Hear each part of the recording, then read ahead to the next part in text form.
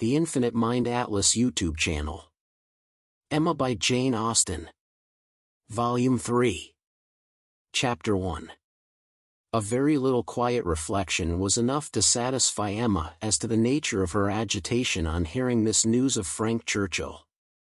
She was soon convinced that it was not for herself she was feeling at all apprehensive or embarrassed, it was for him. Her own attachment had really subsided into a mere nothing. It was not worth thinking of, but if he, who had undoubtedly been always so much the most in love of the two, were to be returning with the same warmth of sentiment which he had taken away, it would be very distressing. If a separation of 2 months should not have cooled him, there were dangers and evils before her, caution for him and for herself would be necessary. She did not mean to have her own affections entangled again, and it would be incumbent on her to avoid any encouragement of his. She wished she might be able to keep him from an absolute declaration. That would be so very painful a conclusion of their present acquaintance. And yet, she could not help rather anticipating something decisive.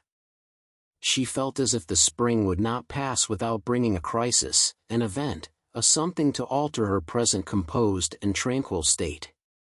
It was not very long, though rather longer than Mr. Weston had foreseen, before she had the power of forming some opinion of Frank Churchill's feelings. The Enscombe family were not in town quite so soon as had been imagined, but he was at Highbury very soon afterwards. He rode down for a couple of hours. He could not yet do more, but as he came from Randalls immediately to Hartfield, she could then exercise all her quick observation, and speedily determine how he was influenced, and how she must act. They met with the utmost friendliness. There could be no doubt of his great pleasure in seeing her. But she had an almost instant doubt of his caring for her as he had done, of his feeling the same tenderness in the same degree. She watched him well.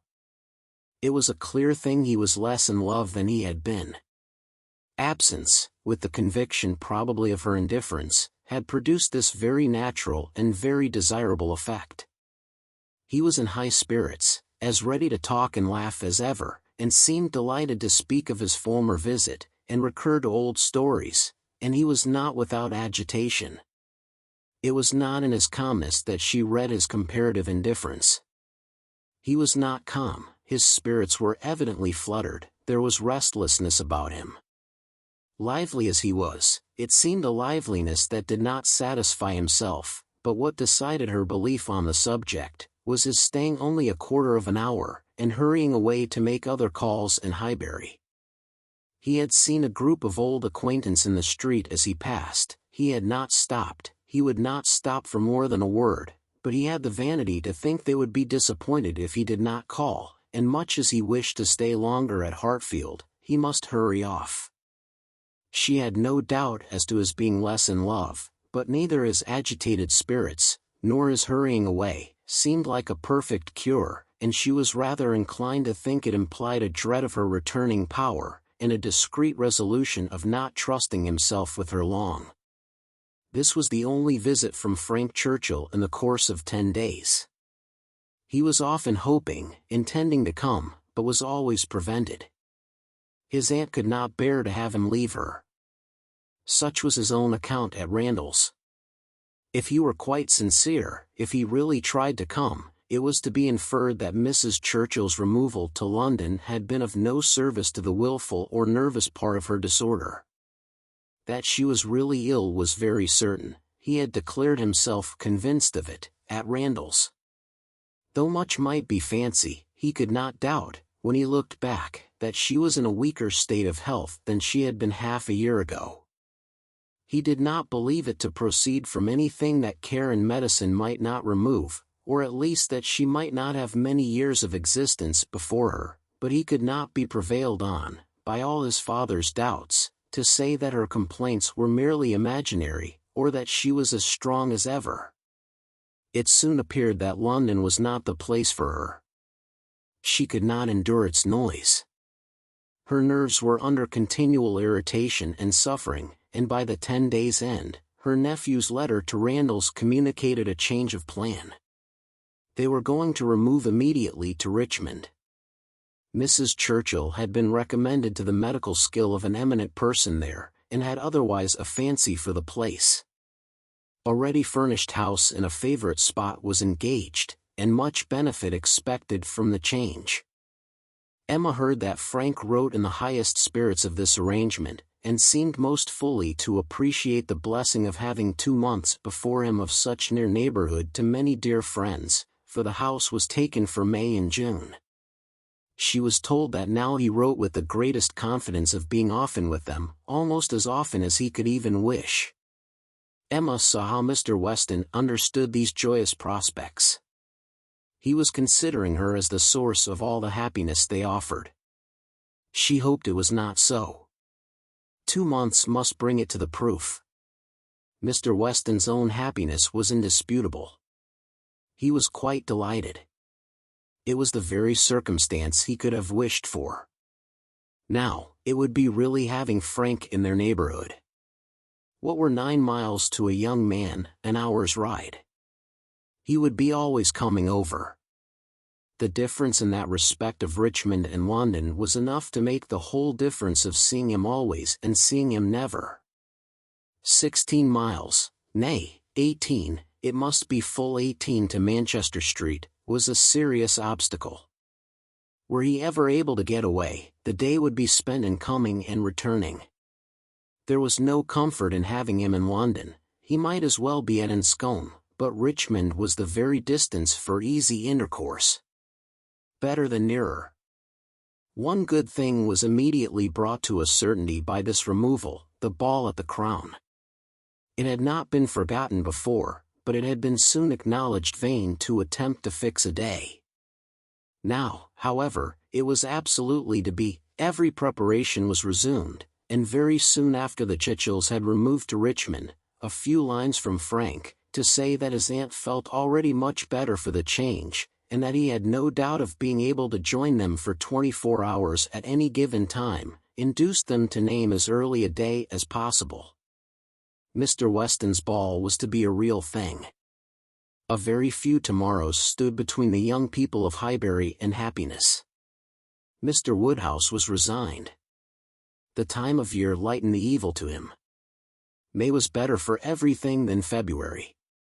Mrs. Bates was engaged to spend the evening at Hartfield. James had due notice, and he sanguinely hoped that neither dear little Henry nor dear little John would have anything the matter with them, while dear Emma were gone. Chapter 2. No misfortune occurred, again to prevent the ball. The day approached, the day arrived, and after a morning of some anxious watching, Frank Churchill, in all the certainty of his own self, reached Randalls before dinner, and everything was safe. No second meeting had there yet been between him and Emma. The room at the Crown was to witness it, but it would be better than a common meeting in a crowd. Mr. Weston had been so very earnest in his entreaties for her arriving there as soon as possible after themselves, for the purpose of taking her opinion as to the propriety and comfort of the rooms before any other persons came, that she could not refuse him, and must therefore spend some quiet interval in the young man's company. She was to convey Harriet, and they drove to the Crown in good time, the Randalls party just sufficiently before them. Frank Churchill seemed to have been on the watch, and though he did not say much, his eyes declared that he meant to have a delightful evening. They all walked about together, to see that everything was as it should be, and within a few minutes were joined by the contents of another carriage, which Emma could not hear the sound of at first, without great surprise. So unreasonably early, she was going to exclaim, but she presently found that it was a family of old friends, who were coming, like herself, by particular desire, to help Mr. Weston's judgment, and they were so very closely followed by another carriage of cousins, who had been entreated to come early with the same distinguishing earnestness, on the same errand, that it seemed as if half the company might soon be collected together for the purpose of preparatory inspection. Emma perceived that her taste was not the only taste on which Mr. Weston depended, and felt that to be the favorite and intimate of a man who had so many intimates and confidants, was not the very first distinction in the scale of vanity. She liked his open manners, but a little less of open-heartedness would have made him a higher charactered. General benevolence, but not general friendship, made a man what he ought to be. She could fancy such a man. The whole party walked about, and looked, and praised again, and then, having nothing else to do, formed a sort of half-circle round the fire, to observe in their various modes, till other subjects were started, that, though a fire in the evening was still very pleasant. Emma found that it was not Mr. Weston's fault that the number of privy councillors was not yet larger. They had stopped at Mrs. Bates's door to offer the use of their carriage, but the aunt and niece were to be brought by the Eltons. Frank was standing by her, but not steadily. There was a restlessness, which shewed a mind not at ease. He was looking about, he was going to the door, he was watching for the sound of other carriages, impatient to begin, or afraid of being always near her. Mrs. Elton was spoken of. "I think she must be here soon," said he. "I have a great curiosity to see Mrs. Elton, I have heard so much of her. It cannot be long, I think, before she comes." A carriage was heard. He was on the move immediately, but coming back, said, "I am forgetting that I am not acquainted with her. I have never seen either Mr. or Mrs. Elton. I have no business to put myself forward." Mr. and Mrs. Elton appeared, and all the smiles and the proprieties passed. "But Miss Bates and Miss Fairfax," said Mr. Weston, looking about. "We thought you were to bring them." The mistake had been slight. The carriage was sent for them now. Emma longed to know what Frank's first opinion of Mrs. Elton might be, how he was affected by the studied elegance of her dress, and her smiles of graciousness. He was immediately qualifying himself to form an opinion, by giving her very proper attention, after the introduction had passed. In a few minutes the carriage returned. Somebody talked of rain. "I will see that there are umbrellas, sir," said Frank to his father. "Miss Bates must not be forgotten," and away he went. Mr. Weston was following, but Mrs. Elton detained him, to gratify him by her opinion of his son, and so briskly did she begin, that the young man himself, though by no means moving slowly, could hardly be out of hearing. "A very fine young man indeed, Mr. Weston. You know I candidly told you I should form my own opinion, and I am happy to say that I am extremely pleased with him. You may believe me. I never compliment. I think him a very handsome young man, and his manners are precisely what I like and approve, so truly the gentleman, without the least conceit or puppyism. You must know I have a vast dislike to puppies, quite a horror of them. They were never tolerated at Maple Grove. Neither Mr. Suckling nor me had ever any patience with them, and we used sometimes to say very cutting things. Selina, who is mild almost to a fault, bore with them much better." While she talked of his son, Mr. Weston's attention was chained, but when she got to Maple Grove, he could recollect that there were ladies just arriving to be attended to, and with happy smiles must hurry away. Mrs. Elton turned to Mrs. Weston. "I have no doubt of its being our carriage with Miss Bates and Jane. Our coachman and horses are so extremely expeditious, I believe we drive faster than anybody. What a pleasure it is to send one's carriage for a friend. I understand you are so kind as to offer, but another time it will be quite unnecessary. You may be very sure I shall always take care of them." Miss Bates and Miss Fairfax, escorted by the two gentlemen, walked into the room, and Mrs. Elton seemed to think it as much her duty as Mrs. Weston's to receive them. Her gestures and movements might be understood by anyone who looked on like Emma, but her words, everybody's words, were soon lost under the incessant flow of Miss Bates, who came in talking, and had not finished her speech under many minutes after her being admitted into the circle at the fire. As the door opened she was heard. "So very obliging of you, no rain at all. Nothing to signify. I do not care for myself. Quite thick shoes." And Jane declares, well, as soon as she was within the door, "Well, this is brilliant indeed, This is admirable, excellently contrived, upon my word. Nothing wanting. Could not have imagined it, so well lighted up. Jane, look, did you ever see anything? Oh! Mr. Weston, you must really have had Aladdin's lamp. Good Mrs. Stokes would not know her own room again. I saw her as I came in, she was standing in the entrance. Oh! Mrs. Stokes, said I, but I had not time for more. She was now met by Mrs. Weston. Very well, I thank you, ma'am. I hope you are quite well. Very happy to hear it. So afraid you might have a headache, seeing you pass by so often, and knowing how much trouble you must have. Delighted to hear it indeed. Ah! Dear Mrs. Elton, so obliged to you for the carriage, excellent time. Jane and I quite ready. Did not keep the horses a moment. Most comfortable carriage, oh! And I am sure our thanks are due to you, Mrs. Weston, on that score. Mrs. Elton had most kindly sent Jane a note, or we should have been, but 2 such offers in one day, never were such neighbors. I said to my mother, upon my word, ma'am. Thank you, my mother is remarkably well. Gone to Mr. Woodhouse's. I made her take her shawl, for the evenings are not warm, her large new shawl, Mrs. Dixon's wedding present, so kind of her to think of my mother. Bought at Weymouth, you know, Mr. Dixon's choice. There were 3 others, Jane says, which they hesitated about some time. Colonel Campbell rather preferred an olive.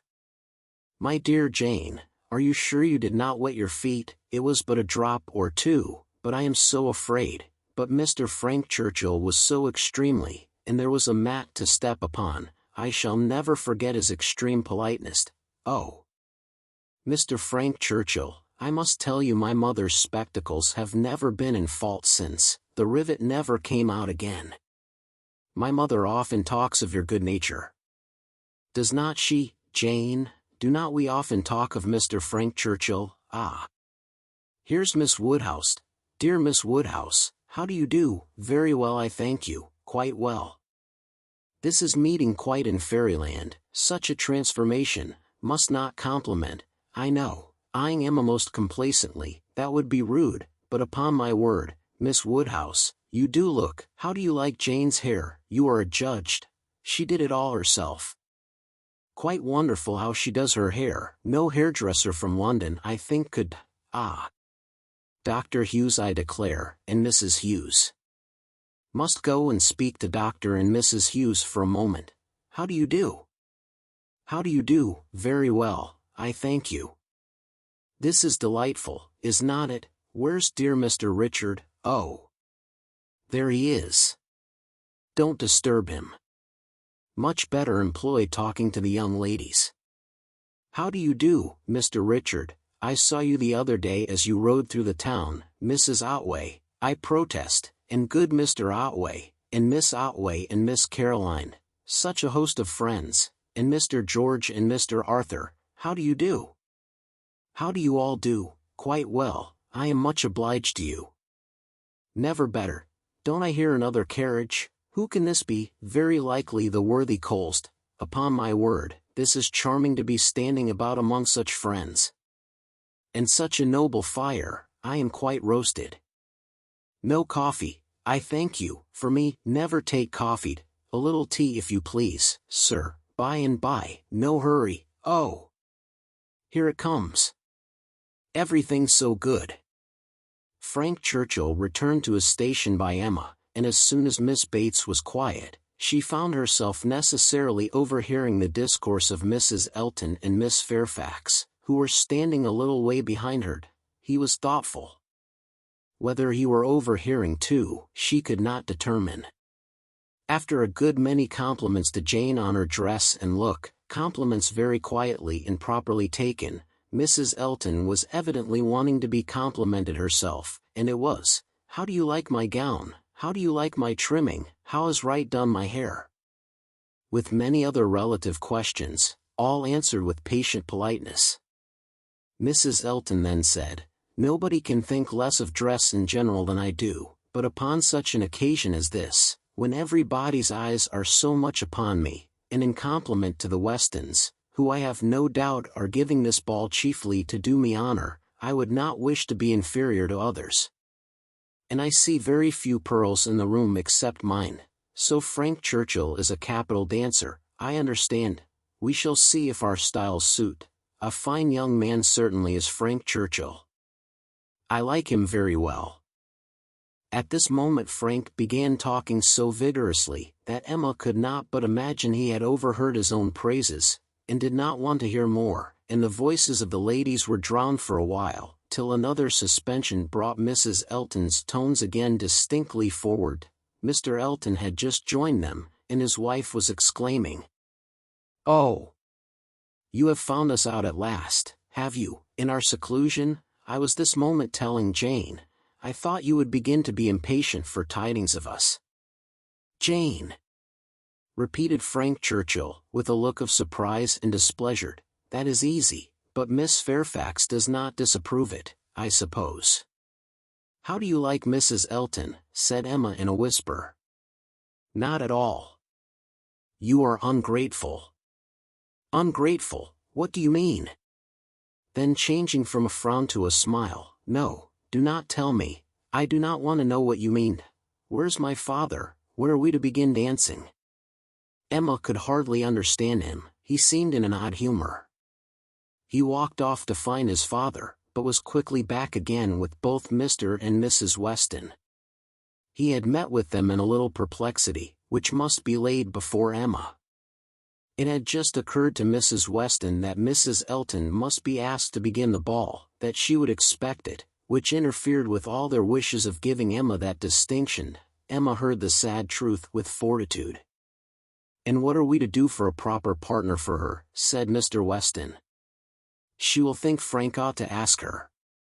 Frank turned instantly to Emma, to claim her former promise, and boasted himself an engaged man, which his father looked his most perfect approbation of, and it then appeared that Mrs. Weston was wanting him to dance with Mrs. Elton himself, and that their business was to help to persuade him into it, which was done pretty soon. Mr. Weston and Mrs. Elton led the way, Mr. Frank Churchill and Miss Woodhouse followed. Emma must submit to stand second to Mrs. Elton, though she had always considered the ball as peculiarly for her. It was almost enough to make her think of marrying. Mrs. Elton had undoubtedly the advantage, at this time, in vanity completely gratified, for though she had intended to begin with Frank Churchill, she could not lose by the change. Mr. Weston might be his son's superior. In spite of this little rub, however, Emma was smiling with enjoyment, delighted to see the respectable length of the set as it was forming, and to feel that she had so many hours of unusual festivity before her. She was more disturbed by Mr. Knightley's not dancing than by anything else. There he was, among the standers-by, where he ought not to be. He ought to be dancing, not classing himself with the husbands, and fathers, and whist players, who were pretending to feel an interest in the dance till their rubbers were made up. So young as he looked, he could not have appeared to greater advantage perhaps anywhere than where he had placed himself. His tall, firm, upright figure, among the bulky forms and stooping shoulders of the elderly men, was such as Emma felt must draw everybody's eyes, and, excepting her own partner, there was not one among the whole row of young men who could be compared with him. He moved a few steps nearer, and those few steps were enough to prove in how gentlemanlike a manner, with what natural grace, he must have danced, would he but take the trouble. Whenever she caught his eye, she forced him to smile, but in general he was looking grave. She wished he could love a ballroom better, and could like Frank Churchill better. He seemed often observing her. She must not flatter herself that he thought of her dancing, but if he were criticizing her behavior, she did not feel afraid. There was nothing like flirtation between her and her partner. They seemed more like cheerful, easy friends, than lovers. That Frank Churchill thought less of her than he had done, was indubitable. The ball proceeded pleasantly. The anxious cares, the incessant attentions of Mrs. Weston, were not thrown away. Everybody seemed happy, and the praise of being a delightful ball, which is seldom bestowed till after a ball has ceased to be, was repeatedly given in the very beginning of the existence of this. Of very important, very recordable events, it was not more productive than such meetings usually are. There was one, however, which Emma thought something of. The 2 last dances before supper were begun, and Harriet had no partner, the only young lady sitting down, and so equal had been hitherto the number of dancers, that how there could be any one disengaged was the wonder, but Emma's wonder lessened soon afterwards, on seeing Mr. Elton sauntering about.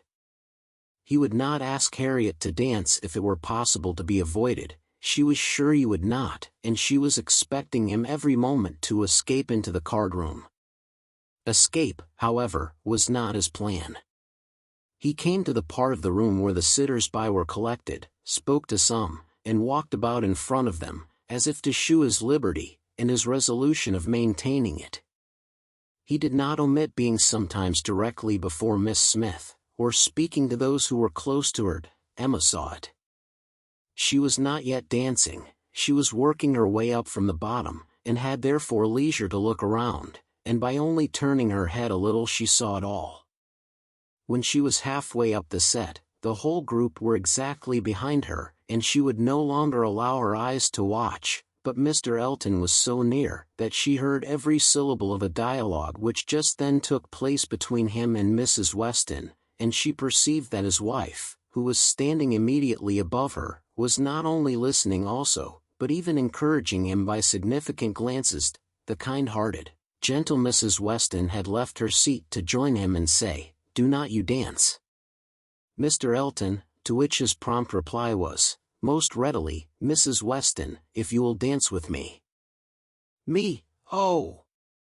No, I would get you a better partner than myself. I am no dancer." "If Mrs. Gilbert wishes to dance," said he, "I shall have great pleasure, I am sure, for, though beginning to feel myself rather an old married man, and that my dancing days are over, it would give me very great pleasure at any time to stand up with an old friend like Mrs. Gilbert." Mrs. Gilbert does not mean to dance, but there is a young lady disengaged whom I should be very glad to see dancing, Miss Smith. Miss Smith, oh, I had not observed. You are extremely obliging, and if I were not an old married man, but my dancing days are over, Mrs. Weston. You will excuse me. Anything else I should be most happy to do, at your command, but my dancing days are over. Mrs. Weston said no more, and Emma could imagine with what surprise and mortification she must be returning to her seat. This was Mr. Elton. The amiable, obliging, gentle Mr. Elton. She looked round for a moment. He had joined Mr. Knightley at a little distance, and was arranging himself for settled conversation, while smiles of high glee passed between him and his wife. She would not look again. Her heart was in a glow, and she feared her face might be as hot. In another moment a happier sight caught her, Mr. Knightley leading Harriet to the set. Never had she been more surprised, seldom more delighted, than at that instant. She was all pleasure and gratitude, both for Harriet and herself, and longed to be thanking him, and though too distant for speech, her countenance said much, as soon as she could catch his eye again. His dancing proved to be just what she had believed it, extremely good, and Harriet would have seemed almost too lucky, if it had not been for the cruel state of things before, and for the very complete enjoyment and very high sense of the distinction which her happy features announced.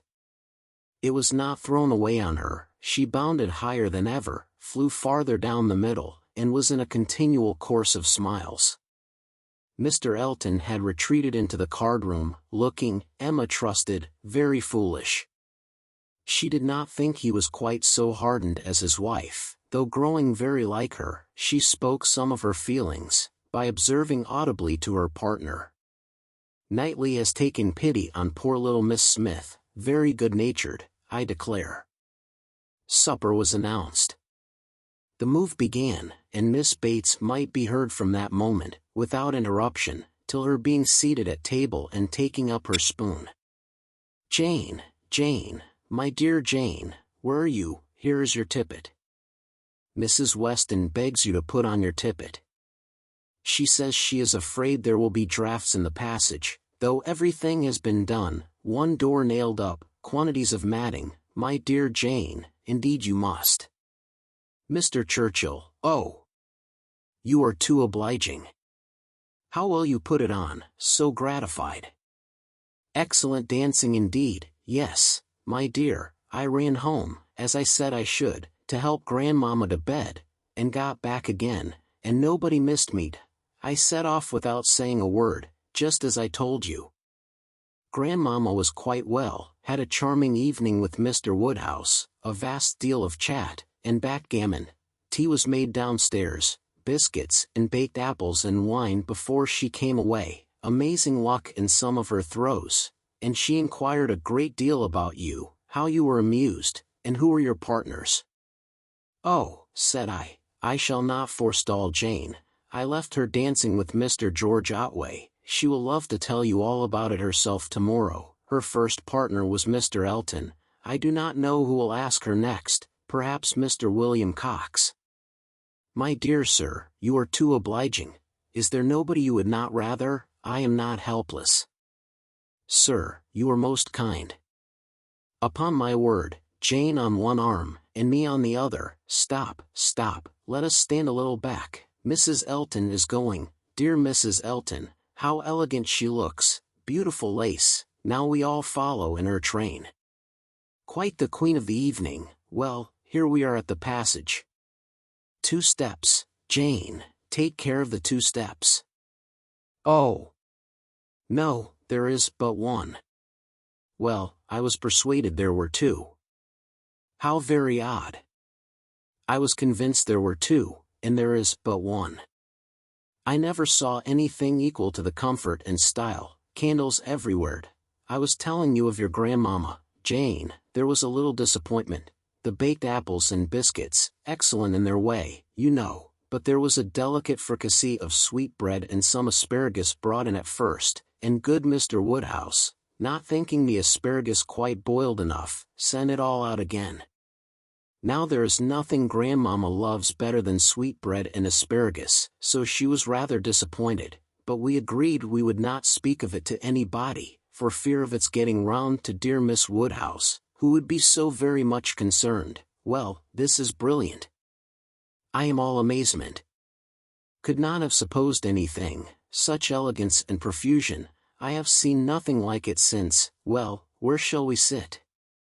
Where shall we sit? Anywhere, so that Jane is not in a draught. Where I sit is of no consequence. Oh! Do you recommend this side? Well, I am sure, Mr. Churchill, only it seems too good, but just as you please. What you direct in this house cannot be wrong.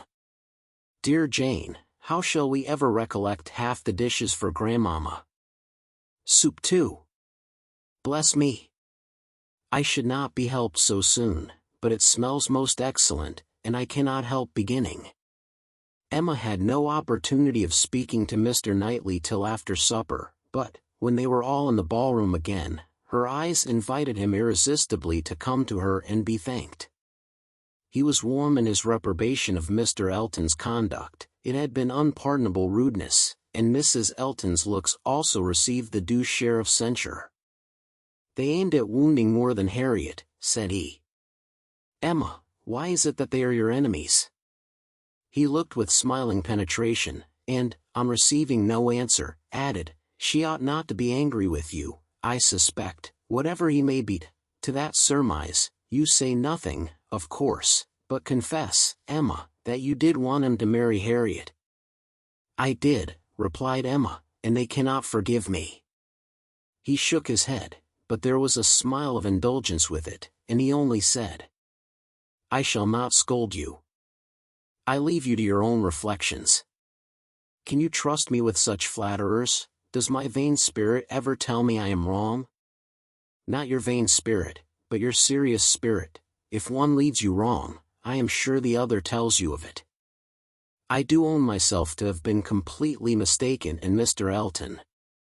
There is a littleness about him which you discovered, and which I did not, and I was fully convinced of his being in love with Harriet. It was through a series of strange blunders. And, in return for your acknowledging so much, I will do you the justice to say, that you would have chosen for him better than he has chosen for himself. Harriet Smith has some first-rate qualities, which Mrs. Elton is totally without. An unpretending, single-minded, artless girl, infinitely to be preferred by any man of sense and taste to such a woman as Mrs. Elton. I found Harriet more conversable than I expected. Emma was extremely gratified. They were interrupted by the bustle of Mr. Weston calling on everybody to begin dancing again. "Come, Miss Woodhouse, Miss Otway, Miss Fairfax, what are you all doing? Come, Emma, set your companions the example. Everybody is lazy. Everybody is asleep." "I am ready," said Emma, "whenever I am wanted." "Whom are you going to dance with?" asked Mr. Knightley. She hesitated a moment, and then replied, "With you, if you will ask me." "Will you?" said he, offering his hand. "Indeed I will. You have shown that you can dance, and you know we are not really so much brother and sister as to make it at all improper." "Brother and sister? No, indeed." Chapter 3. This little explanation with Mr. Knightley gave Emma considerable pleasure. It was one of the agreeable recollections of the ball, which she walked about the lawn the next morning to enjoy. She was extremely glad that they had come to so good an understanding respecting the Eltons, and that their opinions of both husband and wife were so much alike, and his praise of Harriet, his concession in her favor, was peculiarly gratifying.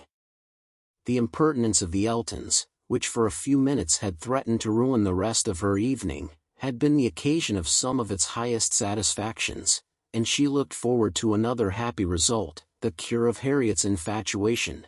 From Harriet's manner of speaking of the circumstance before they quitted the ballroom, she had strong hopes. It seemed as if her eyes were suddenly opened, and she were enabled to see that Mr. Elton was not the superior creature she had believed him. The fever was over, and Emma could harbor a little fear of the pulse being quickened again by injurious courtesy. She depended on the evil feelings of the Eltons for supplying all the discipline of pointed neglect that could be farther requisite. Harriet rational, Frank Churchill not too much in love, and Mr. Knightley not wanting to quarrel with her, how very happy a summer must be before her. She was not to see Frank Churchill this morning. He had told her that he could not allow himself the pleasure of stopping at Hartfield, as he was to be at home by the middle of the day. She did not regret it. Having arranged all these matters, looked them through, and put them all to rights, she was just turning to the house with spirits freshened up for the demands of the two little boys, as well as of their grandpapa, when the great iron sweep gate opened, and two persons entered whom she had never less expected to see together, Frank Churchill, with Harriet leaning on his arm, actually Harriet. A moment sufficed to convince her that something extraordinary had happened. Harriet looked white and frightened, and he was trying to cheer her. The iron gates and the front door were not 20 yards asunder. They were all three soon in the hall, and Harriet immediately sinking into a chair fainted away. A young lady who faints must be recovered, questions must be answered, and surprises be explained. Such events are very interesting, but the suspense of them cannot last long. A few minutes made Emma acquainted with the whole. Miss Smith, and Miss Bickerton, another parlor boarder at Mrs. Goddard's, who had been also at the ball, had walked out together, and taken a road, the Richmond Road, which, though apparently public enough for safety, had led them into a lawn, about half a mile beyond Highbury. Making a sudden turn, and deeply shaded by elms on each side, it became for a considerable stretch very retired, and when the young ladies had advanced some way into it, they had suddenly perceived at a small distance, before them, on a broader patch of greensward by the side, a party of gypsies. A child on the watch came towards them to beg, and Miss Bickerton, excessively frightened, gave a great scream, and calling on Harriet to follow her, ran up a steep bank, cleared a slight hedge at the top, and made the best of her way by a short cut back to Highbury. But poor Harriet could not follow. She had suffered very much from cramp after dancing, and her first attempt to mount the bank brought on such a return of it as made her absolutely powerless, and in this state, and exceedingly terrified, she had been obliged to remain. How the trampers might have behaved, had the young ladies been more courageous, must be doubtful, but such an invitation for attack could not be resisted, and Harriet was soon assailed by half a dozen children, headed by a stout woman and a great boy, all clamorous, and impertinent in look, though not absolutely in word. More and more frightened, she immediately promised them money, and taking out her purse, gave them a shilling, and begged them not to want more, or to use her ill. She was then able to walk, though but slowly, and was moving away, but her terror and her purse were too tempting, and she was followed, or rather surrounded, by the whole gang, demanding more. In this state Frank Churchill had found her, she trembling and conditioning, they loud and insolent. By a most fortunate chance his leaving Highbury had been delayed so as to bring him to her assistance at this critical moment. The pleasantness of the morning had induced him to walk forward, and leave his horses to meet him by another road, a mile or two beyond Highbury, and happening to have borrowed a pair of scissors the night before of Miss Bates, and to have forgotten to restore them, he had been obliged to stop at her door, and go in for a few minutes. He was therefore later than he had intended, and being on foot, was unseen by the whole party till almost close to them. The terror which the woman and boy had been creating in Harriet was then their own portion. He had left them completely frightened, and Harriet eagerly clinging to him, and hardly able to speak, had just strength enough to reach Hartfield, before her spirits were quite overcome. It was his idea to bring her to Hartfield, he had thought of no other place. This was the amount of the whole story, of his communication and of Harriet's as soon as she had recovered her senses and speech.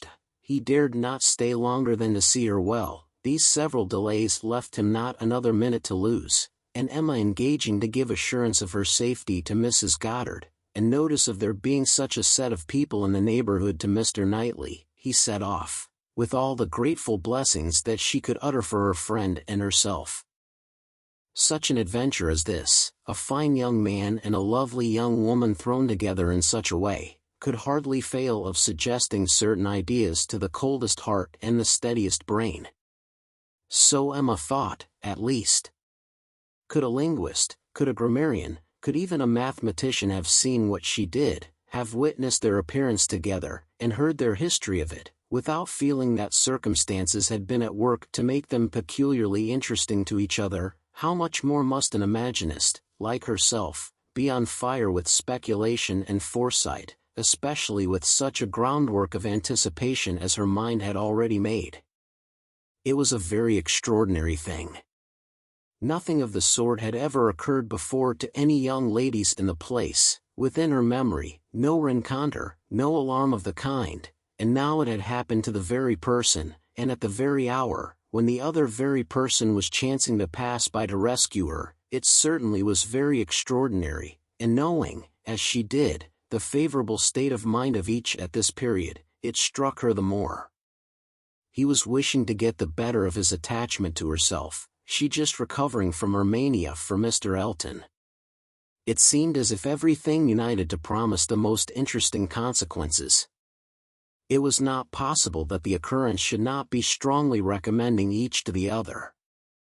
In the few minutes' conversation which she had yet had with him, while Harriet had been partially insensible, he had spoken of her terror, her naivete, her fervor as she seized and clung to his arm, with a sensibility amused and delighted, and just at last, after Harriet's own account had been given, he had expressed his indignation at the abominable folly of Miss Bickerton in the warmest terms.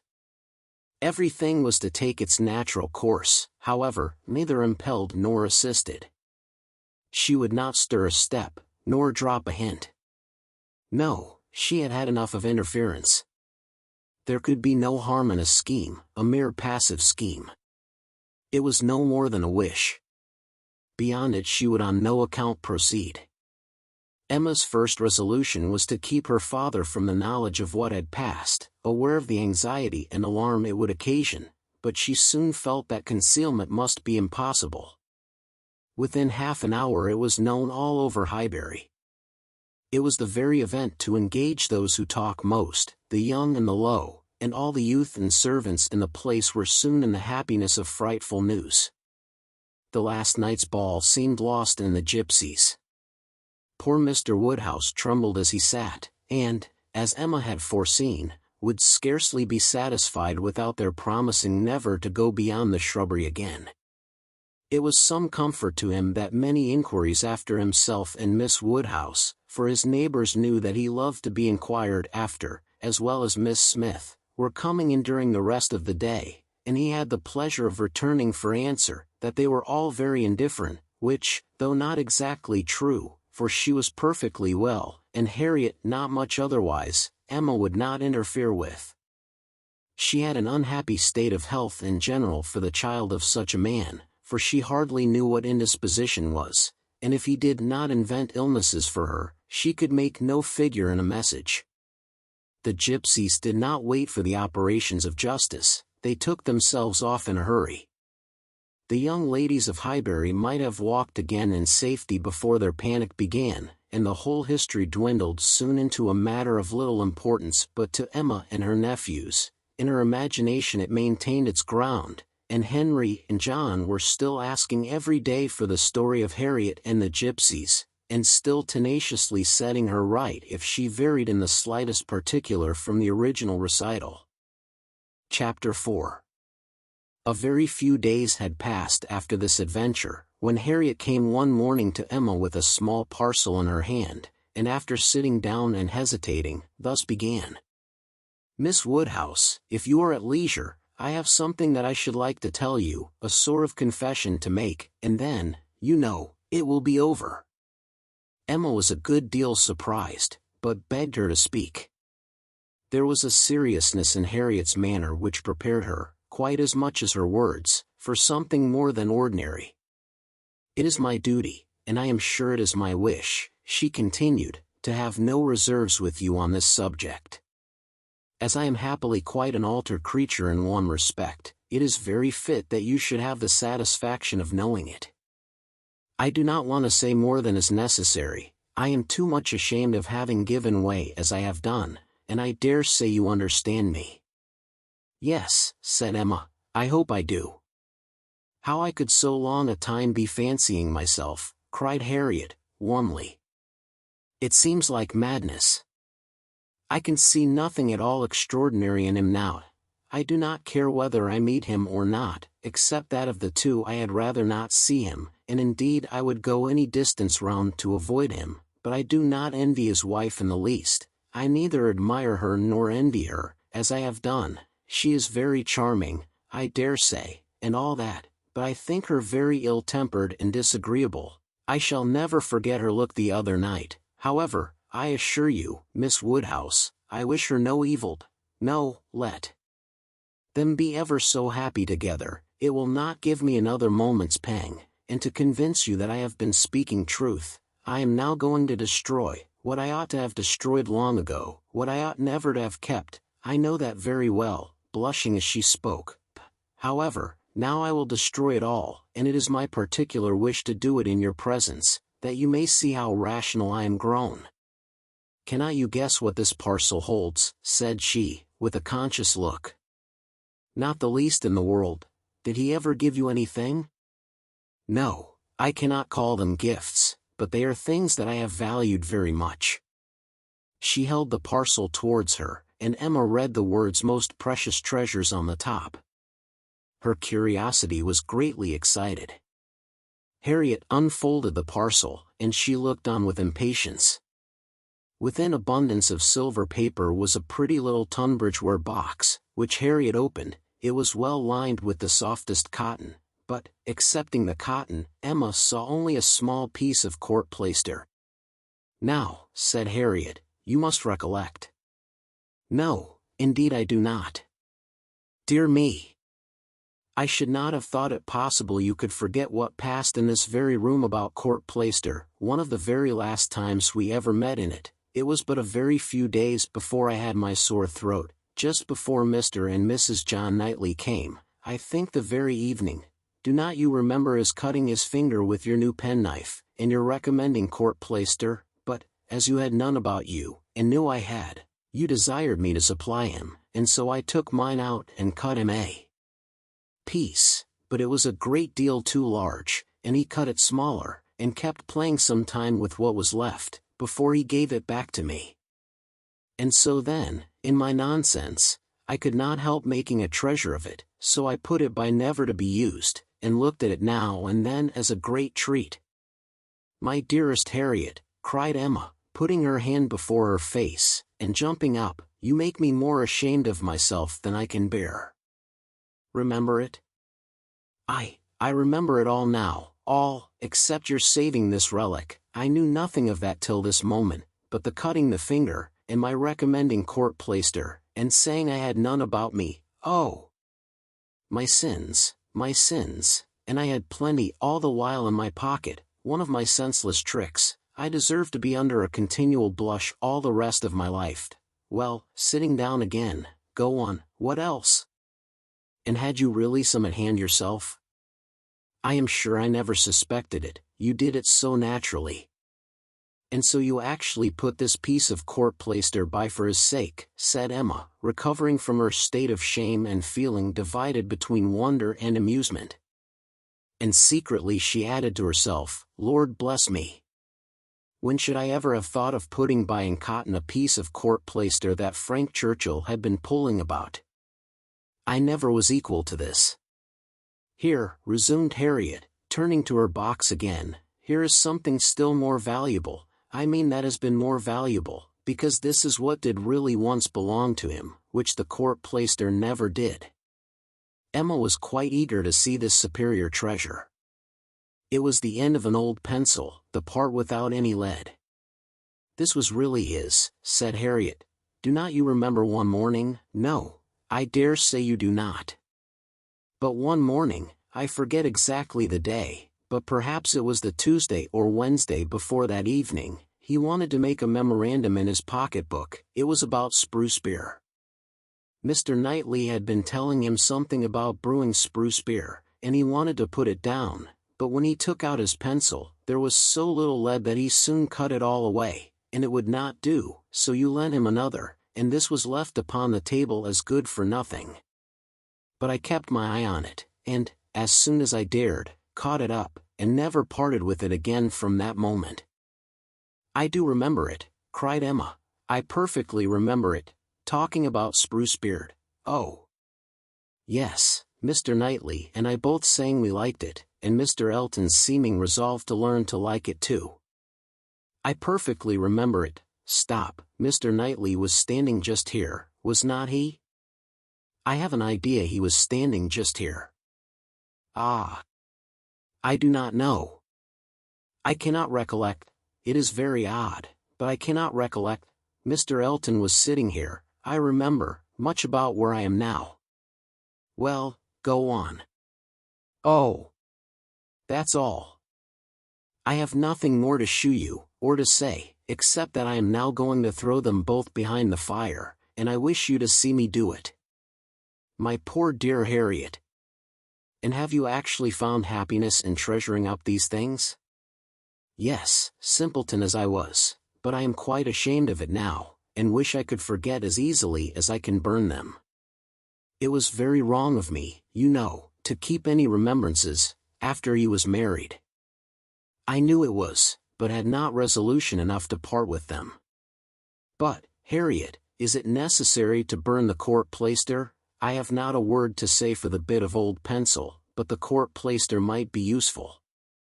I shall be happier to burn it, replied Harriet. It has a disagreeable look to me. I must get rid of everything. There it goes, and there is an end, thank heaven. Of Mr. Elton. And when, thought Emma, will there be a beginning of Mr. Churchill? She had soon afterwards reason to believe that the beginning was already made, and could not but hope that the gypsy, though she had told no fortune, might be proved to have made Harriet's. About a fortnight after the alarm, they came to a sufficient explanation, and quite undesignedly. Emma was not thinking of it at the moment, which made the information she received more valuable. She merely said, in the course of some trivial chat, "Well, Harriet, whenever you marry I would advise you to do so, and thought no more of it, till after a minute's silence she heard Harriet say in a very serious tone, 'I shall never marry.' Emma then looked up, and immediately saw how it was, and after a moment's debate, as to whether it should pass unnoticed or not, replied, 'Never marry, this is a new resolution. It is one that I shall never change, however.' After another short hesitation, 'I hope it does not proceed from, I hope it is not in compliment to Mr. Elton?' 'Mr. Elton indeed,' cried Harriet indignantly. 'Oh, no,' and Emma could just catch the words, 'so superior to Mr. Elton.' She then took a longer time for consideration. Should she proceed no farther, should she let it pass, and seem to suspect nothing? Perhaps Harriet might think her cold or angry if she did, or perhaps if she were totally silent, it might only drive Harriet into asking her to hear too much, and against anything like such an unreserve as had been, such an open and frequent discussion of hopes and chances, she was perfectly resolved. She believed it would be wiser for her to say and know at once, all that she meant to say and know. Plain dealing was always best. She had previously determined how far she would proceed, on any application of the sort, and it would be safer for both, to have the judicious law of her own brain laid down with speed. She was decided, and thus spoke. "Harriet, I will not affect to be in doubt of your meaning. Your resolution, or rather your expectation of never marrying, results from an idea that the person whom you might prefer, would be too greatly your superior in situation to think of you. Is not it so?" "Oh, Miss Woodhouse, believe me, I have not the presumption to suppose, indeed I am not so mad, but it is a pleasure to me to admire him at a distance, and to think of his infinite superiority to all the rest of the world, with the gratitude, wonder, and veneration, which are so proper, in me especially. I am not at all surprised at you, Harriet. The service he rendered you was enough to warm your heart." Service! Oh! It was such an inexpressible obligation, the very recollection of it, and all that I felt at the time, when I saw him coming, his noble look, and my wretchedness before. Such a change! In one moment such a change! From perfect misery to perfect happiness. It is very natural. It is natural, and it is honorable, yes, honorable, I think, to choose so well and so gratefully, but that it will be a fortunate preference is more than I can promise. I do not advise you to give way to it, Harriet. I do not by any means engage for its being returned. Consider what you are about. Perhaps it will be wisest in you to check your feelings while you can, at any rate do not let them carry you far, unless you are persuaded of his liking you. Be observant of him. Let his behavior be the guide of your sensations. I give you this caution now, because I shall never speak to you again on the subject. I am determined against all interference. Henceforward I know nothing of the matter. Let no name ever pass our lips. We were very wrong before, we will be cautious now. He is your superior, no doubt, and there do seem objections and obstacles of a very serious nature, but yet, Harriet, more wonderful things have taken place, there have been matches of greater disparity. But take care of yourself. I would not have you too sanguine, though, however it may end, be assured your raising your thoughts to him, is a mark of good taste which I shall always know how to value." Harriet kissed her hand in silent and submissive gratitude. Emma was very decided in thinking such an attachment no bad thing for her friend. Its tendency would be to raise and refine her mind, and it must be saving her from the danger of degradation. Chapter 5. In this state of schemes, and hopes, and connivance, June opened upon Hartfield. To Highbury in general it brought no material change. The Eltons were still talking of a visit from the Sucklings, and of the use to be made of their barouche landau, and Jane Fairfax was still at her grandmother's, and as the return of the Campbells from Ireland was again delayed, and August, instead of midsummer, fixed for it, she was likely to remain there full 2 months longer, provided at least she were able to defeat Mrs. Elton's activity in her service, and save herself from being hurried into a delightful situation against her will.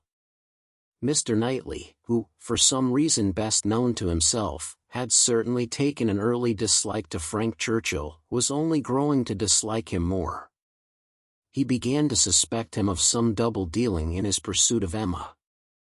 That Emma was his object appeared indisputable.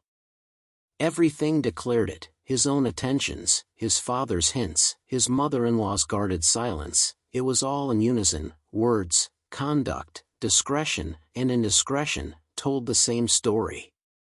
But while so many were devoting him to Emma, and Emma herself making him over to Harriet, Mr. Knightley began to suspect him of some inclination to trifle with Jane Fairfax. He could not understand it, but there were symptoms of intelligence between them, he thought so at least, symptoms of admiration on his side, which, having once observed, he could not persuade himself to think entirely void of meaning, however he might wish to escape any of Emma's errors of imagination. She was not present when the suspicion first arose. He was dining with the Randalls family, and Jane, at the Eltons, and he had seen a look, more than a single look, at Miss Fairfax, which, from the admirer of Miss Woodhouse, seemed somewhat out of place. When he was again in their company, he could not help remembering what he had seen, nor could he avoid observations which, unless it were like Cooper in his fire at twilight, myself creating what I saw, brought him yet stronger suspicion of there being a something of private liking, of private understanding even, between Frank Churchill and Jane. He had walked up one day after dinner, as he very often did, to spend his evening at Hartfield. Emma and Harriet were going to walk, he joined them, and, on returning, they fell in with a larger party, who, like themselves, judged it wisest to take their exercise early, as the weather threatened rain. Mr. and Mrs. Weston and their son, Miss Bates and her niece, who had accidentally met. They all united, and, on reaching Hartfield gates, Emma, who knew it was exactly the sort of visiting that would be welcome to her father, pressed them all to go in and drink tea with him. The Randalls party agreed to it immediately, and after a pretty long speech from Miss Bates, which few persons listened to, she also found it possible to accept dear Miss Woodhouse's most obliging invitation. As they were turning into the grounds, Mr. Perry passed by on horseback. The gentleman spoke of his horse. "By the by," said Frank Churchill to Mrs. Weston presently, "what became of Mr. Perry's plan of setting up his carriage?" Mrs. Weston looked surprised, and said, "I did not know that he ever had any such plan."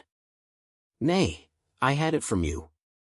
You wrote me word of it 3 months ago." "Me? Impossible." "Indeed you did. I remember it perfectly. You mentioned it as what was certainly to be very soon." Mrs. Perry had told somebody, and was extremely happy about it. It was owing to her persuasion, as she thought his being out in bad weather did him a great deal of harm. "You must remember it now?" "Upon my word I never heard of it till this moment." "Never? Really, never, bless me. How could it be? Then I must have dreamt it, but I was completely persuaded. Miss Smith, you walk as if you were tired. You will not be sorry to find yourself at home." "What is this? What is this?" cried Mr. Weston, "about Perry and a carriage? Is Perry going to set up his carriage, Frank? I am glad he can afford it. You had it from himself, had you?" "No, sir," replied his son, laughing, "I seem to have had it from nobody. Very odd. I really was persuaded of Mrs. Weston's having mentioned it in one of her letters to Enscombe, many weeks ago, with all these particulars, but as she declares she never heard a syllable of it before, of course it must have been a dream. I am a great dreamer. I dream of everybody at Highbury when I am away, and when I have gone through my particular friends, then I begin dreaming of Mr. and Mrs. Perry. It is odd though, observed his father, that you should have had such a regular connected dream about people whom it was not very likely you should be thinking of at Enscombe. Perry's setting up his carriage, and his wife's persuading him to it, out of care for his health. Just what will happen, I have no doubt, some time or other, only a little premature. What an air of probability sometimes runs through a dream! And at others, what a heap of absurdities it is. Well, Frank, your dream certainly shews that Highbury is in your thoughts when you are absent. Emma, you are a great dreamer, I think. Emma was out of hearing. She had hurried on before her guests to prepare her father for their appearance, and was beyond the reach of Mr. Weston's hint.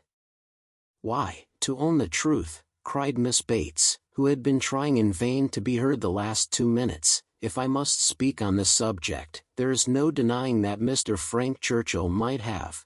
I do not mean to say that he did not dream it. I am sure I have sometimes the oddest dreams in the world, but if I am questioned about it, I must acknowledge that there was such an idea last spring, for Mrs. Perry herself mentioned it to my mother, and the Coles knew of it as well as ourselves, but it was quite a secret, known to nobody else, and only thought of about 3 days. Mrs. Perry was very anxious that he should have a carriage, and came to my mother in great spirits one morning because she thought she had prevailed. Jane, don't you remember Grandmama's telling us of it when we got home? I forget where we had been walking to, very likely to Randall's. Yes, I think it was to Randall's. Mrs. Perry was always particularly fond of my mother, indeed I do not know who is not, and she had mentioned it to her in confidence. She had no objection to her telling us, of course, but it was not to go beyond, and, from that day to this, I never mentioned it to a soul that I know of. At the same time, I will not positively answer for my having never dropped a hint, because I know I do sometimes pop out a thing before I am aware. I am a talker, you know, I am rather a talker, and now and then I have let a thing escape me which I should not. I am not like Jane, I wish I were. I will answer for it she never betrayed the least thing in the world. Where is she? Oh! Just behind. Perfectly remember Mrs. Perry's coming. Extraordinary dream, indeed. They were entering the hall. Mr. Knightley's eyes had preceded Miss Bates's in a glance at Jane.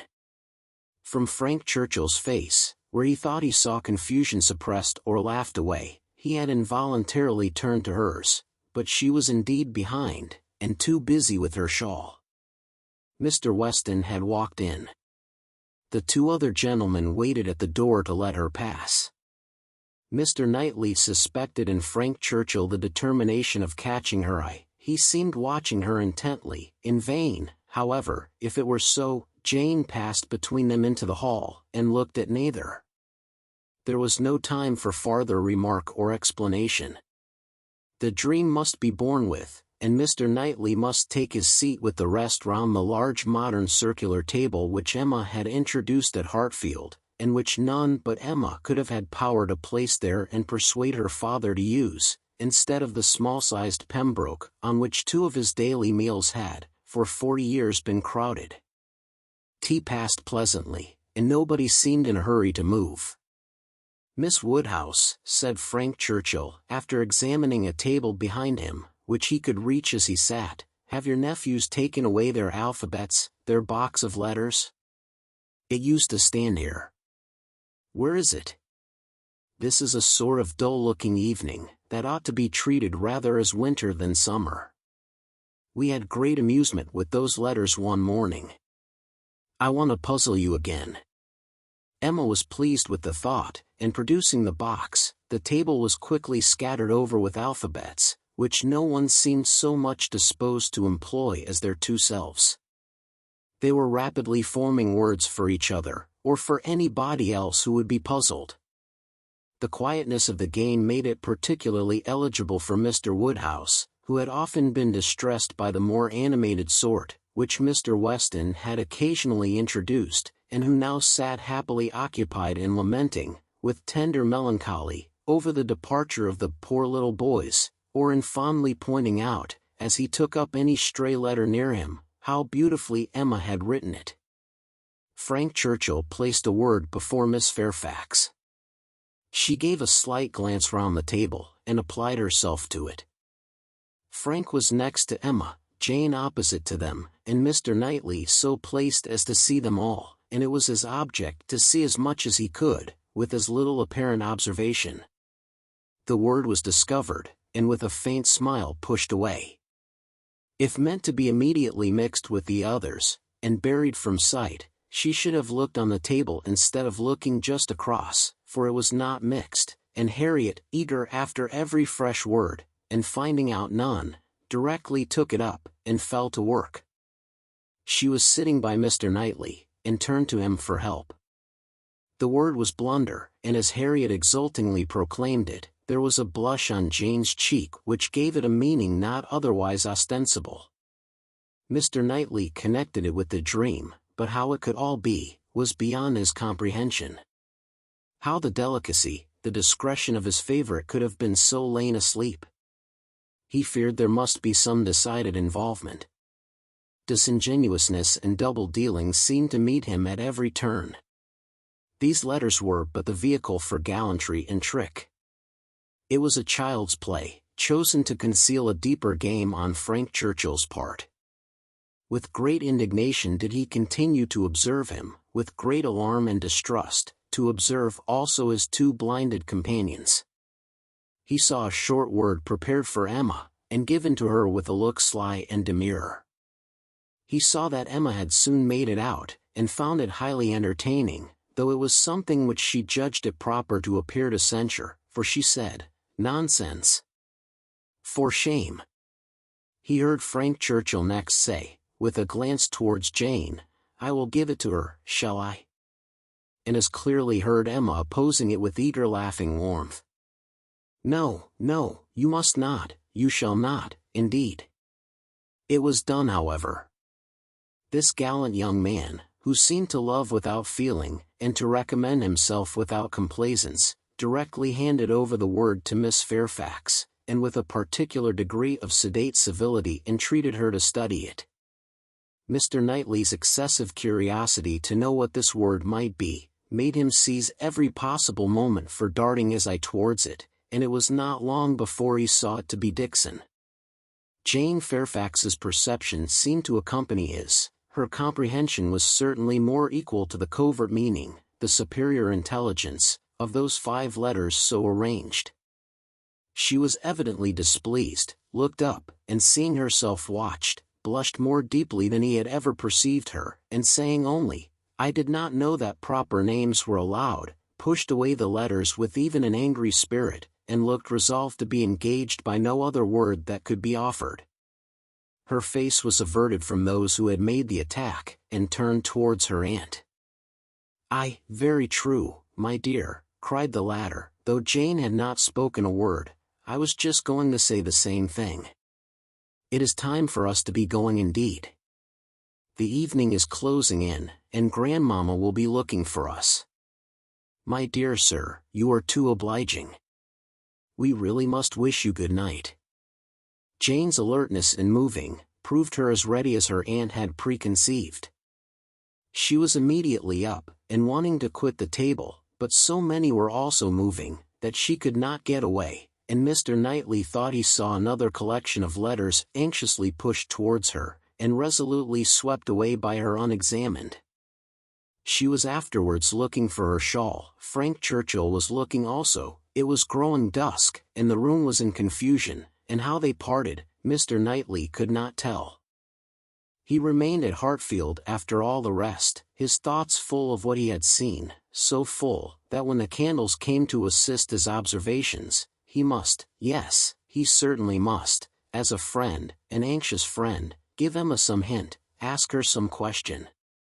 He could not see her in a situation of such danger, without trying to preserve her. It was his duty. "Pray, Emma," said he, "may I ask in what lay the great amusement, the poignant sting of the last word given to you and Miss Fairfax? I saw the word, and am curious to know how it could be so very entertaining to the one, and so very distressing to the other." Emma was extremely confused. She could not endure to give him the true explanation, for though her suspicions were by no means removed, she was really ashamed of having ever imparted them. "Oh," she cried in evident embarrassment, "it all meant nothing, a mere joke among ourselves." "The joke," he replied gravely, "seemed confined to you and Mr. Churchill." He had hoped she would speak again, but she did not. She would rather busy herself about anything than speak. He sat a little while in doubt. A variety of evils crossed his mind. Interference, fruitless interference. Emma's confusion, and the acknowledged intimacy, seemed to declare her affection engaged. Yet he would speak. He owed it to her, to risk anything that might be involved in an unwelcome interference, rather than her welfare, to encounter anything, rather than the remembrance of neglect in such a cause. "My dear Emma," said he at last, with earnest kindness, "do you think you perfectly understand the degree of acquaintance between the gentleman and lady we have been speaking of? Between Mr. Frank Churchill and Miss Fairfax?" "Oh, yes, perfectly. Why do you make a doubt of it? Have you never at any time had reason to think that he admired her, or that she admired him?" "Never, never," she cried with a most open eagerness, "never, for the 20th part of a moment, did such an idea occur to me. And how could it possibly come into your head? I have lately imagined that I saw symptoms of attachment between them, certain expressive looks, which I did not believe meant to be public." "Oh, you amuse me excessively. I am delighted to find that you can vouchsafe to let your imagination wander, but it will not do. Very sorry to check you in your first essay, but indeed it will not do. There is no admiration between them, I do assure you, and the appearances which have caught you, have arisen from some peculiar circumstances, feelings rather of a totally different nature. It is impossible exactly to explain. There is a good deal of nonsense in it, but the part which is capable of being communicated, which is sense, is, that they are as far from any attachment or admiration for one another, as any two beings in the world can be. That is, I presume it to be so on her side, and I can answer for its being so on his. I will answer for the gentleman's indifference." She spoke with a confidence which staggered, with a satisfaction which silenced, Mr. Knightley. She was in gay spirits, and would have prolonged the conversation, wanting to hear the particulars of his suspicions, every look described, and all the wheres and hows of a circumstance which highly entertained her, but his gaiety did not meet hers. He found he could not be useful, and his feelings were too much irritated for talking. That he might not be irritated into an absolute fever, by the fire which Mr. Woodhouse's tender habits required almost every evening throughout the year, he soon afterwards took a hasty leave, and walked home to the coolness and solitude of Donwell Abbey. Chapter 6. After being long fed with hopes of a speedy visit from Mr. and Mrs. Suckling, the Highbury world were obliged to endure the mortification of hearing that they could not possibly come till the autumn. No such importation of novelties could enrich their intellectual stores at present. In the daily interchange of news, they must be again restricted to the other topics with which for a while the Sucklings' coming had been united, such as the last accounts of Mrs. Churchill, whose health seemed every day to supply a different report, and the situation of Mrs. Weston, whose happiness it was to be hoped might eventually be as much increased by the arrival of a child, as that of all her neighbors was by the approach of it. Mrs. Elton was very much disappointed. It was the delay of a great deal of pleasure and parade. Her introductions and recommendations must all wait, and every projected party be still only talked of. So she thought at first, but a little consideration convinced her that everything need not be put off. Why should not they explore to Box Hill though the sucklings did not come? They could go there again with them in the autumn. It was settled that they should go to Box Hill. That there was to be such a party had been long generally known, it had even given the idea of another. Emma had never been to Box Hill, she wished to see what everybody found so well worth seeing, and she and Mr. Weston had agreed to choose some fine morning and drive thither. 2 or 3 more of the chosen only were to be admitted to join them, and it was to be done in a quiet, unpretending, elegant way, infinitely superior to the bustle and preparation, the regular eating and drinking, and picnic parade of the Eltons and the Sucklings. This was so very well understood between them, that Emma could not but feel some surprise, and a little displeasure, on hearing from Mr. Weston that he had been proposing to Mrs. Elton, as her brother and sister had failed her, that the 2 parties should unite, and go together, and that as Mrs. Elton had very readily acceded to it, so it was to be, if she had no objection. Now, as her objection was nothing but her very great dislike of Mrs. Elton, of which Mr. Weston must already be perfectly aware, it was not worth bringing forward again, it could not be done without a reproof to him, which would be giving pain to his wife, and she found herself therefore obliged to consent to an arrangement which she would have done a great deal to avoid, an arrangement which would probably expose her even to the degradation of being said to be of Mrs. Elton's party. Every feeling was offended, and the forbearance of her outward submission left a heavy arrear due of secret severity in her reflections on the unmanageable goodwill of Mr. Weston's temper. "I am glad you approve of what I have done," said he very comfortably. "But I thought you would. Such schemes as these are nothing without numbers. One cannot have too large a party. A large party secures its own amusement. And she is a good-natured woman after all. One could not leave her out." Emma denied none of it aloud, and agreed to none of it in private. It was now the middle of June, and the weather fine, and Mrs. Elton was growing impatient to name the day, and settle with Mr. Weston as to pigeon pies and cold lamb, when a lame carriage horse threw everything into sad uncertainty. It might be weeks, it might be only a few days, before the horse were usable, but no preparations could be ventured on, and it was all melancholy stagnation. Mrs. Elton's resources were inadequate to such an attack. "Is not this most vexatious, Knightley?" she cried, "and such weather for exploring, these delays and disappointments are quite odious. What are we to do? The year will wear away at this rate, and nothing done. Before this time last year I assure you we had had a delightful exploring party from Maple Grove to King's Weston." "You had better explore to Donwell," replied Mr. Knightley. "That may be done without horses. Come, and eat my strawberries. They are ripening fast." If Mr. Knightley did not begin seriously, he was obliged to proceed so, for his proposal was caught at with delight, and the "Oh, I should like it of all things," was not plainer in words than manner.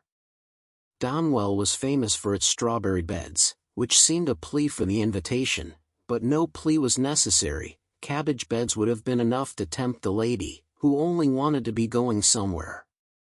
She promised him again and again to come, much oftener than he doubted, and was extremely gratified by such a proof of intimacy, such a distinguishing compliment as she chose to consider it. "You may depend upon me," said she. "I certainly will come. Name your day, and I will come. You will allow me to bring Jane Fairfax?" "I cannot name a day," said he, "till I have spoken to some others whom I would wish to meet you." "Oh, leave all that to me. Only give me a carte blanche. I am Lady Patroness, you know. It is my party. I will bring friends with me." "I hope you will bring Elton," said he, "but I will not trouble you to give any other invitations." "Oh, now you are looking very sly. But consider, you need not be afraid of delegating power to me. I am no young lady on her preferment. Married women, you know, may be safely authorized. It is my party. Leave it all to me. I will invite your guests. No, he calmly replied, there is but one married woman in the world whom I can ever allow to invite what guests she pleases to Donwell, and that one is Mrs. Weston, I suppose, interrupted Mrs. Elton, rather mortified. No, Mrs. Knightley, until she is in being, I will manage such matters myself. Ah! You are an odd creature, she cried, satisfied to have no one preferred to herself. You are a humorist, and may say what you like. Quite a humorist. Well, I shall bring Jane with me, Jane and her aunt, the rest I leave to you. I have no objections at all to meeting the Hartfield family. Don't scruple. I know you are attached to them. You certainly will meet them if I can prevail, and I shall call on Miss Bates in my way home. That's quite unnecessary, I see Jane every day, but as you like. It is to be a morning scheme, you know, Knightley, quite a simple thing. I shall wear a large bonnet, and bring one of my little baskets hanging on my arm. Here, probably this basket with pink ribbon. Nothing can be more simple, you see. And Jane will have such another. There is to be no form or parade, a sort of gypsy party. We are to walk about your gardens, and gather the strawberries ourselves, and sit under trees, and whatever else you may like to provide, it is to be all out of doors, a table spread in the shade, you know. Everything as natural and simple as possible. Is not that your idea? Not quite. My idea of the simple and the natural will be to have the table spread in the dining room. The nature and the simplicity of gentlemen and ladies, with their servants and furniture, I think is best observed by meals within doors. When you are tired of eating strawberries in the garden, there shall be cold meat in the house. Well, as you please, only don't have a great set out. And, by the by, can I or my housekeeper be of any use to you with our opinion? Pray be sincere, Knightley. If you wish me to talk to Mrs. Hodges, or to inspect anything, I have not the least wish for it, I thank you. Well, but if any difficulties should arise, my housekeeper is extremely clever. I will answer for it, that mine thinks herself full as clever, and would spurn anybody's assistance. I wish we had a donkey. The thing would be for us all to come on donkeys, Jane, Miss Bates, and me, and my caro sposo walking by. I really must talk to him about purchasing a donkey. In a country life I conceive it to be a sort of necessary, for, let a woman have ever so many resources, it is not possible for her to be always shut up at home, and very long walks, you know, in summer there is dust, and in winter there is dirt. You will not find either, between Donwell and Highbury. Donwell Lane is never dusty, and now it is perfectly dry. Come on a donkey, however, if you prefer it. You can borrow Mrs. Cole's. I would wish everything to be as much to your taste as possible. That I am sure you would. Indeed I do you justice, my good friend. Under that peculiar sort of dry, blunt manner, I know you have the warmest heart. As I tell Mr. E., you are a thorough humorist. Yes, believe me, Knightley, I am fully sensible of your attention to me in the whole of this scheme. You have hit upon the very thing to please me. Mr. Knightley had another reason for avoiding a table in the shade.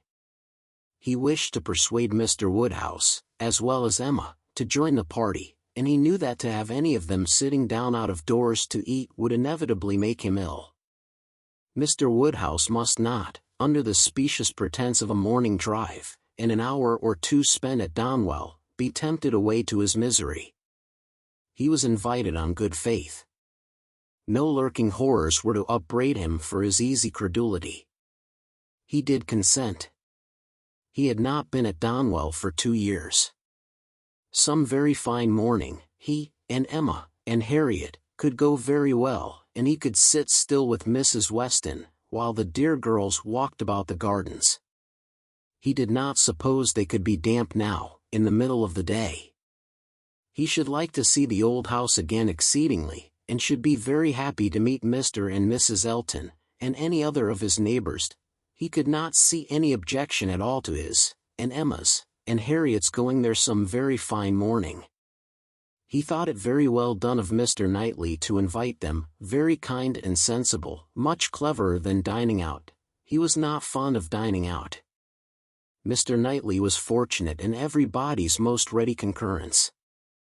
The invitation was everywhere so well received, that it seemed as if, like Mrs. Elton, they were all taking the scheme as a particular compliment to themselves. Emma and Harriet professed very high expectations of pleasure from it, and Mr. Weston, unasked, promised to get Frank over to join them, if possible, a proof of approbation and gratitude which could have been dispensed with. Mr. Knightley was then obliged to say that he should be glad to see him, and Mr. Weston engaged to lose no time in writing, and spare no arguments to induce him to come. In the meanwhile the lame horse recovered so fast, that the party to Box Hill was again under happy consideration, and at last Donwell was settled for one day, and Box Hill for the next, the weather appearing exactly right. Under a bright midday sun, at almost midsummer, Mr. Woodhouse was safely conveyed in his carriage, with one window down, to partake of this alfresco party, and in one of the most comfortable rooms in the Abbey, especially prepared for him by a fire all the morning, he was happily placed, quite at his ease, ready to talk with pleasure of what had been achieved, and advise everybody to come and sit down, and not to heat themselves. Mrs. Weston, who seemed to have walked there on purpose to be tired, and sit all the time with him, remained, when all the others were invited or persuaded out, his patient listener and sympathizer. It was so long since Emma had been at the Abbey, that as soon as she was satisfied of her father's comfort, she was glad to leave him, and look around her, eager to refresh and correct her memory with more particular observation, more exact understanding of a house and grounds which must ever be so interesting to her and all her family. She felt all the honest pride and complacency which her alliance with the present and future proprietor could fairly warrant, as she viewed the respectable size and style of the building, its suitable, becoming, characteristic situation, low and sheltered, its ample gardens stretching down to meadows washed by a stream, of which the Abbey, with all the old neglect of prospect, had scarcely a sight, and its abundance of timber in rows and avenues, which neither fashion nor extravagance had rooted up. The house was larger than Hartfield, and totally unlike it, covering a good deal of ground, rambling and irregular, with many comfortable, and one or two handsome rooms. It was just what it ought to be, and it looked what it was, and Emma felt an increasing respect for it, as the residence of a family of such true gentility, untainted in blood and understanding. Some faults of temper John Knightley had, but Isabella had connected herself unexceptionably. She had given them neither men, nor names, nor places, that could raise a blush. These were pleasant feelings, and she walked about and indulged them till it was necessary to do as the others did, and collect round the strawberry beds. The whole party were assembled, excepting Frank Churchill, who was expected every moment from Richmond, and Mrs. Elton, in all her apparatus of happiness, her large bonnet and her basket, was very ready to lead the way in gathering, accepting, or talking, strawberries, and only strawberries, could now be thought or spoken of, the best fruit.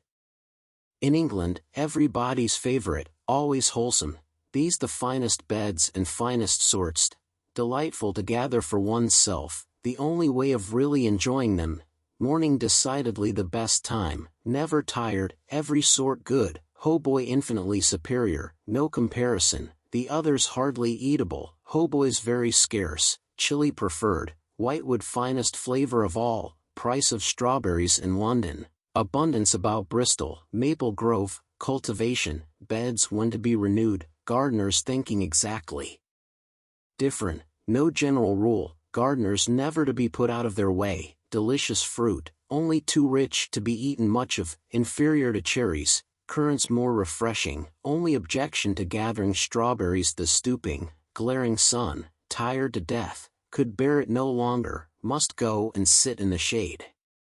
Such, for half an hour, was the conversation, interrupted only once by Mrs. Weston, who came out, in her solicitude after her son-in-law, to inquire if he were come, and she was a little uneasy. She had some fears of his horse. Seats tolerably in the shade were found, and now Emma was obliged to overhear what Mrs. Elton and Jane Fairfax were talking of. A situation, a most desirable situation, was in question. Mrs. Elton had received notice of it that morning, and was in raptures. It was not with Mrs. Suckling, it was not with Mrs. Bragg, but in felicity and splendor it fell short only of them. It was with a cousin of Mrs. Bragg, an acquaintance of Mrs. Suckling, a lady known at Maple Grove. Delightful, charming, superior, first circles, spheres, lines, ranks, everything, and Mrs. Elton was wild to have the offer closed with immediately. On her side, all was warmth, energy, and triumph, and she positively refused to take her friend's negative, though Miss Fairfax continued to assure her that she would not at present engage in anything, repeating the same motives which she had been heard to urge before. Still Mrs. Elton insisted on being authorized to write an acquiescence by the morrow's post. How Jane could bear it at all, was astonishing to Emma. She did look vexed, she did speak pointedly, and at last, with a decision of action unusual to her, proposed a removal. Should not they walk? Would not Mr. Knightley shew them the gardens, all the gardens? She wished to see the whole extent. The pertinacity of her friend seemed more than she could bear. It was hot, and after walking some time over the gardens in a scattered, dispersed way, scarcely any three together, they insensibly followed one another to the delicious shade of a broad short avenue of limes, which stretching beyond the garden at an equal distance from the river, seemed the finish of the pleasure grounds. It led to nothing, nothing but a view at the end over a low stone wall with high pillars, which seemed intended, in their erection, to give the appearance of an approach to the house, which never had been there. Disputable, however, as might be the taste of such a termination, it was in itself a charming walk, and the view which closed it extremely pretty.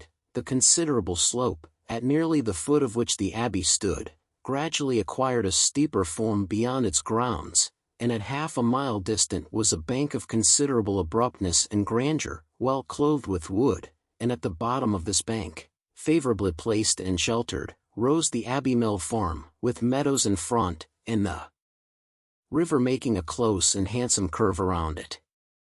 It was a sweet view, sweet to the eye and the mind. English verdure, English culture, English comfort, seen under a sun bright, without being oppressive. In this walk Emma and Mr. Weston found all the others assembled, and towards this view she immediately perceived Mr. Knightley and Harriet distinct from the rest, quietly leading the way. Mr. Knightley and Harriet, it was an odd tête-à-tête, but she was glad to see it. There had been a time when he would have scorned her as a companion, and turned from her with little ceremony. Now they seemed in pleasant conversation. There had been a time also when Emma would have been sorry to see Harriet in a spot so favorable for the Abbey Mill farm, but now she feared it not. It might be safely viewed with all its appendages of prosperity and beauty, its rich pastures, spreading flocks, orchard in blossom, and light column of smoke ascending. She joined them at the wall, and found them more engaged in talking than in looking around. He was giving Harriet information as to modes of agriculture, etc., and Emma received a smile which seemed to say, "These are my own concerns. I have a right to talk on such subjects, without being suspected of introducing Robert Martin." She did not suspect him. It was too old a story. Robert Martin had probably ceased to think of Harriet. They took a few turns together along the walk. The shade was most refreshing, and Emma found it the pleasantest part of the day. The next remove was to the house. They must all go in and eat, and they were all seated and busy, and still Frank Churchill did not come. Mrs. Weston looked, and looked in vain. His father would not own himself uneasy, and laughed at her fears, but she could not be cured of wishing that he would part with his black mare. he had expressed himself as to coming, with more than common certainty. His aunt was so much better, that he had not a doubt of getting over to them. Mrs. Churchill's state, however, as many were ready to remind her, was liable to such sudden variation as might disappoint her nephew and the most reasonable dependents, and Mrs. Weston was at last persuaded to believe, or to say, that it must be by some attack of Mrs. Churchill that he was prevented coming. Emma looked at Harriet while the point was under consideration. She behaved very well, and betrayed no emotion. The cold repast was over, and the party were to go out once more to see what had not yet been seen, the old Abbey fish ponds, perhaps get as far as the clover, which was to be begun cutting on the morrow, or, at any rate, have the pleasure of being hot, and growing cool again. Mr. Woodhouse, who had already taken his little round in the highest part of the gardens, where no damps from the river were imagined even by him, stirred no more, and his daughter resolved to remain with him, that Mrs. Weston might be persuaded away by her husband to the exercise and variety which her spirits seemed to need. Mr. Knightley had done all in his power for Mr. Woodhouse's entertainment. Books of engravings, drawers of medals, cameos, corals, shells, and every other family collection within his cabinets, had been prepared for his old friend, to while away the morning, and the kindness had perfectly answered. Mr. Woodhouse had been exceedingly well amused. Mrs. Weston had been shewing them all to him, and now he would shew them all to Emma, fortunate in having no other resemblance to a child, than in a total want of taste for what he saw, for he was slow, constant, and methodical.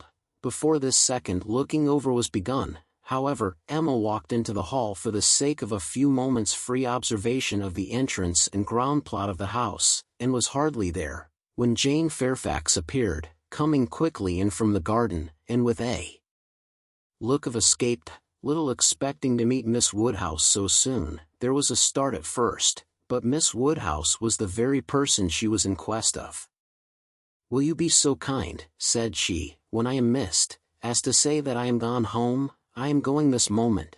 My aunt is not aware how late it is, nor how long we have been absent, but I am sure we shall be wanted, and I am determined to go directly. I have said nothing about it to anybody. It would only be giving trouble and distress. Some are gone to the ponds, and some to the lime walk. Till they all come and I shall not be missed, and when they do, will you have the goodness to say that I am gone?"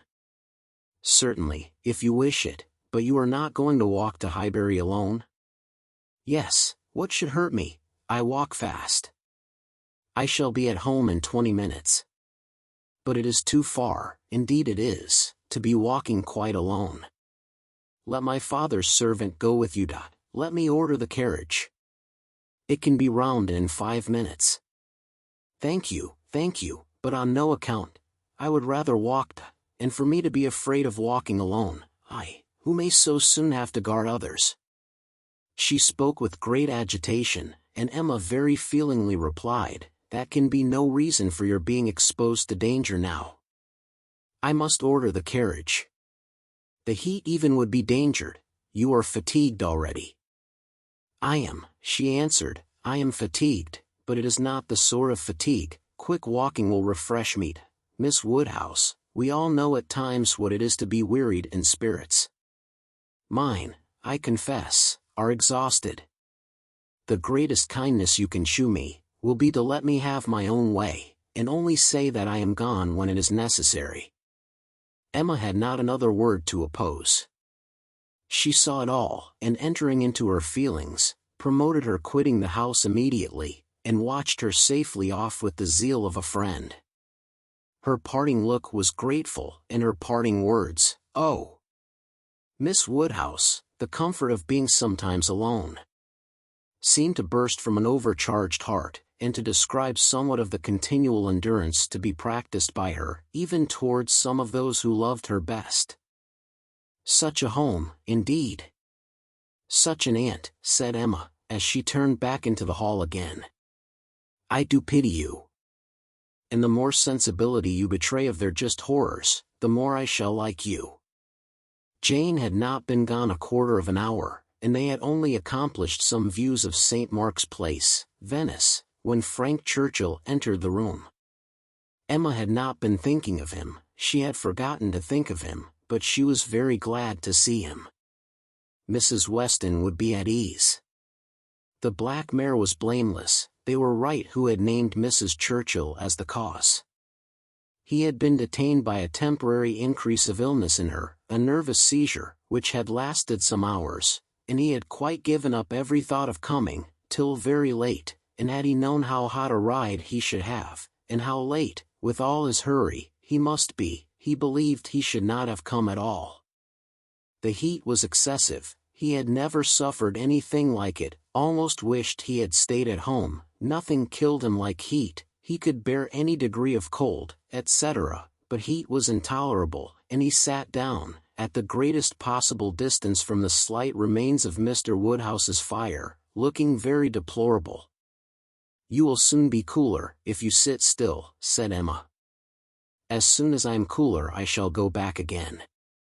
I could very ill be spared, but such a point had been made of my coming. You will all be going soon, I suppose, the whole party breaking up.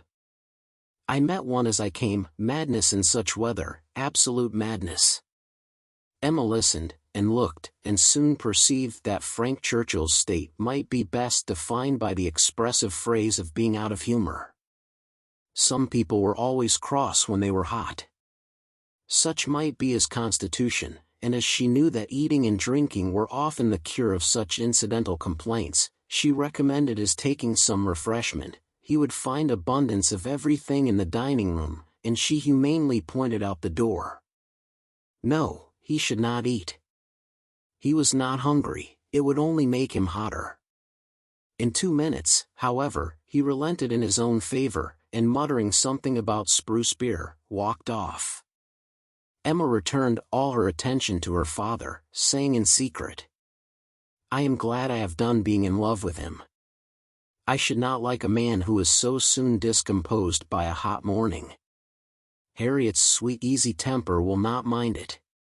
He was gone long enough to have had a very comfortable meal, and came back all the better, grown quite cool, and, with good manners, like himself, able to draw a chair close to them, take an interest in their employment, and regret, in a reasonable way, that he should be so late. He was not in his best spirits, but seemed trying to improve them, and, at last, made himself talk nonsense very agreeably. They were looking over views in Switzerland. "As soon as my aunt gets well, I shall go abroad," said he. "I shall never be easy till I have seen some of these places. You will have my sketches, some time or other, to look at, or my tour to read, or my poem.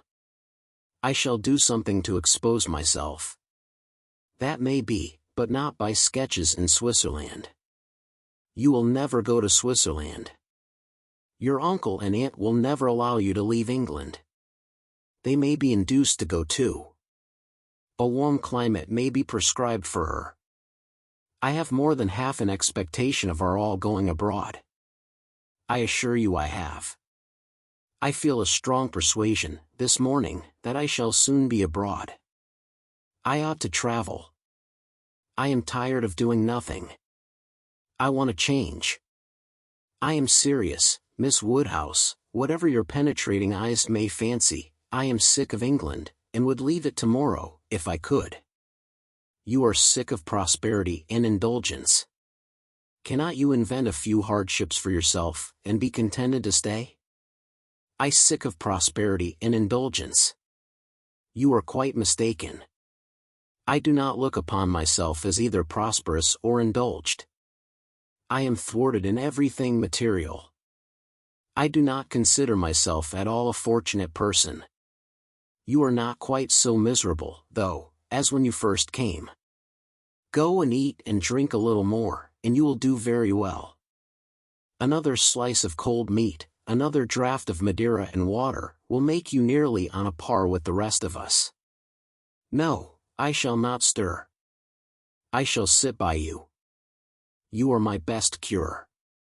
We are going to Box Hill tomorrow, you will join us. It is not Switzerland, but it will be something for a young man so much in want of a change. You will stay, and go with us?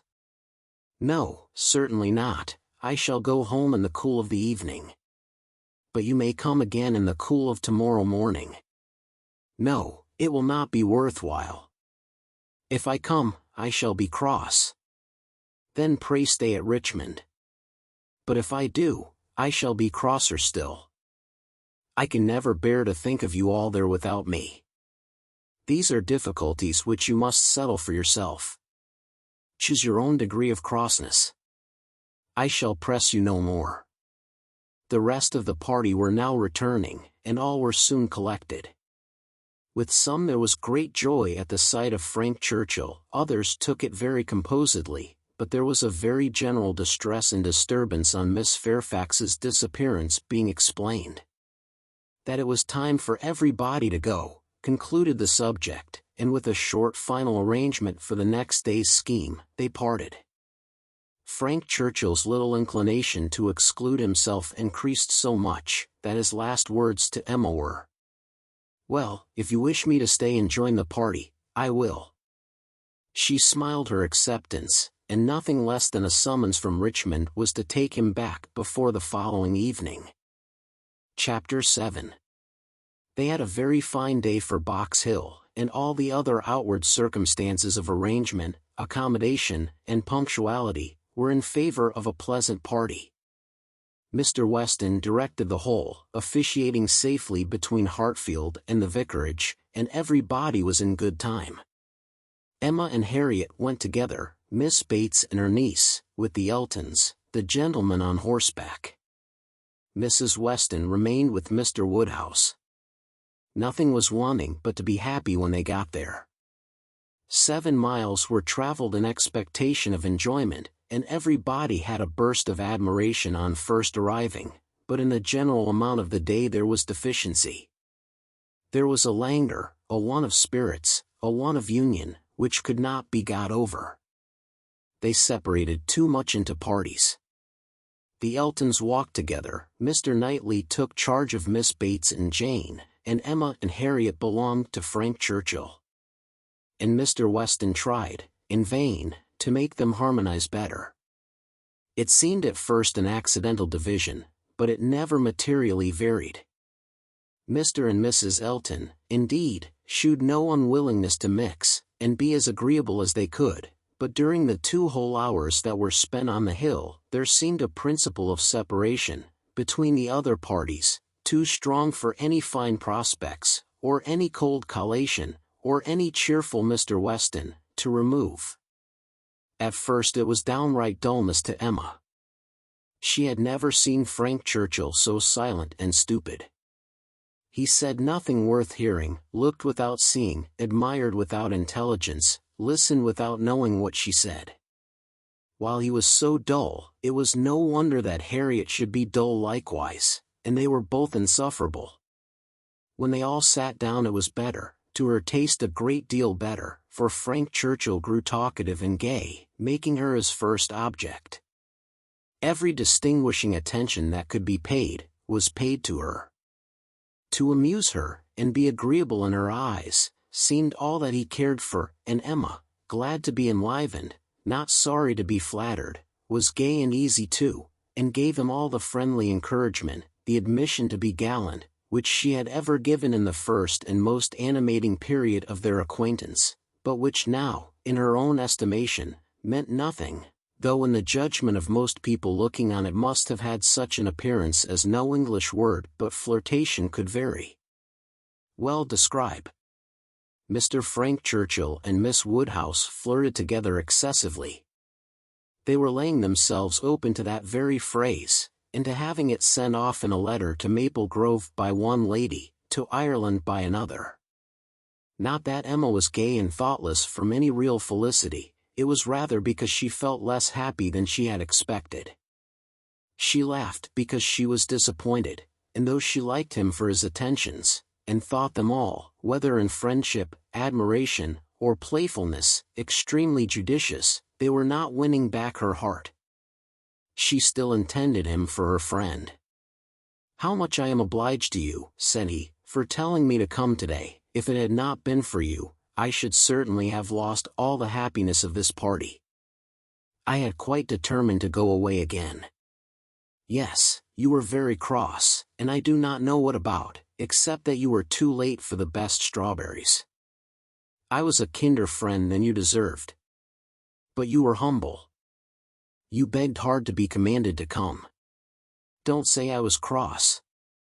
I was fatigued. The heat overcame me. It is hotter today. Not to my feelings. I am perfectly comfortable today. You are comfortable because you are under command. Your command, yes. Perhaps I intended you to say so, but I meant self-command.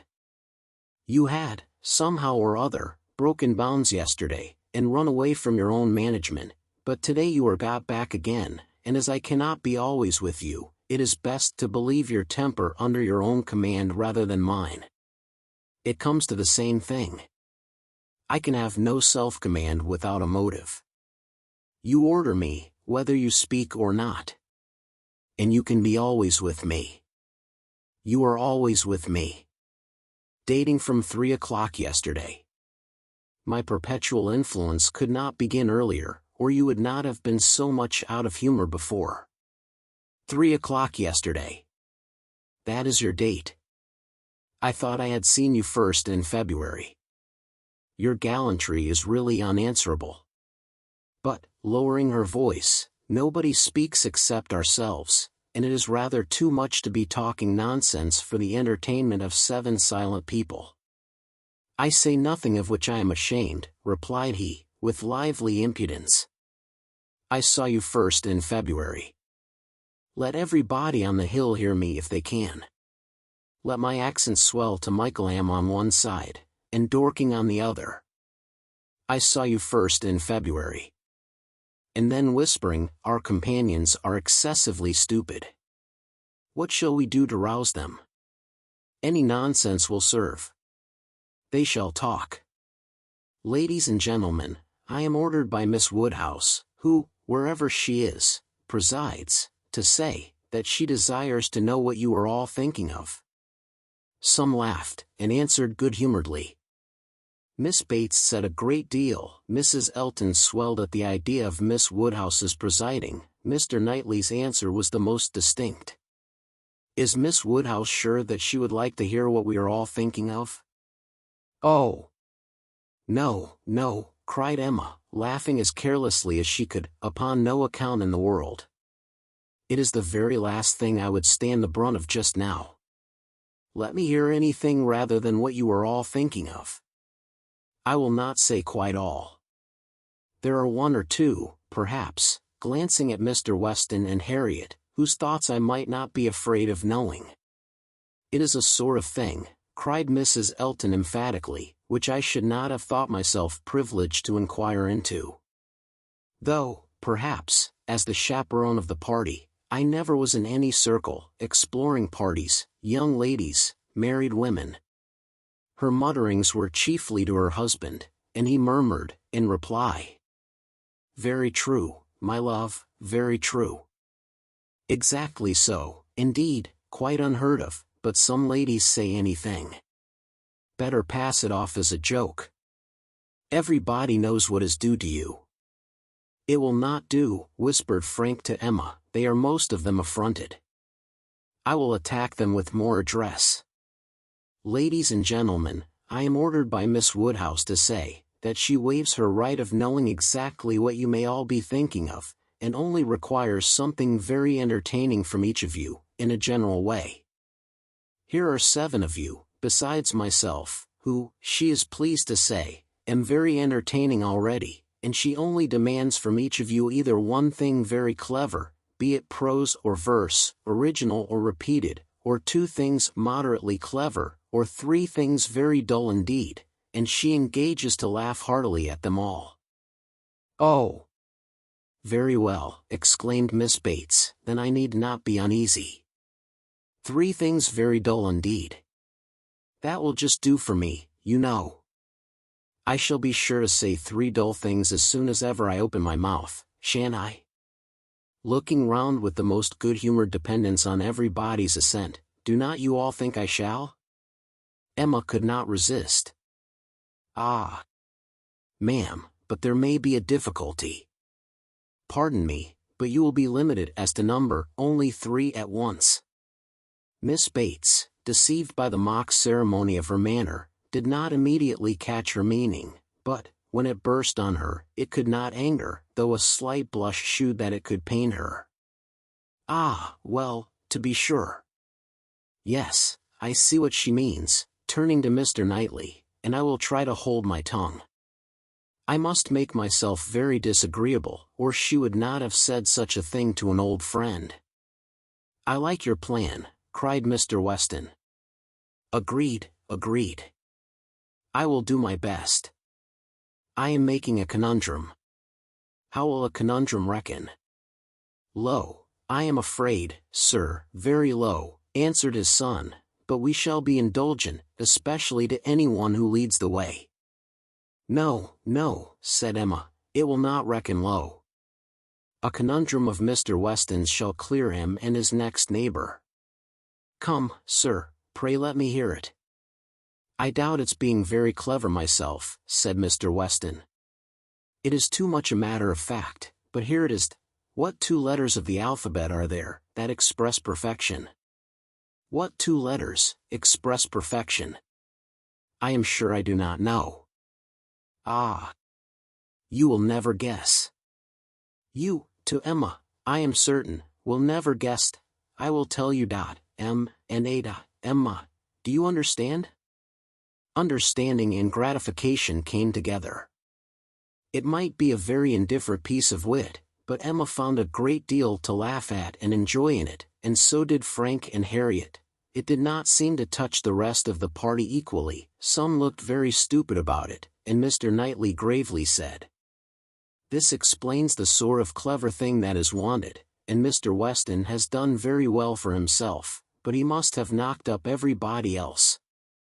Perfection should not have come quite so soon." "Oh, for myself, I protest I must be excused," said Mrs. Elton. "I really cannot attempt. I am not at all fond of the sort of thing. I had an acrostic once sent to me upon my own name, which I was not at all pleased with. I knew who it came from. An abominable puppy, you know who I mean," nodding to her husband. "These kind of things are very well at Christmas, when one is sitting round the fire, but quite out of place, in my opinion, when one is exploring about the country in summer. Miss Woodhouse must excuse me. I am not one of those who have witty things at everybody's service. I do not pretend to be a wit. I have a great deal of vivacity in my own way, but I really must be allowed to judge when to speak and when to hold my tongue. Pass us, if you please, Mr. Churchill. Pass Mr. Knightley, Jane, and myself. We have nothing clever to say, not one of us." "Yes, yes, pray pass me," added her husband, with a sort of sneering consciousness. "I have nothing to say that can entertain Miss Woodhouse, or any other young lady. An old married man, quite good for nothing. Shall we walk, Augusta?" "With all my heart. I am really tired of exploring so long on one spot. Come, Jane, take my other arm."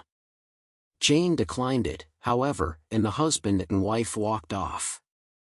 "Happy couple," said Frank Churchill, as soon as they were out of hearing. "How well they suit one another, very lucky, marrying as they did, upon an acquaintance formed only in a public place. They only knew each other, I think, a few weeks in Bath.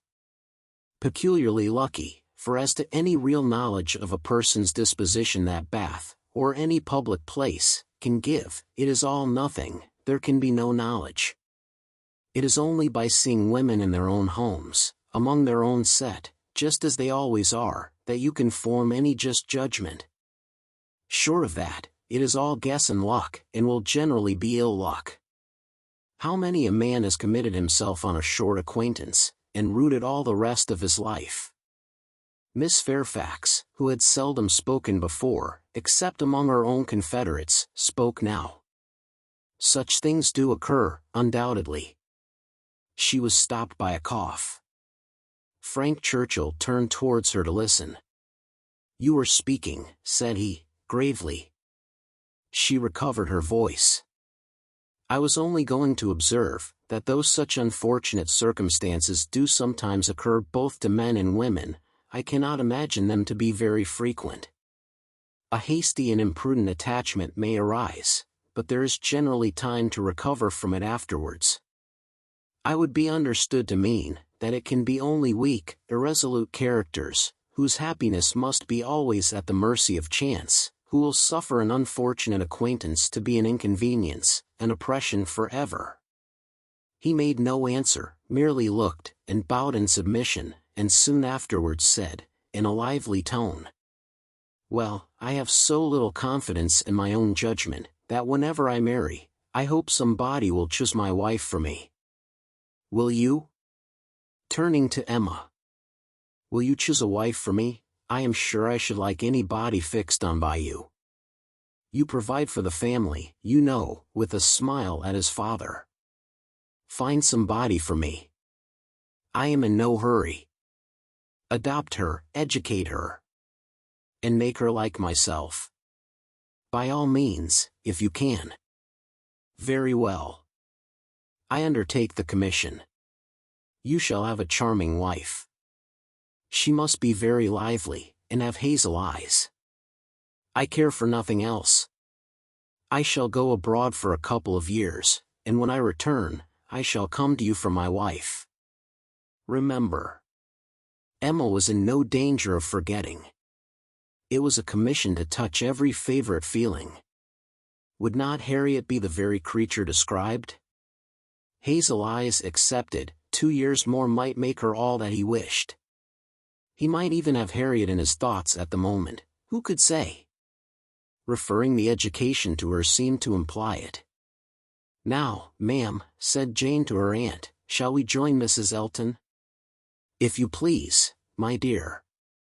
"With all my heart. I am quite ready. I was ready to have gone with her, but this will do just as well. We shall soon overtake her. There she is. No, that's somebody else. That's one of the ladies in the Irish car party, not at all like her. Well, I declare." They walked off, followed in half a minute by Mr. Knightley. Mr. Weston, his son, Emma, and Harriet, only remained, and the young man's spirits now rose to a pitch almost unpleasant. Even Emma grew tired at last of flattery and merriment, and wished herself rather walking quietly about with any of the others, or sitting almost alone, and quite unattended to, in tranquil observation of the beautiful views beneath her. The appearance of the servants looking out for them to give notice of the carriages was a joyful sight, and even the bustle of collecting and preparing to depart, and the solicitude of Mrs. Elton to have her carriage first, were gladly endured, in the prospect of the quiet drive home which was to close the very questionable enjoyments of this day of pleasure. Such another scheme, composed of so many ill-assorted people, she hoped never to be betrayed into again. While waiting for the carriage, she found Mr. Knightley by her side. He looked around, as if to see that no one were near, and then said, "Emma, I must once more speak to you as I have been used to do, a privilege rather endured than allowed, perhaps, but I must still use it. I cannot see you acting wrong, without a remonstrance. How could you be so unfeeling to Miss Bates? How could you be so insolent in your wit to a woman of her character, age, and situation, Emma? I had not thought it possible." Emma recollected, blushed, was sorry, but tried to laugh it off. "Nay, how could I help saying what I did? Nobody could have helped it. It was not so very bad. I dare say she did not understand me. I assure you she did. She felt your full meaning. She has talked of it since. I wish you could have heard how she talked of it, with what candor and generosity. I wish you could have heard her honoring your forbearance, in being able to pay her such attentions, as she was forever receiving from yourself and your father, when her society must be so irksome. "Oh," cried Emma, "I know there is not a better creature in the world, but you must allow that what is good and what is ridiculous are most unfortunately blended in her." "They are blended," said he, "I acknowledge, and, were she prosperous, I could allow much for the occasional prevalence of the ridiculous over the good. Were she a woman of fortune, I would leave every harmless absurdity to take its chance, I would not quarrel with you for any liberties of manner. Were she your equal in situation, but, Emma, consider how far this is from being the case. She is poor, she has sunk from the comforts she was born to, and, if she lived to old age, must probably sink more. Her situation should secure your compassion. It was badly done, indeed. You, whom she had known from an infant, whom she had seen grow up from a period when her notice was an honor, to have you now, in thoughtless spirits, in the pride of the moment, laugh at her, humble her, and before her niece, too, and before others, many of whom, certainly some, would be entirely guided by your treatment of her. This is not pleasant to you, Emma, and it is very far from pleasant to me, but I will tell you truths while I can, satisfied with proving myself your friend by very faithful counsel, and trusting that you will some time or other do me greater justice than you can do now." While they talked, they were advancing towards the carriage. It was ready, and, before she could speak again, he had handed her in. He had misinterpreted the feelings which had kept her face averted, and her tongue motionless. They were combined only of anger against herself, mortification, and deep concern. She had not been able to speak, and, on entering the carriage, sunk back for a moment overcome, then reproaching herself for having taken no leave, making no acknowledgment, parting in apparent sullenness, she looked out with voice and hand eager to shew a difference, but it was just too late. He had turned away, and the horses were in motion. She continued to look back, but in vain, and soon, with what appeared unusual speed, they were halfway down the hill, and everything left far behind. She was vexed beyond what could have been expressed, almost beyond what she could conceal. Never had she felt so agitated, mortified, grieved, at any circumstance in her life. She was most forcibly struck. The truth of this representation there was no denying. She felt it at her heart. How could she have been so brutal, so cruel to Miss Bates? How could she have exposed herself to such ill opinion in any one she valued? And how suffer him to leave her without saying one word of gratitude, of concurrence, of common kindness? Time did not compose her. As she reflected more, she seemed but to feel it more. She never had been so depressed. Happily it was not necessary to speak. There was only Harriet, who seemed not in spirits herself, fagged, and very willing to be silent, and Emma felt the tears running down her cheeks almost all the way home, without being at any trouble to check them, extraordinary as they were. Chapter 8. The wretchedness of a scheme to Box Hill was in Emma's thoughts all the evening. How it might be considered by the rest of the party, she could not tell. They, in their different homes, in their different ways, might be looking back on it with pleasure, but in her view it was a morning more completely misspent, more totally bare of rational satisfaction at the time, and more to be abhorred in recollection, than any she had ever passed. A whole evening of backgammon with her father was felicity to it. There, indeed, lay real pleasure, for there she was giving up the sweetest hours of the 24 to his comfort, and feeling that, unmerited as might be the degree of his fond affection and confiding esteem, she could not, in her general conduct, be open to any severe reproach. As a daughter, she hoped she was not without a heart. She hoped no one could have said to her, "How could you be so unfeeling to your father?" I will tell you truths while I can. Miss Bates should never again, no, never. If attention, in future, could do away the past, she might hope to be forgiven. She had been often remiss, her conscience told her so, remiss, perhaps, more in thought than fact, scornful, ungracious. but it should be so no more.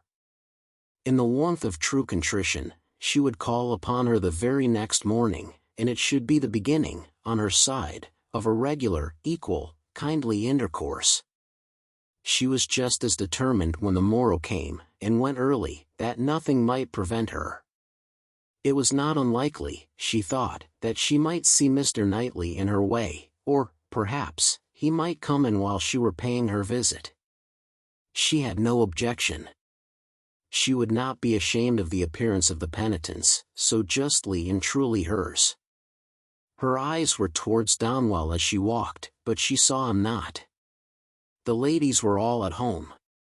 She had never rejoiced at the sound before, nor ever before entered the passage, nor walked up the stairs, with any wish of giving pleasure, but in conferring obligation, or of deriving it, except in subsequent ridicule. There was a bustle on her approach, a good deal of moving and talking. She heard Miss Bates's voice, something was to be done in a hurry, the maid looked frightened and awkward, hoped she would be pleased to wait a moment, and then ushered her in too soon. The aunt and niece seemed both escaping into the adjoining room. Jane she had a distinct glimpse of, looking extremely ill, and, before the door had shut them out, she heard Miss Bates saying, "Well, my dear, I shall say you are laid down upon the bed, and I am sure you are ill enough." Poor old Mrs. Bates, civil and humble as usual, looked as if she did not quite understand what was going on. "I am afraid Jane is not very well," said she, "but I do not know, they tell me she is well. I dare say my daughter will be here presently, Miss Woodhouse. I hope you find a chair. I wish Hetty had not gone. I am very little able. Have you a chair, ma'am? Do you sit where you like? I am sure she will be here presently." Emma seriously hoped she would. She had a moment's fear of Miss Bates keeping away from her. But Miss Bates soon came, very happy and obliged, but Emma's conscience told her that there was not the same cheerful volubility as before, less ease of look and manner. A very friendly inquiry after Miss Fairfax, she hoped, might lead the way to a return of old feelings. The touch seemed immediate. "Ah, Miss Woodhouse, how kind you are! I suppose you have heard, and are come to give us joy." This does not seem much like joy, indeed, in me, twinkling away a tear or two, but it will be very trying for us to part with her, after having had her so long, and she has a dreadful headache just now, writing all the morning, such long letters, you know, to be written to Colonel Campbell, and Mrs. Dixon. "My dear," said I, "you will blind yourself," for tears were in her eyes perpetually. One cannot wonder, one cannot wonder.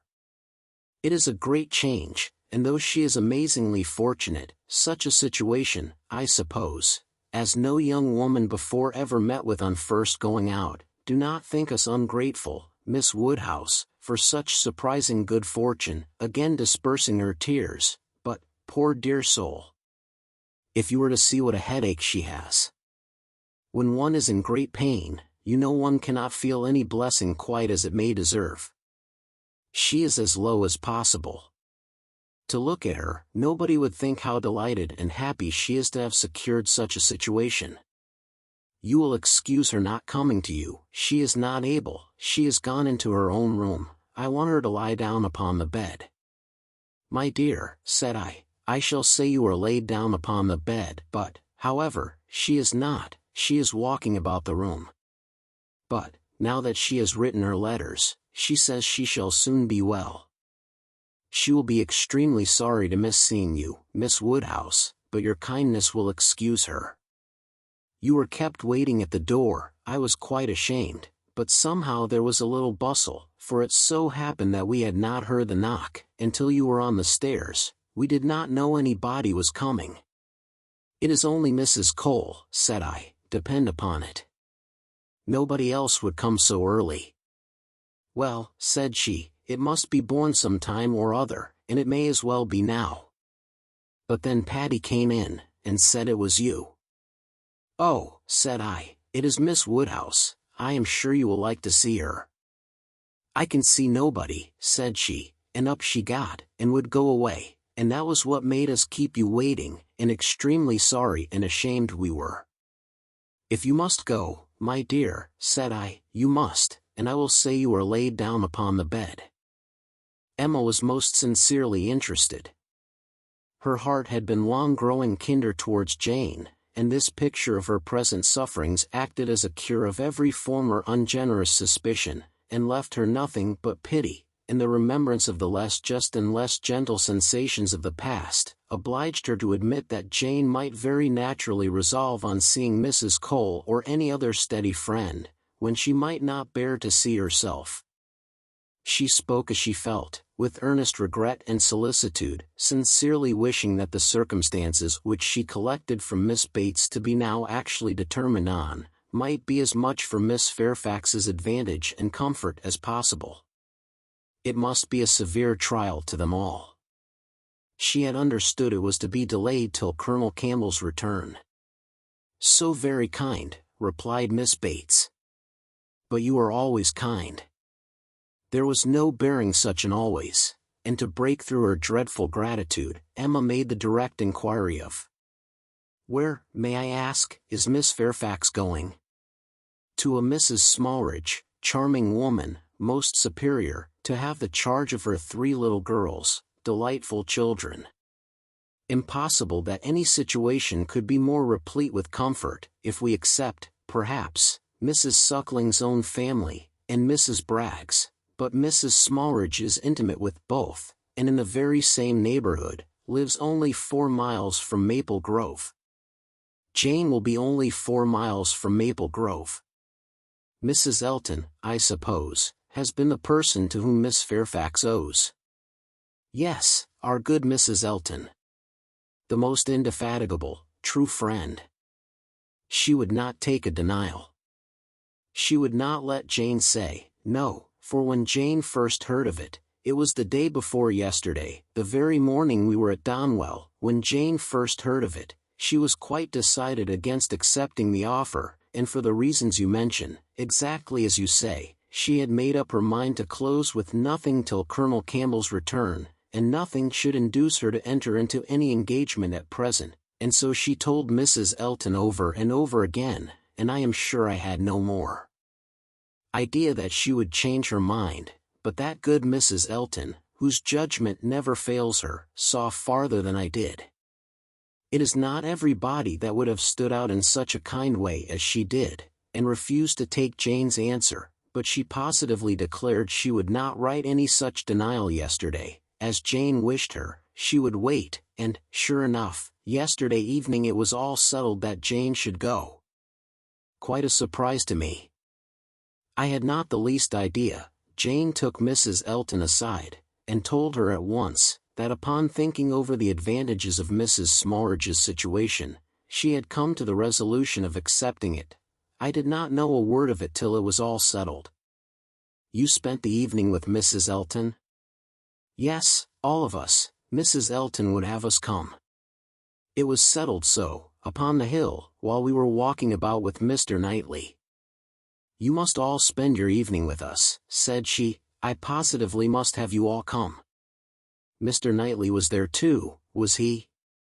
No, not Mr. Knightley, he declined it from the first, and though I thought he would come, because Mrs. Elton declared she would not let him off, he did not, but my mother, and Jane, and I, were all there, and a very agreeable evening we had. Such kind friends, you know, Miss Woodhouse, one must always find agreeable, though everybody seemed rather fagged after the morning's party. Even pleasure, you know, is fatiguing, and I cannot say that any of them seemed very much to have enjoyed it. However, I shall always think it a very pleasant party, and feel extremely obliged to the kind friends who included me in it. Miss Fairfax, I suppose, though you were not aware of it, had been making up her mind the whole day? I dare say she had. Whenever the time may come, it must be unwelcome to her and all her friends, but I hope her engagement will have every alleviation that is possible, I mean, as to the character and manners of the family. Thank you, dear Miss Woodhouse. Yes, indeed, there is everything in the world that can make her happy in it. Except the Sucklings and Braggs, there is not such another nursery establishment, so liberal and elegant, in all Mrs. Elton's acquaintance. Mrs. Smallridge, a most delightful woman, a style of living almost equal to Maple Grove, and as to the children, except the little Sucklings and little Braggs, there are not such elegant sweet children anywhere. Jane will be treated with such regard and kindness, it will be nothing but pleasure, a life of pleasure, and her salary, I really cannot venture to name her salary to you, Miss Woodhouse. Even you, used as you are to great sums, would hardly believe that so much could be given to a young person like Jane. Ah! Madam, cried Emma, if other children are at all like what I remember to have been myself, I should think 5 times the amount of what I have ever yet heard named as a salary on such occasions, dearly earned. You are so noble in your ideas. And when is Miss Fairfax to leave you? Very soon, indeed, that's the worst of it. Within a fortnight. Mrs. Smallridge is in a great hurry. My poor mother does not know how to bear it. So then, I try to put it out of her thoughts, and say, come ma'am, do not let us think about it any more. Her friends must all be sorry to lose her, and will not Colonel and Mrs. Campbell be sorry to find that she has engaged herself before their return? Yes, Jane says she is sure they will, but yet, this is such a situation as she cannot feel herself justified in declining. I was so astonished when she first told me what she had been saying to Mrs. Elton, and when Mrs. Elton at the same moment came congratulating me upon it. It was before tea, no, it could not be before tea, because we were just going to cards, and yet it was before tea, because I remember thinking, oh! No, now I recollect, now I have it, something happened before tea, but not that. Mr. Elton was called out of the room before tea, old John Abdy's son wanted to speak with him. Poor old John, I have a great regard for him, he was clerk to my poor father 27 years, and now, poor old man, he is bedridden, and very poorly with the rheumatic gout in his joints. I must go and see him today, and so will Jane, I am sure, if she gets out at all. And poor John's son came to talk to Mr. Elton about relief from the parish. He is very well to do himself, you know, being head man at the Crown, ostler, and everything of that sort, but still he cannot keep his father without some help, and so, when Mr. Elton came back, he told us what John Ostler had been telling him, and then it came out about the chaise having been sent to Randall's to take Mr. Frank Churchill to Richmond. That was what happened before tea. It was after tea that Jane spoke to Mrs. Elton. Miss Bates would hardly give Emma time to say how perfectly new this circumstance was to her, but as without supposing it possible that she could be ignorant of any of the particulars of Mr. Frank Churchill's going, she proceeded to give them all. It was of no consequence. What Mr. Elton had learned from the ostler on the subject, being the accumulation of the ostler's own knowledge, and the knowledge of the servants at Randall's, was, that a messenger had come over from Richmond soon after the return of the party from Box Hill, which messenger, however, had been no more than was expected, and that Mr. Churchill had sent his nephew a few lines, containing, upon the whole, a tolerable account of Mrs. Churchill, and only wishing him not to delay coming back beyond the next morning early, but that Mr. Frank Churchill having resolved to go home directly, without waiting at all, and his horse seeming to have got a cold, Tom had been sent off immediately for the Crown chaise, and the ostler had stood out and seen it pass by, the boy going a good pace, and driving very steady. There was nothing in all this either to astonish or interest, and it caught Emma's attention only as it united with the subject which already engaged her mind. The contrast between Mrs. Churchill's importance in the world, and Jane Fairfax's, struck her. One was everything, the other nothing, and she sat musing on the difference of woman's destiny, and quite unconscious on what her eyes were fixed, till roused by Miss Bates's saying, I see what you are thinking of, the pianoforte. What is to become of that? Very true. poor dear Jane was talking of it just now. You must go, said she. You and I must part. You will have no business here. Let it stay, however, said she. Give it house room till Colonel Campbell comes back. I shall talk about it to him. He will settle for me. He will help me out of all my difficulties. And to this day, I do believe, she knows not whether it was his present or his daughter's.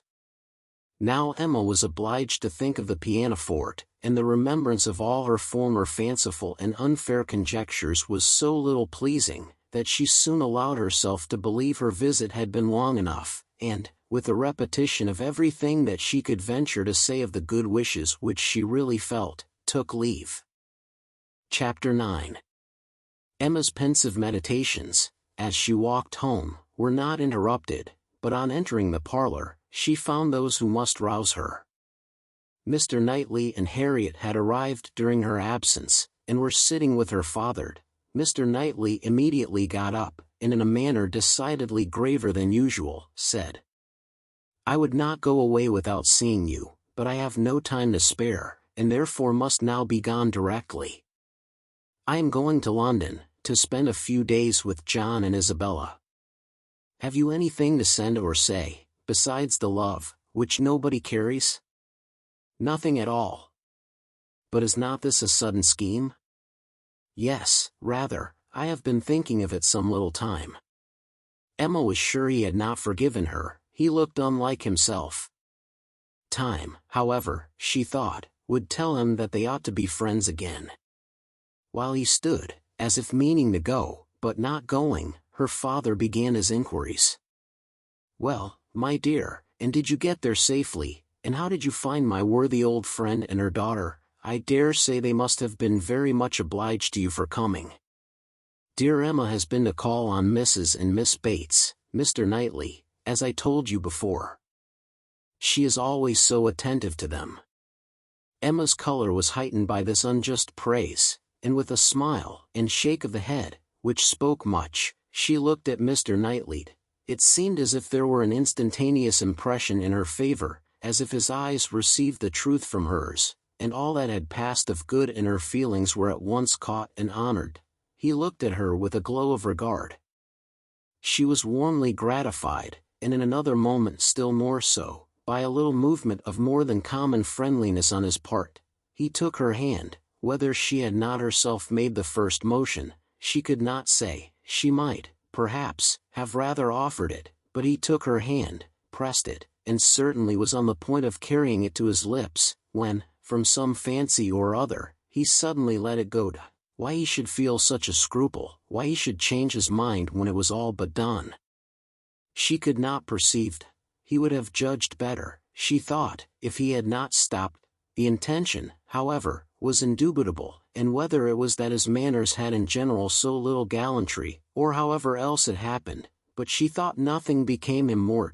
It was with him, of so simple, yet so dignified a nature. She could not but recall the attempt with great satisfaction. It spoke such perfect amity. He left them immediately afterwards, gone in a moment. He always moved with the alertness of a mind which could neither be undecided nor dilatory, but now he seemed more sudden than usual in his disappearance.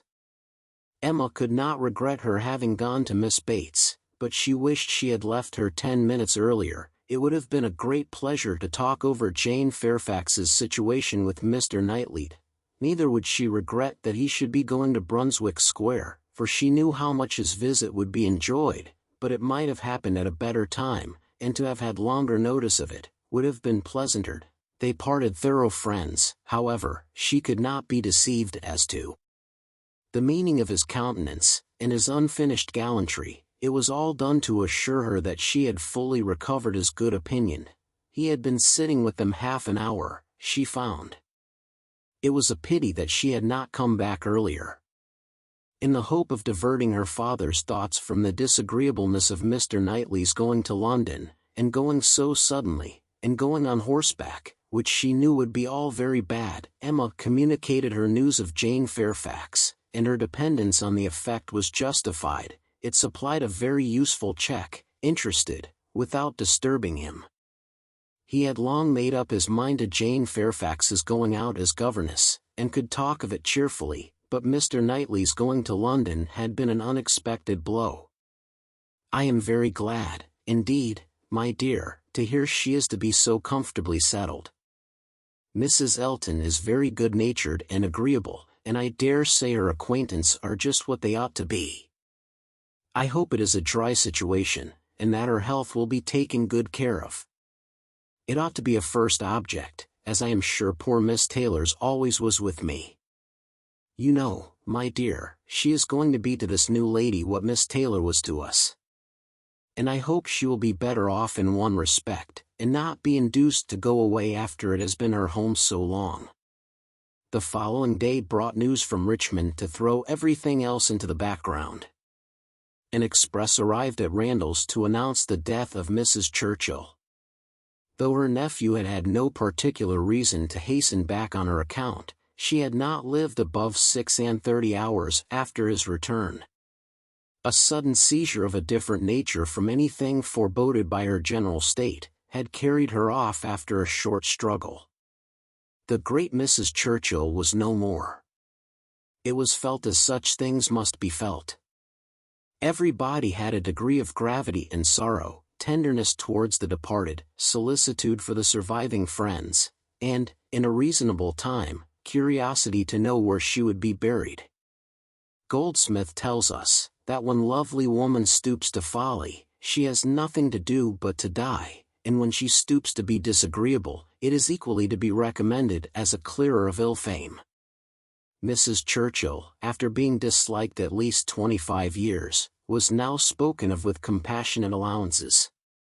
In one point she was fully justified. She had never been admitted before to be seriously ill. The event acquitted her of all the fancifulness, and all the selfishness of imaginary complaints. Poor Mrs. Churchill! No doubt she had been suffering a great deal, more than anybody had ever supposed, and continual pain would try the temper. It was a sad event, a great shock. With all her faults, what would Mr. Churchill do without her? Mr. Churchill's loss would be dreadful indeed. Mr. Churchill would never get over it. Even Mr. Weston shook his head, and looked solemn, and said, "Ah! Poor woman, who would have thought it," and resolved that his mourning should be as handsome as possible, and his wife sat sighing and moralising over her broad hems with a commiseration and good sense, true and steady. How it would affect Frank was among the earliest thoughts of both. It was also a very early speculation with Emma. The character of Mrs. Churchill, the grief of her husband, her mind glanced over them both with awe and compassion, and then rested with lightened feelings on how Frank might be affected by the event, how benefited, how freed. She saw in a moment all the possible good. Now, an attachment to Harriet Smith would have nothing to encounter. Mr. Churchill, independent of his wife, was feared by nobody, an easy, guidable man, to be persuaded into anything by his nephew. All that remained to be wished was, that the nephew should form the attachment, as, with all her goodwill in the cause, Emma could feel no certainty of its being already formed. Harriet behaved extremely well on the occasion, with great self-command. Whatever she might feel of brighter hope, she betrayed nothing. Emma was gratified to observe such a proof in her of strength and character, and refrained from any illusion that might endanger its maintenance. They spoke, therefore, of Mrs. Churchill's death with mutual forbearance. Short letters from Frank were received at Randalls, communicating all that was immediately important of their state and plans. Mr. Churchill was better than could be expected, and their first removal, on the departure of the funeral for Yorkshire, was to be to the house of a very old friend in Windsor, to whom Mr. Churchill had been promising a visit the last 10 years. At present, there was nothing to be done for Harriet. Good wishes for the future were all that could yet be possible on Emma's side. It was a more pressing concern to shew attention to Jane Fairfax, whose prospects were closing, while Harriet's opened, and whose engagements now allowed of no delay in any one at Highbury, who wished to shew her kindness, and with Emma it was grown into a first wish. She had scarcely a stronger regret than for her past coldness, and the person, whom she had been so many months neglecting, was now the very one on whom she would have lavished every distinction of regard or sympathy. She wanted to be of use to her, wanted to shew a value for her society, and testify respect and consideration. She resolved to prevail on her to spend a day at Hartfield. A note was written to urge it. The invitation was refused, and by a verbal message.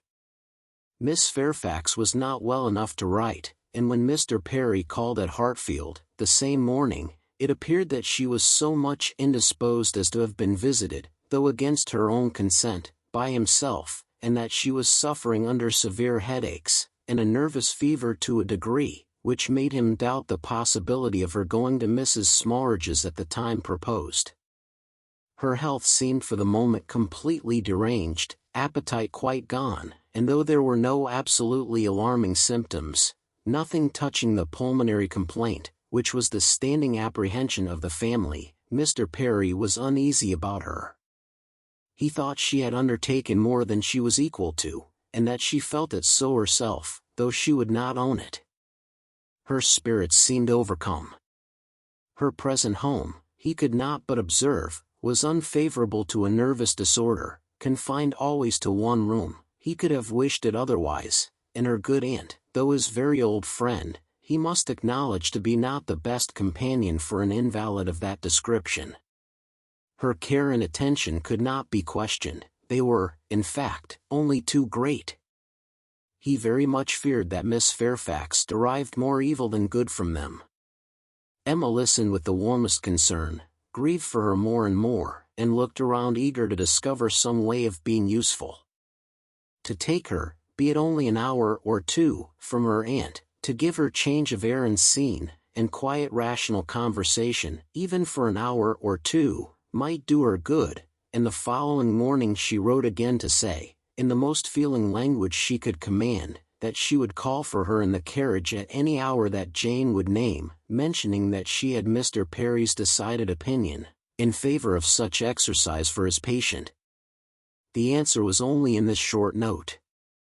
Miss Fairfax's compliments and thanks, but is quite unequal to any exercise.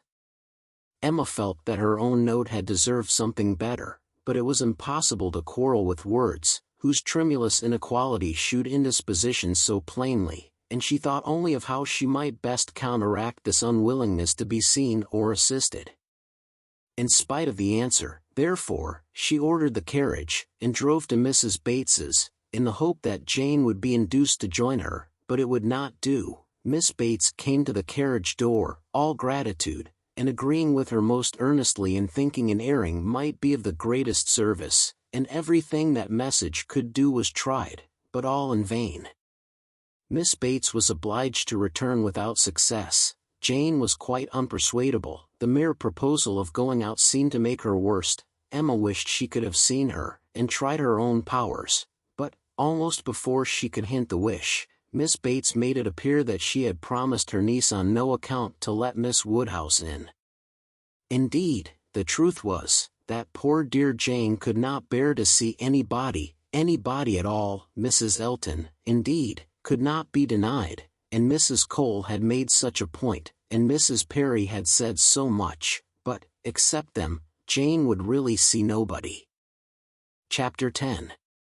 One morning, about 10 days after Mrs. Churchill's decease, Emma was called downstairs to Mr. Weston, who could not stay 5 minutes, and wanted particularly to speak with her. He met her at the parlor door, and hardly asking her how she did, in the natural key of his voice, sunk it immediately, to say, unheard by her father, "Can you come to Randall's at any time this morning? Do, if it be possible. Mrs. Weston wants to see you. She must see you. Is she unwell?" No, not at all, only a little agitated. She would have ordered the carriage, and come to you, but she must see you alone, and that you know," nodding towards her father. "Humph, can you come?" "Certainly. This moment, if you please. It is impossible to refuse what you ask in such a way. But what can be the matter? Is she really not ill?" "Depend upon me, but ask no more questions. You will know it all in time. The most unaccountable business. But hush, hush. To guess what all this meant was impossible even for Emma. Something really important seemed announced by his looks, but, as her friend was well, she endeavored not to be uneasy, and settling it with her father, that she would take her walk now. She and Mr. Weston were soon out of the house together and on their way at a quick pace for Randalls. "Now," said Emma, when they were fairly beyond the sweep gates, "now, Mr. Weston, do let me know what has happened." "No, no," he gravely replied, "don't ask me. I promised my wife to leave it all to her. She will break it to you better than I can. Do not be impatient, Emma, it will all come out too soon." "Break it to me," cried Emma, standing still with terror. "Good God, Mr. Weston, tell me at once, something has happened in Brunswick Square." "I know it has. Tell me, I charge you, tell me this moment what it is." "No, indeed you are mistaken. Mr. Weston, do not trifle with me. Consider how many of my dearest friends are now in Brunswick Square.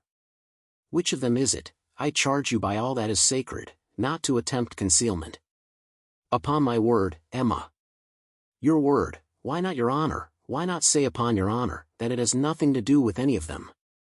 "Good heavens, what can be to be broke to me, that does not relate to one of that family?" "Upon my honor," said he very seriously, "it does not. It is not in the smallest degree connected with any human being of the name of Knightley." Emma's courage returned, and she walked on. "I was wrong," he continued, "in talking of its being broke to you. I should not have used the expression. In fact, it does not concern you, it concerns only myself, that is, we hoped, humph, in short, my dear Emma, there is no occasion to be so uneasy about it. I don't say that it is not a disagreeable business, but things might be much worse. If we walk fast, we shall soon be at Randalls." Emma found that she must wait, and now it required little effort. She asked no more questions therefore, merely employed her own fancy, and that soon pointed out to her the probability of its being some money concern, something just come to light, of a disagreeable nature in the circumstances of the family, something which the late event at Richmond had brought forward. Her fancy was very active. Half a dozen natural children, perhaps, and poor Frank cut off, this, though very undesirable, would be no matter of agony to her. It inspired little more than an animating curiosity. "Who is that gentleman on horseback?" said she, as they proceeded, speaking more to assist Mr. Weston in keeping his secret than with any other view. "I do not know. One of the Otways. Not Frank, it is not Frank, I assure you. You will not see him. He is halfway to Windsor by this time." "Has your son been with you, then?" "Oh, yes, did not you know? Well, well, never mind." For a moment he was silent, and then added, in a tone much more guarded and demure, "Yes, Frank came over this morning, just to ask us how we did." They hurried on, and were speedily at Randalls. "Well, my dear," said he, as they entered the room, "I have brought her, and now I hope you will soon be better. I shall leave you together. There is no use in delay. I shall not be far off, if you want me." And Emma distinctly heard him add, in a lower tone, before he quitted the room, "I have been as good as my word." She has not the least idea. Mrs. Weston was looking so ill, and had an air of so much perturbation, that Emma's uneasiness increased, and the moment they were alone, she eagerly said, "What is it, my dear friend?" "Something of a very unpleasant nature, I find, has occurred. Do let me know directly what it is. I have been walking all this way in complete suspense. We both abhor suspense. Do not let mine continue longer. It will do you good to speak of your distress, whatever it may be." "Have you indeed no idea?" said Mrs. Weston in a trembling voice. "Cannot you, my dear Emma, cannot you form a guess as to what you are to hear?" "So far as that it relates to Mr. Frank Churchill, I do guess." "You are right. It does relate to him, and I will tell you directly," resuming her work, and seeming resolved against looking up. "He has been here this very morning, on a most extraordinary errand. It is impossible to express our surprise. He came to speak to his father on a subject, to announce an attachment, She stopped to breathe. Emma thought first of herself, and then of Harriet. More than an attachment, indeed, resumed Mrs. Weston, an engagement, a positive engagement. What will you say, Emma, what will anybody say, when it is known that Frank Churchill and Miss Fairfax are engaged, nay, that they have been long engaged? Emma even jumped with surprise, and, horror-struck, exclaimed, "Jane Fairfax, good God! You are not serious? You do not mean it?" "You may well be amazed," returned Mrs. Weston, still averting her eyes, and talking on with eagerness, that Emma might have time to recover. "You may well be amazed. But it is even so. There has been a solemn engagement between them ever since October, formed at Weymouth, and kept a secret from everybody.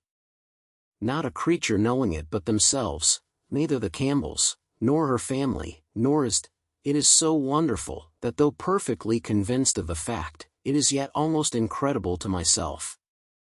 I can hardly believe it. I thought I knew him." Emma scarcely heard what was said.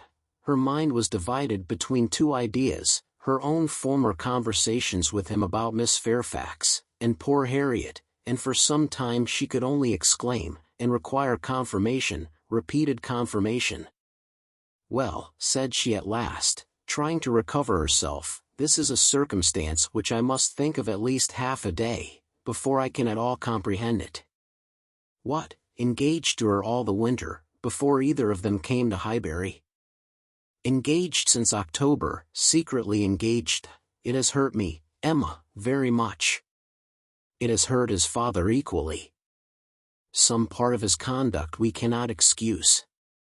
Emma pondered a moment, and then replied, "I will not pretend not to understand you, and to give you all the relief in my power. Be assured that no such effect has followed his attentions to me, as you are apprehensive of."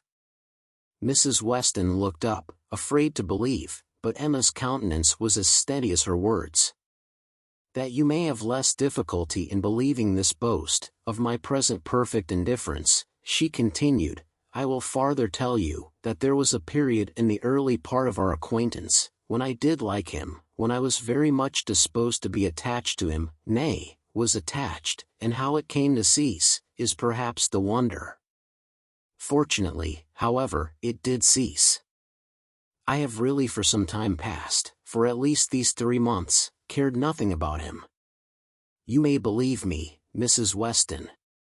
This is the simple truth." Mrs. Weston kissed her with tears of joy, and when she could find utterance, assured her that this protestation had done her more good than anything else in the world could do. "Mr. Weston will be almost as much relieved as myself," said she. "On this point we have been wretched. It was our darling wish that you might be attached to each other, and we were persuaded that it was so.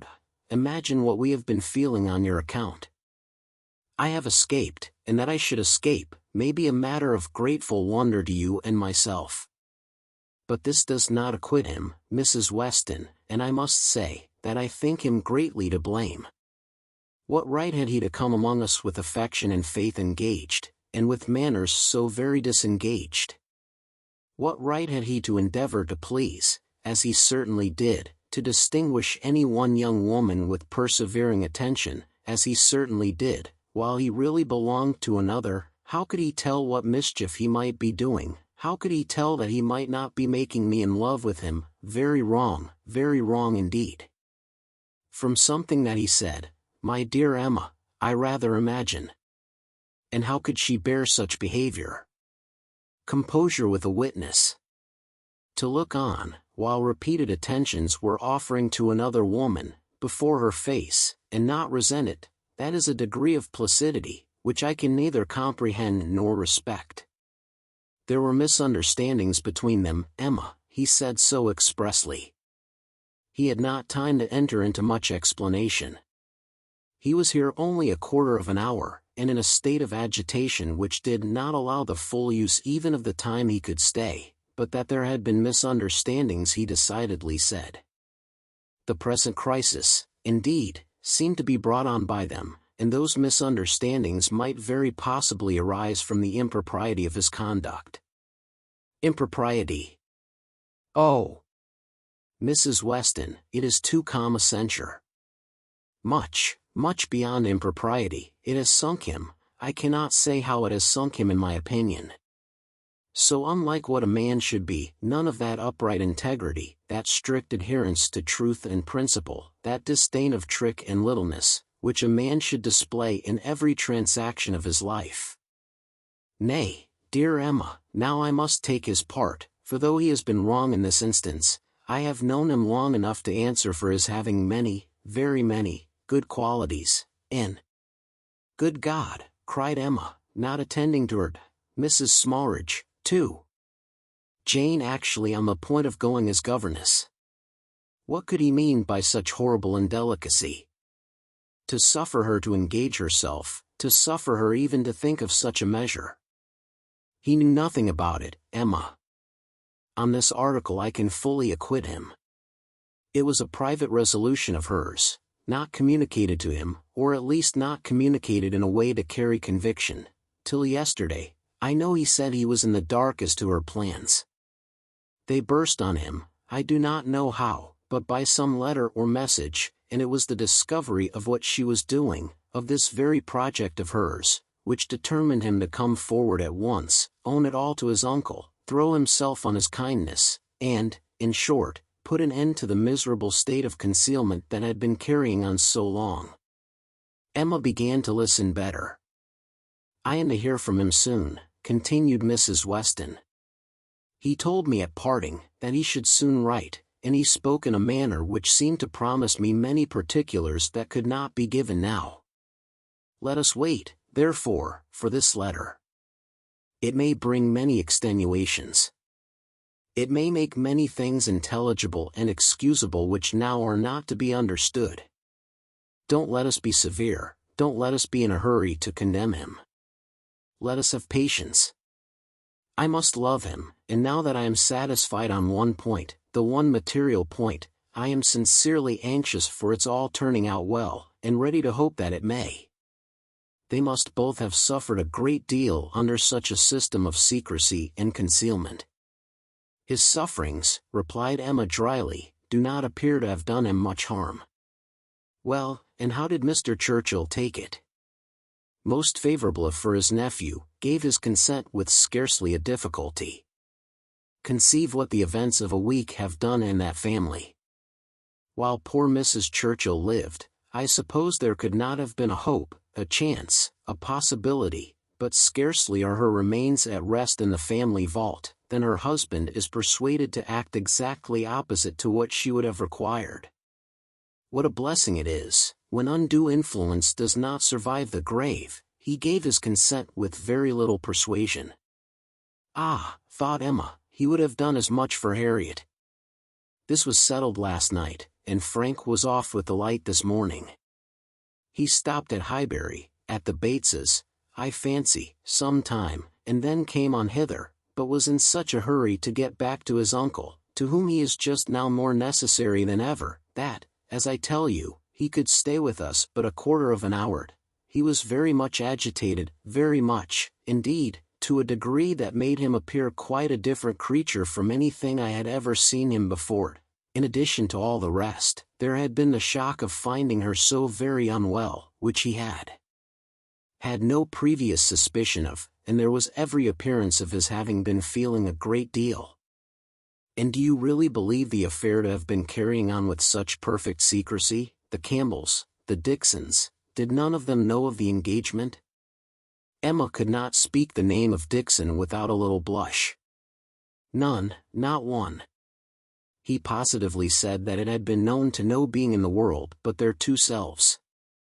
Well, said Emma, I suppose we shall gradually grow reconciled to the idea, and I wish them very happy. But I shall always think it a very abominable sort of proceeding. What has it been but a system of hypocrisy and deceit, espionage, and treachery, to come among us with professions of openness and simplicity, and such a league in secret to judge us all? Here have we been, the whole winter and spring, completely duped, fancying ourselves all on an equal footing of truth and honor, with two people in the midst of us who may have been carrying round, comparing and sitting in judgment on sentiments and words that were never meant for both to hear, they must take the consequence, if they have heard each other spoken of in a way not perfectly agreeable. I am quite easy on that head, replied Mrs. Weston. I am very sure that I never said anything of either to the other, which both might not have heard. You are in luck. Your only blunder was confined to my ear, when you imagined a certain friend of ours in love with the lady. True. But as I have always had a thoroughly good opinion of Miss Fairfax, I never could, under any blunder, have spoken ill of her, and as to speaking ill of him, there I must have been safe. At this moment Mr. Weston appeared at a little distance from the window, evidently on the watch. His wife gave him a look which invited him in, and, while he was coming round, added, "Now, dearest Emma, let me entreat you to say and look everything that may set his heart at ease, and incline him to be satisfied with the match. Let us make the best of it, and, indeed, almost everything may be fairly said in her favor. It is not a connection to gratify, but if Mr. Churchill does not feel that, why should we? And it may be a very fortunate circumstance for him, for Frank, I mean, that he should have attached himself to a girl of such steadiness of character and good judgment as I have always given her credit for, and still am disposed to give her credit for, in spite of this one great deviation from the strict rule of right. And how much may be said in her situation for even that error?" "Much, indeed," cried Emma feelingly. "If a woman can ever be excused for thinking only of herself, it is in a situation like Jane Fairfax's. Of such, one may almost say, that the world is not theirs, nor the world's law." She met Mr. Weston on his entrance, with a smiling countenance, exclaiming, "A very pretty trick you have been playing me, upon my word. This was a device, I suppose, to sport with my curiosity, and exercise my talent of guessing. But you really frightened me. I thought you had lost half your property, at least. And here, instead of its being a matter of condolence, it turns out to be one of congratulation.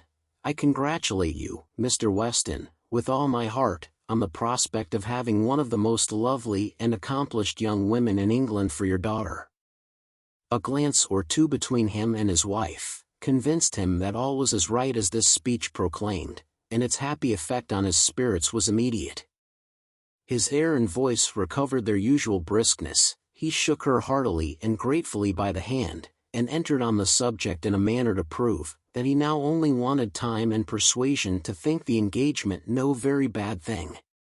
His companions suggested only what could palliate imprudence, or smooth objections, and by the time they had talked it all over together, and he had talked it all over again with Emma, in their walk back to Hartfield, he was become perfectly reconciled, and not far from thinking it the very best thing that Frank could possibly have done. Chapter 11. Harriet, poor Harriet. Those were the words, in them lay the tormenting ideas which Emma could not get rid of, and which constituted the real misery of the business to her. Frank Churchill had behaved very ill by herself, very ill in many ways, but it was not so much his behavior as her own, which made her so angry with him. It was the scrape which he had drawn her into on Harriet's account, that gave the deepest hue to his offence. Poor Harriet! To be a second time the dupe of her misconceptions and flattery. Mr. Knightley had spoken prophetically, when he once said, "Emma, you have been no friend to Harriet Smith." She was afraid she had done her nothing but disservice. It was true that she had not to charge herself, in this instance as in the former, with being the sole and original author of the mischief, with having suggested such feelings as might otherwise never have entered Harriet's imagination, for Harriet had acknowledged her admiration and preference of Frank Churchill before she had ever given her a hint on the subject, but she felt completely guilty of having encouraged what she might have repressed. She might have prevented the indulgence and increase of such sentiments. Her influence would have been enough. And now she was very conscious that she ought to have prevented them. She felt that she had been risking her friend's happiness on most insufficient grounds. Common sense would have directed her to tell Harriet that she must not allow herself to think of him, and that there were 500 chances to 1 against his ever caring for her. But, with common sense, she added, I am afraid I have had little to do. She was extremely angry with herself. If she could not have been angry with Frank Churchill too, it would have been dreadful. As for Jane Fairfax, she might at least relieve her feelings from any present solicitude on her account. Harriet would be anxiety enough, she need no longer be unhappy about Jane, whose troubles and whose ill health having, of course, the same origin, must be equally undercured. Her days of insignificance and evil were over. She would soon be well, and happy, and prosperous. Emma could now imagine why her own attentions had been slighted. This discovery laid many smaller matters open. No doubt it had been from jealousy. In Jane's eyes she had been a rival, and well might anything she could offer of assistance or regard be repulsed. An airing in the Hartfield carriage would have been the rack, an arrowroot from the Hartfield storeroom must have been poison. She understood it all, and as far as her mind could disengage itself from the injustice and selfishness of angry feelings, she acknowledged that Jane Fairfax would have neither elevation nor happiness beyond her desert. But poor Harriet was such an engrossing charge. There was little sympathy to be spared for anybody else. Emma was sadly fearful that this second disappointment would be more severe than the first.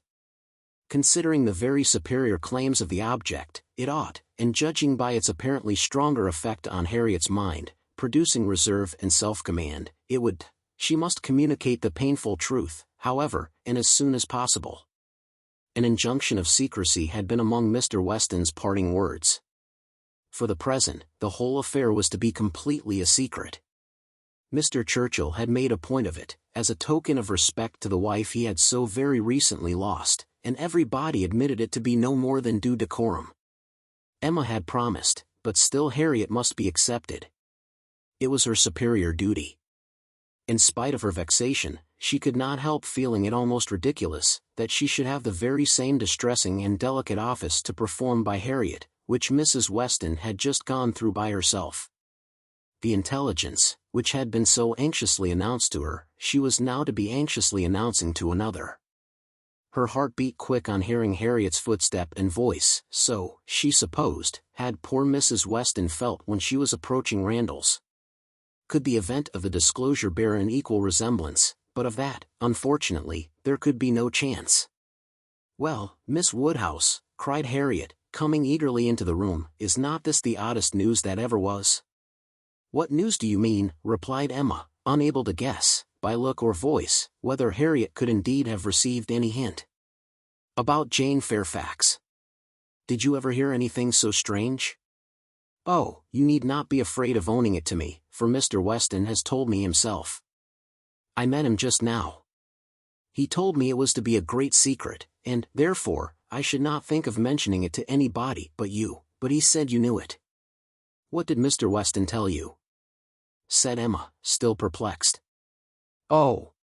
He told me all about it, that Jane Fairfax and Mr. Frank Churchill are to be married, and that they have been privately engaged to one another this long while.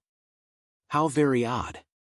It was, indeed, so odd, Harriet's behavior was so extremely odd, that Emma did not know how to understand it. Her character appeared absolutely changed. She seemed to propose shewing no agitation, or disappointment, or peculiar concern in the discovery. Emma looked at her, quite unable to speak. Had you any idea, cried Harriet, of his being in love with her? You, perhaps, might, you, blushing as she spoke, who can see into everybody's heart, but nobody else. Upon my word, said Emma, I begin to doubt my having any such talent.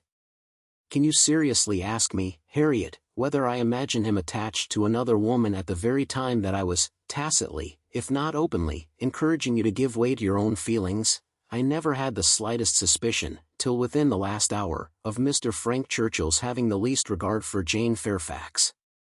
You may be very sure that if I had, I should have cautioned you accordingly. Me, cried Harriet, coloring, and astonished. Why should you caution me? You do not think I care about Mr. Frank Churchill. I am delighted to hear you speak so stoutly on the subject, replied Emma, smiling, but you do not mean to deny that there was a time, and not very distant either, when you gave me reason to understand that you did care about him? Him, never, never. Dear Miss Woodhouse, how could you so mistake me, turning away distressed? Harriet, cried Emma, after a moment's pause, what do you mean, good heaven? What do you mean, mistake you, am I to suppose then? She could not speak another word. Her voice was lost, and she sat down, waiting in great terror till Harriet should answer. Harriet, who was standing at some distance, and with face turned from her, did not immediately say anything, and when she did speak, it was in a voice nearly as agitated as Emma's. I should not have thought it possible, she began, that you could have misunderstood me. I know we agreed never to name him, but considering how infinitely superior he is to everybody else, I should not have thought it possible that I could be supposed to mean any other person. Mr. Frank Churchill, indeed. I do not know who would ever look at him in the company of the other. I hope I have a better taste than to think of Mr. Frank Churchill, who is like nobody by his side. And that you should have been so mistaken, is amazing, I am sure, but for believing that you entirely approved and meant to encourage me in my attachment, I should have considered it at first too great a presumption almost, to dare to think of him. At first, if you had not told me that more wonderful things had happened, that there had been matches of greater disparity, those were your very words, I should not have dared to give way to, I should not have thought it possible, but if you, who had been always acquainted with him. Harriet, cried Emma, collecting herself resolutely, let us understand each other now, without the possibility of farther mistake. Are you speaking of Mr. Knightley? To be sure I am. I never could have an idea of anybody else, and so I thought you knew. When we talked about him, it was as clear as possible. Not quite, returned Emma, with forced calmness, for all that you then said, appeared to me to relate to a different person. I could almost assert that you had named Mr. Frank Churchill. I am sure the service Mr. Frank Churchill had rendered you, in protecting you from the gypsies, was spoken of. Oh! Miss Woodhouse, how you do forget! My dear Harriet, I perfectly remember the substance of what I said on the occasion. I told you that I did not wonder at your attachment, that considering the service he had rendered you, it was extremely natural, and you agreed to it, expressing yourself very warmly as to your sense of that service, and mentioning even what your sensations had been in seeing him come forward to your rescue. The impression of it is strong on my memory. Oh, dear, cried Harriet, now I recollect what you mean, but I was thinking of something very different at the time. It was not the gypsies, it was not Mr. Frank Churchill that I meant. No. With some elevation, I was thinking of a much more precious circumstance, of Mr. Knightley's coming and asking me to dance, when Mr. Elton would not stand up with me, and when there was no other partner in the room. That was the kind action, that was the noble benevolence and generosity, that was the service which made me begin to feel how superior he was to every other being upon earth. Good God, cried Emma, this has been a most unfortunate, most deplorable mistake, what is to be done? You would not have encouraged me, then, if you had understood me? At least, however, I cannot be worse off than I should have been, if the other had been the person, and now, it is possible. She paused a few moments. Emma could not speak. I do not wonder, Miss Woodhouse, she resumed, that you should feel a great difference between the two, as to me or as to anybody. You must think one 500 million times more above me than the other. But I hope, Miss Woodhouse, that supposing, that if, strange as it may appear, but you know they were your own words, that more wonderful things had happened, matches of greater disparity had taken place than between Mr. Frank Churchill and me, and, therefore, it seems as if such a thing even as this, may have occurred before, and if I should be so fortunate, beyond expression, as to, if Mr. Knightley should really, if he does not mind the disparity, I hope, dear Miss Woodhouse, you will not set yourself against it, and try to put difficulties in the way. But you are too good for that, I am sure. Harriet was standing at one of the windows. Emma turned round to look at her in consternation, and hastily said, "Have you any idea of Mr. Knightley's returning your affection?" "Yes," replied Harriet modestly, but not fearfully, "I must say that I have." Emma's eyes were instantly withdrawn, and she sat silently meditating, in a fixed attitude, for a few minutes. A few minutes were sufficient for making her acquainted with her own heart. A mind like hers, once opening to suspicion, made rapid progress. She touched, she admitted, she acknowledged the whole truth. Why was it so much worse that Harriet should be in love with Mr. Knightley, than with Frank Churchill? Why was the evil so dreadfully increased by Harriet's having some hope of a return? It darted through her, with the speed of an arrow, that Mr. Knightley must marry no one but herself. Her own conduct, as well as her own heart, was before her in the same few minutes. She saw it all with a clearness which had never blessed her before. How improperly had she been acting by Harriet! How inconsiderate, how indelicate, how irrational, how unfeeling had been her conduct! What blindness, what madness, had led her on! It struck her with dreadful force, and she was ready to give it every bad name in the world. Some portion of respect for herself, however, in spite of all these demerits, some concern for her own appearance, and a strong sense of justice by Harriet, there would be no need of compassion to the girl who believed herself loved by Mr. Knightley, but justice required that she should not be made unhappy by any coldness now, gave Emma the resolution to sit and endure farther with calmness, with even apparent kindness. For her own advantage indeed, it was fit that the utmost extent of Harriet's hopes should be inquired into, and Harriet had done nothing to forfeit the regard and interest which had been so voluntarily formed and maintained, or to deserve to be slighted by the person, whose counsels had never led her right. Rousing from reflection, therefore, and subduing her emotion, she turned to Harriet again, and, in a more inviting accent, renewed the conversation, for as to the subject which had first introduced it, the wonderful story of Jane Fairfax, that was quite sunk and lost. Neither of them thought but of Mr. Knightley and themselves.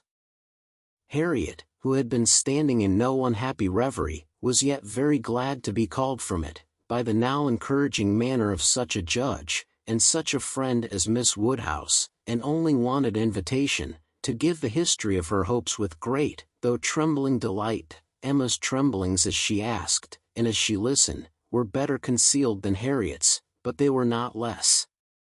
Her voice was not unsteady, but her mind was in all the perturbation that such a development of self, such a burst of threatening evil, such a confusion of sudden and perplexing emotions, must create. She listened with much inward suffering, but with great outward patience, to Harriet's detailed, methodical, or well-arranged, or very well delivered. It could not be expected to be, but it contained, when separated from all the feebleness and tautology of the narration, a substance to sink her spirit, especially with the corroborating circumstances, which her own memory brought in favor of Mr. Knightley's most improved opinion of Harriet. Harriet had been conscious of a difference in his behavior ever since those two decisive dances. Emma knew that he had, on that occasion, found her much superior to his expectation. From that evening, or at least from the time of Miss Woodhouse's encouraging her to think of him, Harriet had begun to be sensible of his talking to her much more than he had been used to do, and of his having indeed quite a different manner towards her, a manner of kindness and sweetness. Latterly she had been more and more aware of it. When they had been all walking together, he had so often come and walked by her, and talked so very delightfully, he seemed to want to be acquainted with her. Emma knew it to have been very much the case. She had often observed the change, to almost the same extent. Harriet repeated expressions of approbation and praise from him, and Emma felt them to be in the closest agreement with what she had known of his opinion of Harriet. He praised her for being without art or affectation, for having simple, honest, generous feelings. She knew that he saw such recommendations in Harriet, he had dwelt on them to her more than once. Much that lived in Harriet's memory, Many little particulars of the notice she had received from him, a look, a speech, a removal from one chair to another, a compliment implied, a preference inferred, had been unnoticed, because unsuspected, by Emma. Circumstances that might swell to half an hour's relation, and contained multiplied proofs to her who had seen them, had passed undiscerned by her who now heard them, but the two latest occurrences to be mentioned, the two of strongest promise to Harriet, were not without some degree of witness from Emma herself. The first was his walking with her apart from the others, in the lime walk at Donwell, where they had been walking some time before Emma came, and he had taken pains, as she was convinced, to draw her from the rest to himself, and at first, he had talked to her in a more particular way than he had ever done before, in a very particular way indeed. Harriet could not recall it without a blush. He seemed to be almost asking her whether her affections were engaged, but as soon as she, Miss Woodhouse, appeared likely to join them, he changed the subject, and began talking about farming. The second was his having sat talking with her nearly half an hour before Emma came back from her visit, the very last morning of his being at Hartfield, though, when he first came in, he had said that he could not stay 5 minutes, and his having told her, during their conversation, that though he must go to London, it was very much against his inclination that he left home at all, which was much more, as Emma felt, than he had acknowledged to her. The superior degree of confidence towards Harriet, which this one article marked, gave her severe pain. On the subject of the first of the two circumstances, she did, after a little reflection, venture the following question. Might he not, is not it possible, that when inquiring, as you thought, into the state of your affections, he might be alluding to Mr. Martin, he might have Mr. Martin's interest in view? But Harriet rejected the suspicion with spirit. Mr. Martin? No, indeed, there was not a hint of Mr. Martin. I hope I know better now, than to care for Mr. Martin, or to be suspected of it. When Harriet had closed her evidence, she appealed to her dear Miss Woodhouse, to say whether she had not good ground for hope. I never should have presumed to think of it at first, said she, but for you. You told me to observe him carefully, and let his behavior be the rule of mine, and so I have. But now I seem to feel that I may deserve him, and that if he does choose me, it will not be anything so very wonderful. The bitter feelings occasioned by this speech, the many bitter feelings, made the utmost exertion necessary on Emma's side, to enable her to say on reply, Harriet, I will only venture to declare, that Mr. Knightley is the last man in the world, who would intentionally give any woman the idea of his feeling for her more than he really does. Harriet seemed ready to worship her friend for a sentence so satisfactory, and Emma was only saved from raptures and fondness, which at that moment would have been dreadful penance, by the sound of her father's footsteps. He was coming through the hall. Harriet was too much agitated to encounter him. She could not compose herself. Mr. Woodhouse would be alarmed. She had better go, with most ready encouragement from her friend. Therefore, she passed off through another door, and the moment she was gone, this was the spontaneous burst of Emma's feelings. Oh God! That I had never seen her. The rest of the day, the following night, were hardly enough for her thoughts. She was bewildered amidst the confusion of all that had rushed on her within the last few hours. Every moment had brought a fresh surprise, and every surprise must be matter of humiliation to her. How to understand it all? How to understand the deceptions she had been thus practicing on herself, and living under, the blunders, the blindness of her own head and heart? She sat still, she walked about, she tried her own room, she tried the shrubbery. In every place, every posture, she perceived that she had acted most weakly, that she had been imposed on by others in a most mortifying degree, that she had been imposing on herself in a degree yet more mortifying, that she was wretched, and should probably find this day but the beginning of wretchedness. To understand, thoroughly understand her own heart, was the first endeavor. To that point went every leisure moment which her father's claims on her allowed, and every moment of involuntary absence of mind. How long had Mr. Knightley been so dear to her, as every feeling declared him now to be? When had his influence, such influence begun? When had he succeeded to that place in her affection, which Frank Churchill had once, for a short period, occupied? She looked back, she compared the two, compared them, as they had always stood in her estimation, from the time of the latter's becoming known to her, and as they must at any time have been compared by her, had it, by any blessed felicity, occurred to her, to institute the comparison. She saw that there never had been a time when she did not consider Mr. Knightley as infinitely the superior, or when his regard for her had not been infinitely the most dear. She saw, that in persuading herself, in fancying, in acting to the contrary, she had been entirely under a delusion, totally ignorant of her own heart, and, in short, that she had never really cared for Frank Churchill at all. This was the conclusion of the first series of reflection. This was the knowledge of herself, on the first question of inquiry, which she reached, and without being long in reaching it, she was most sorrowfully indignant, ashamed of every sensation but the one revealed to her, her affection for Mr. Knightley. Every other part of her mind was disgusting.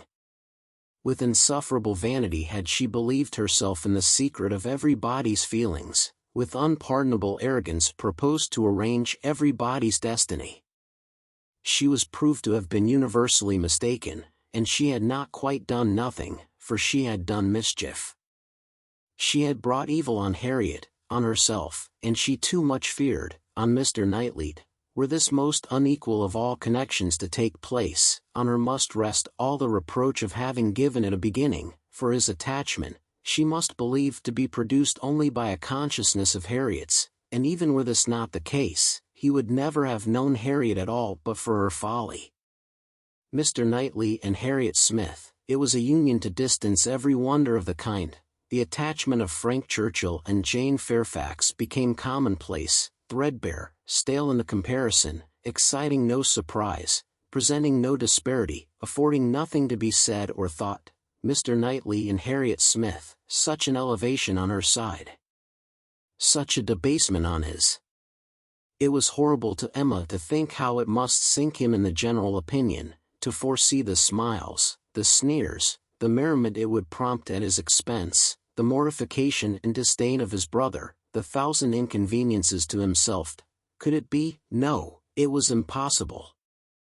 And yet it was far, very far, from impossible. Was it a new circumstance for a man of first-rate abilities to be captivated by very inferior powers? Was it new for one, perhaps too busy to seek, to be the prize of a girl who would seek him? Was it new for anything in this world to be unequal, inconsistent, incongruous, or for chance and circumstance, as second causes, to direct the human fate? Oh! Had she never brought Harriet forward? Had she left her where she ought, and where he had told her she ought? Had she not, with a folly which no tongue could express, prevented her marrying the unexceptionable young man who would have made her happy and respectable in the line of life to which she ought to belong? All would have been safe, none of this dreadful sequel would have been. How Harriet could ever have had the presumption to raise her thoughts to Mr. Knightley, how she could dare to fancy herself the chosen of such a man till actually assured of it. But Harriet was less humble, had fewer scruples than formerly. Her inferiority, whether of mind or situation, seemed little felt. She had seemed more sensible of Mr. Elton's being to stoop in marrying her, than she now seemed of Mr. Knightley's. Alas! Was not that her own doing too? Who had been at pains to give Harriet notions of self-consequence but herself? Who but herself had taught her that she was to elevate herself if possible, and that her claims were great to a high worldly establishment? If Harriet, from being humble, were grown vain, it was her doing too. Chapter 12. Till now that she was threatened with its loss, Emma had never known how much of her happiness depended on being first with Mr. Knightley, first in interest and affection. Satisfied that it was so, and feeling it her due, she had enjoyed it without reflection, and only in the dread of being supplanted, found how inexpressibly important it had been. Long, very long, she felt she had been first, for, having no female connections of his own, there had been only Isabella whose claims could be compared with hers, and she had always known exactly how far he loved and esteemed Isabella. She had herself been first with him for many years past. She had not deserved it, she had often been negligent or perverse, slighting his advice, or even willfully opposing him, insensible of half his merits, and quarreling with him because he would not acknowledge her false and insolent estimate of her own, but still, from family attachment and habit, and thorough excellence of mind, he had loved her, and watched over her from a girl, with an endeavor to improve her, and an anxiety for her doing right, which no other creature had at all shared. In spite of all her faults, she knew she was dear to him, might she not say, very dear, when the suggestions of hope, however, which must follow here, presented themselves, she could not presume to indulge them. Harriet Smith might think herself not unworthy of being peculiarly, exclusively, passionately loved by Mr. Knightley. She could not. She could not flatter herself with any idea of blindness in his attachment to her. She had received a very recent proof of its impartiality. How shocked had he been by her behavior to Miss Bates? How directly, how strongly had he expressed himself to her on the subject, not too strongly for the offense, but far, far too strongly to issue from any feeling softer than upright justice and clear-sighted good-will. She had no hope, nothing to deserve the name of hope, that he could have that sort of affection for herself which was now in question. But there was a hope, at times a slight one, at times much stronger, that Harriet might have deceived herself, and be overrating his regard for her. Wish it she must, for his sake, be the consequence nothing to herself, but his remaining single all his life. Could she be secure of that, indeed, of his never marrying at all? She believed she should be perfectly satisfied. Let him but continue the same Mr. Knightley to her and her father, the same Mr. Knightley to all the world. Let Donwell and Hartfield lose none of their precious intercourse of friendship and confidence, and her peace would be fully secured. Marriage, in fact, would not do for her. It would be incompatible with what she owed to her father, and with what she felt for him. Nothing should separate her from her father. She would not marry, even if she were asked by Mr. Knightley. It must be her ardent wish that Harriet might be disappointed, and she hoped that when able to see them together again, she might at least be able to ascertain what the chances for it were. She should see them henceforward with the closest observance, and wretchedly as she had hitherto misunderstood even those she was watching, she did not know how to admit that she could be blinded here. He was expected back every day. The power of observation would be soon given, frightfully soon it appeared when her thoughts were in one course. In the meanwhile, she resolved against seeing Harriet. It would do neither of them good, it would do the subject no good, to be talking of it farther. She was resolved not to be convinced, as long as she could doubt, and yet had no authority for opposing Harriet's confidence. To talk would be only to irritate.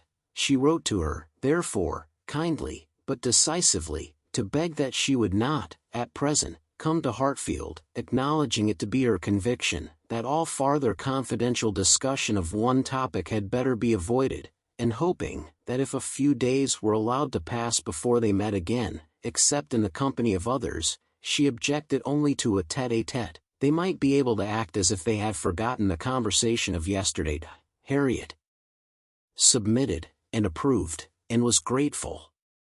This point was just arranged, when a visitor arrived to tear Emma's thoughts a little from the one subject which had engrossed them, sleeping or waking, the last 24 hours, Mrs. Weston, who had been calling on her daughter-in-law-elect, and took Hartfield in her way home, almost as much in duty to Emma as in pleasure to herself, to relate all the particulars of so interesting an interview.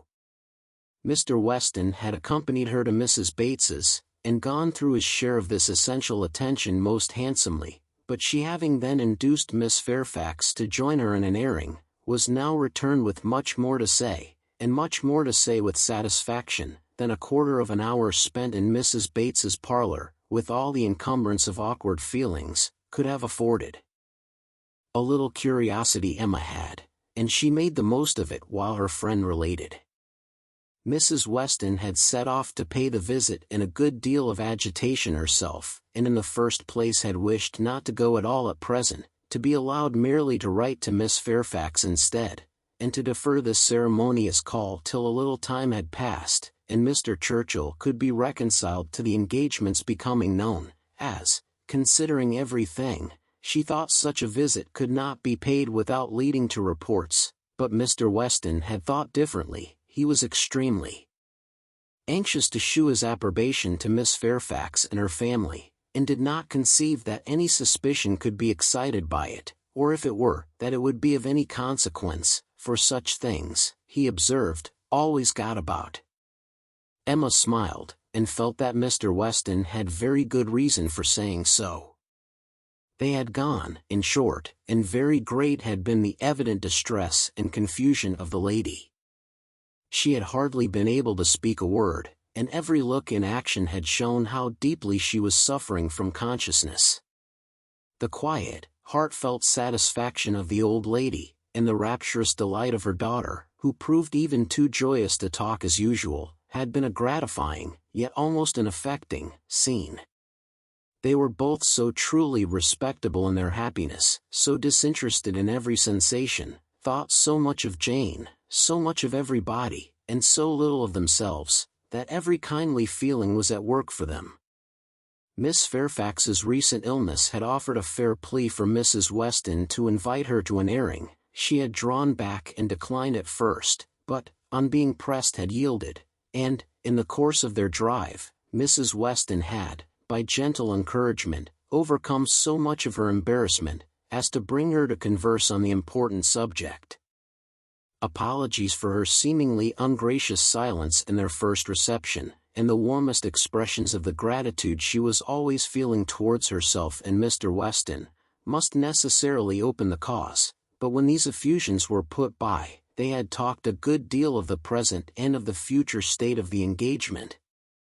Mrs. Weston was convinced that such conversation must be the greatest relief to her companion, pent up within her own mind as everything had so long been, and was very much pleased with all that she had said on the subject. On the misery of what she had suffered, during the concealment of so many months, continued Mrs. Weston, she was energetic. This was one of her expressions. I will not say that since I entered into the engagement I have not had some happy moments, but I can say that I have never known the blessing of one tranquil hour, and the quivering lip, Emma, which uttered it, was an attestation that I felt at my heart. Poor girl, said Emma. She thinks herself wrong, then, for having consented to a private engagement? Wrong. No one, I believe, can blame her more than she is disposed to blame herself. The consequence, said she, has been a state of perpetual suffering to me, and so it ought. But after all the punishment that misconduct can bring, it is still not less misconduct. Pain is no expiation. I never can be blameless. I have been acting contrary to all my sense of right, and the fortunate turn that everything has taken, and the kindness I am now receiving, is what my conscience tells me ought not to be. Do not imagine, madam, she continued, that I was taught wrong. Do not let any reflection fall on the principles or the care of the friends who brought me up. The error has been all my own, and I do assure you that, with all the excuse that present circumstances may appear to give, I shall yet dread making the story known to Colonel Campbell. Poor girl, said Emma again. She loves him then excessively, I suppose. It must have been from attachment only, that she could be led to form the engagement. Her affection must have overpowered her judgment. Yes, I have no doubt of her being extremely attached to him. I am afraid, returned Emma, sighing, that I must often have contributed to make her unhappy. On your side, my love, it was very innocently done. But she probably had something of that in her thoughts, when alluding to the misunderstandings which he had given us hints of before. One natural consequence of the evil she had involved herself in, she said, was that of making her unreasonable. The consciousness of having done amiss had exposed her to 1,000 inquietudes, and made her captious and irritable to a degree that had been, hard for him to bear. "I did not make the allowances," said she, "which I ought to have done, for his temper and spirits, his delightful spirits, and that gaiety, that playfulness of disposition, which, under any other circumstances, would, I am sure, have been as constantly bewitching to me, as they were at first." She then began to speak of you, and of the great kindness you had shown her during her illness, and with a blush which shewed me how it was all connected, desired me, whenever I had an opportunity, to thank you. I could not thank you too much, for every wish and every endeavor to do her good. She was sensible that you had never received any proper acknowledgment from herself. "If I did not know her to be happy now," said Emma, seriously, which, in spite of every little drawback from her scrupulous conscience, she must be, "I could not bear these thanks, for, oh, Mrs. Weston, if there were an account drawn up of the evil and the good I have done Miss Fairfax, well," checking herself, and trying to be more lively, "this is all to be forgotten. You are very kind to bring me these interesting particulars. They shew her to the greatest advantage. I am sure she is very good. I hope she will be very happy. It is fit that the fortune should be on his side, for I think the merit will be all on hers." Such a conclusion could not pass unanswered by Mrs. Weston. She thought well of Frank in almost every respect, and, what was more, she loved him very much, and her defense was, therefore, earnest.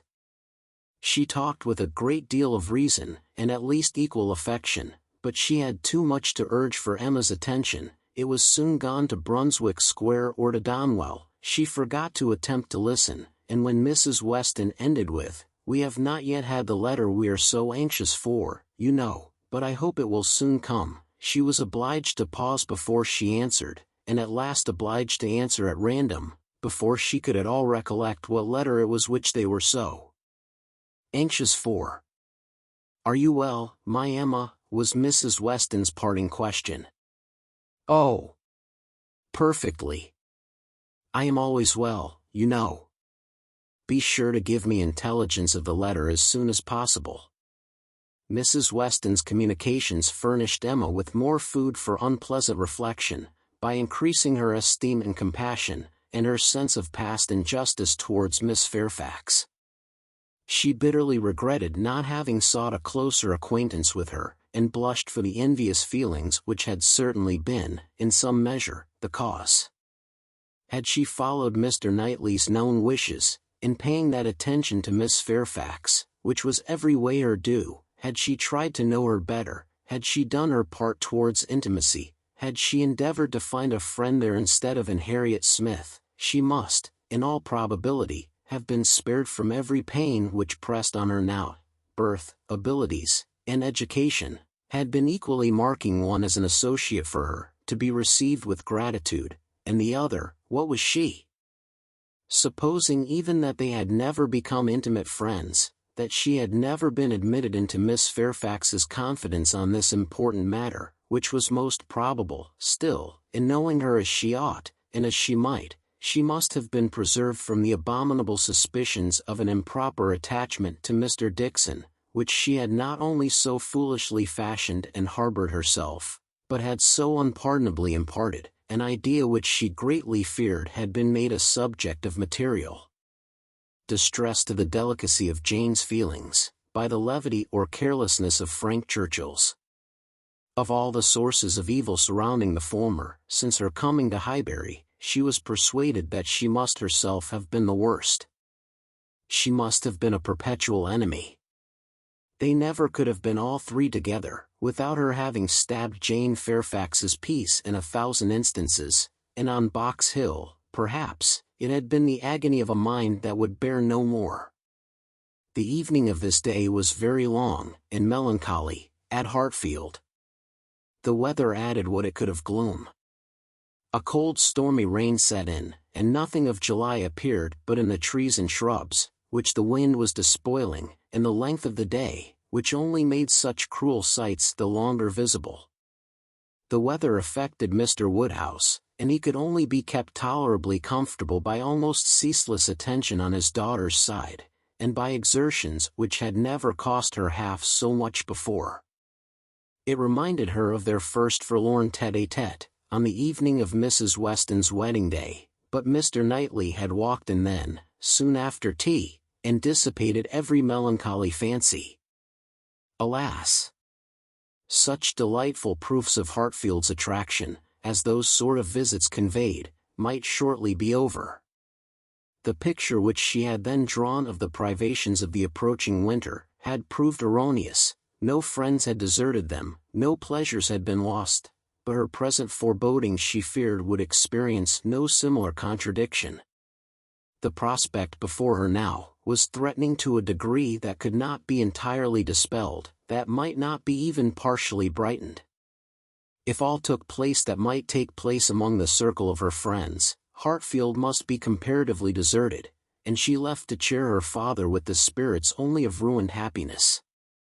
The child to be born at Randalls must be a tie there even dearer than herself, and Mrs. Weston's heart and time would be occupied by it. They should lose her, and, probably, in great measure, her husband also. Frank Churchill would return among them no more, and Miss Fairfax, it was reasonable to suppose, would soon cease to belong to Highbury.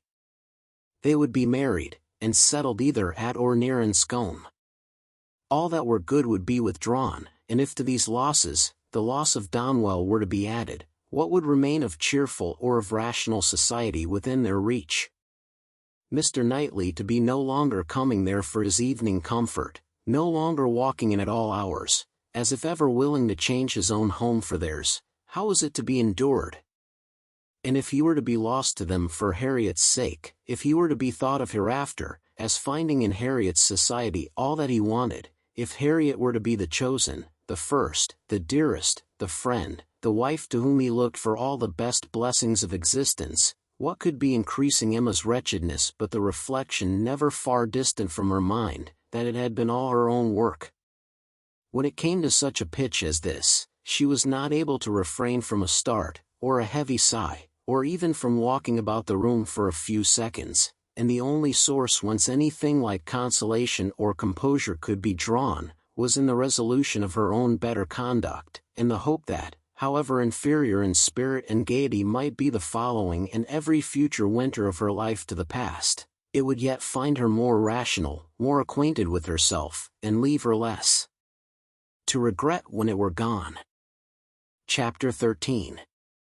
The weather continued much the same all the following morning, and the same loneliness, and the same melancholy, seemed to reign at Hartfield, but in the afternoon it cleared, the wind changed into a softer quarter, the clouds were carried off, the sun appeared, it was summer again. With all the eagerness which such a transition gives, Emma resolved to be out of doors as soon as possible. Never had the exquisite sight, smell, sensation of nature, tranquil, warm, and brilliant after a storm, been more attractive to her. She longed for the serenity they might gradually introduce, and on Mr. Perry's coming in soon after dinner, with a disengaged hour to give her father, she lost no time in hurrying into the shrubbery. There, with spirits freshened, and thoughts a little relieved, she had taken a few turns, when she saw Mr. Knightley passing through the garden door, and coming towards her. It was the first intimation of his being returned from London. She had been thinking of him the moment before, as unquestionably 16 miles distant. There was time only for the quickest arrangement of mind. She must be collected and calm. In half a minute they were together. The how-d'ye-dos were quiet and constrained on each side. She asked after their mutual friends. They were all well. When had he left them? Only that morning. He must have had a wet ride. Yes, he meant to walk with her, she found. He had just looked into the dining room, and as he was not wanted there, preferred being out of doors. She thought he neither looked nor spoke cheerfully, and the first possible cause for it, suggested by her fears, was, that he had perhaps been communicating his plans to his brother, and was pained by the manner in which they had been received. They walked together. He was silent. She thought he was often looking at her, and trying for a fuller view of her face than it suited her to give. And this belief produced another dread. Perhaps he wanted to speak to her, of his attachment to Harriet. He might be watching for encouragement to begin. She did not, could not, feel equal to lead the way to any such subject. He must do it all himself. Yet she could not bear this silence. With him it was most unnatural. She considered, resolved, and, trying to smile, began. "You have some news to hear, now you are come back, that will rather surprise you." "Have I?" said he quietly, and looking at her. "Of what nature?" "Oh, the best nature in the world, a wedding." After waiting a moment, as if to be sure she intended to say no more, he replied. "If you mean Miss Fairfax and Frank Churchill, I have heard that already." "How is it possible?" cried Emma, turning her glowing cheeks towards him, for, while she spoke, it occurred to her that he might have called at Mrs. Goddard's in his way. "I had a few lines on parish business from Mr. Weston this morning, and at the end of them he gave me a brief account of what had happened." Emma was quite relieved, and could presently say, with a little more composure, "You probably have been less surprised than any of us, for you have had your suspicions. I have not forgotten that you once tried to give me a caution. I wish I had attended to it, but," with a sinking voice and a heavy sigh, "I seem to have been doomed to blindness." For a moment or two nothing was said, and she was unsuspicious of having excited any particular interest, till she found her arm drawn within his, and pressed against his heart, and heard him thus saying, in a tone of great sensibility, speaking low, "Time, my dearest Emma, time will heal the wound. Your own excellent sense, your exertions for your father's sake, I know you will not allow yourself." Her arm was pressed again, as he added, in a more broken and subdued accent, "the feelings of the warmest friendship, indignation, abominable scoundrel." And in a louder, steadier tone, he concluded with, "He will soon be gone. They will soon be in Yorkshire. I am sorry for her. She deserves a better fate." Emma understood him, and as soon as she could recover from the flutter of pleasure, excited by such tender consideration, replied, "You are very kind, but you are mistaken, and I must set you right. I am not in want of that sort of compassion. My blindness to what was going on, led me to act by them in a way that I must always be ashamed of, and I was very foolishly tempted to say and do many things which may well lay me open to unpleasant conjectures, but I have no other reason to regret that I was not in the secret earlier." "Emma," cried he, looking eagerly at her, "are you, indeed?" But checking himself, "No, no, I understand you, forgive me, I am pleased that you can say even so much. He is no object of regret, indeed. And it will not be very long, I hope, before that becomes the acknowledgment of more than your reason. Fortunate that your affections were not farther entangled. I could never, I confess, from your manners, assure myself as to the degree of what you felt. I could only be certain that there was a preference, and a preference which I never believed him to deserve. He is a disgrace to the name of man, and is he to be rewarded with that sweet young woman? Jane, Jane, you will be a miserable creature." "Mr. Knightley," said Emma, trying to be lively, but really confused, "I am in a very extraordinary situation.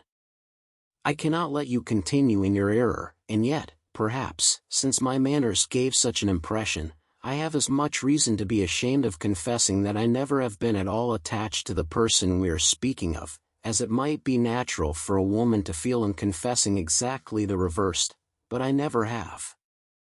He listened in perfect silence. She wished him to speak, but he would not. She supposed she must say more before she were entitled to his clemency, but it was a hard case to be obliged still to lower herself in his opinion. She went on, however. "I have very little to say for my own conduct. I was tempted by his attentions, and allowed myself to appear pleased.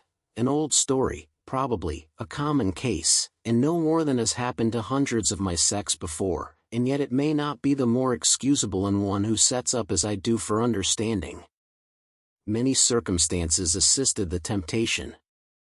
He was the son of Mr. Weston, he was continually here, I always found him very pleasant, and, in short, with a sigh, let me swell out the causes ever so ingeniously, they all centre in this at last, my vanity was flattered, and I allowed his attentions.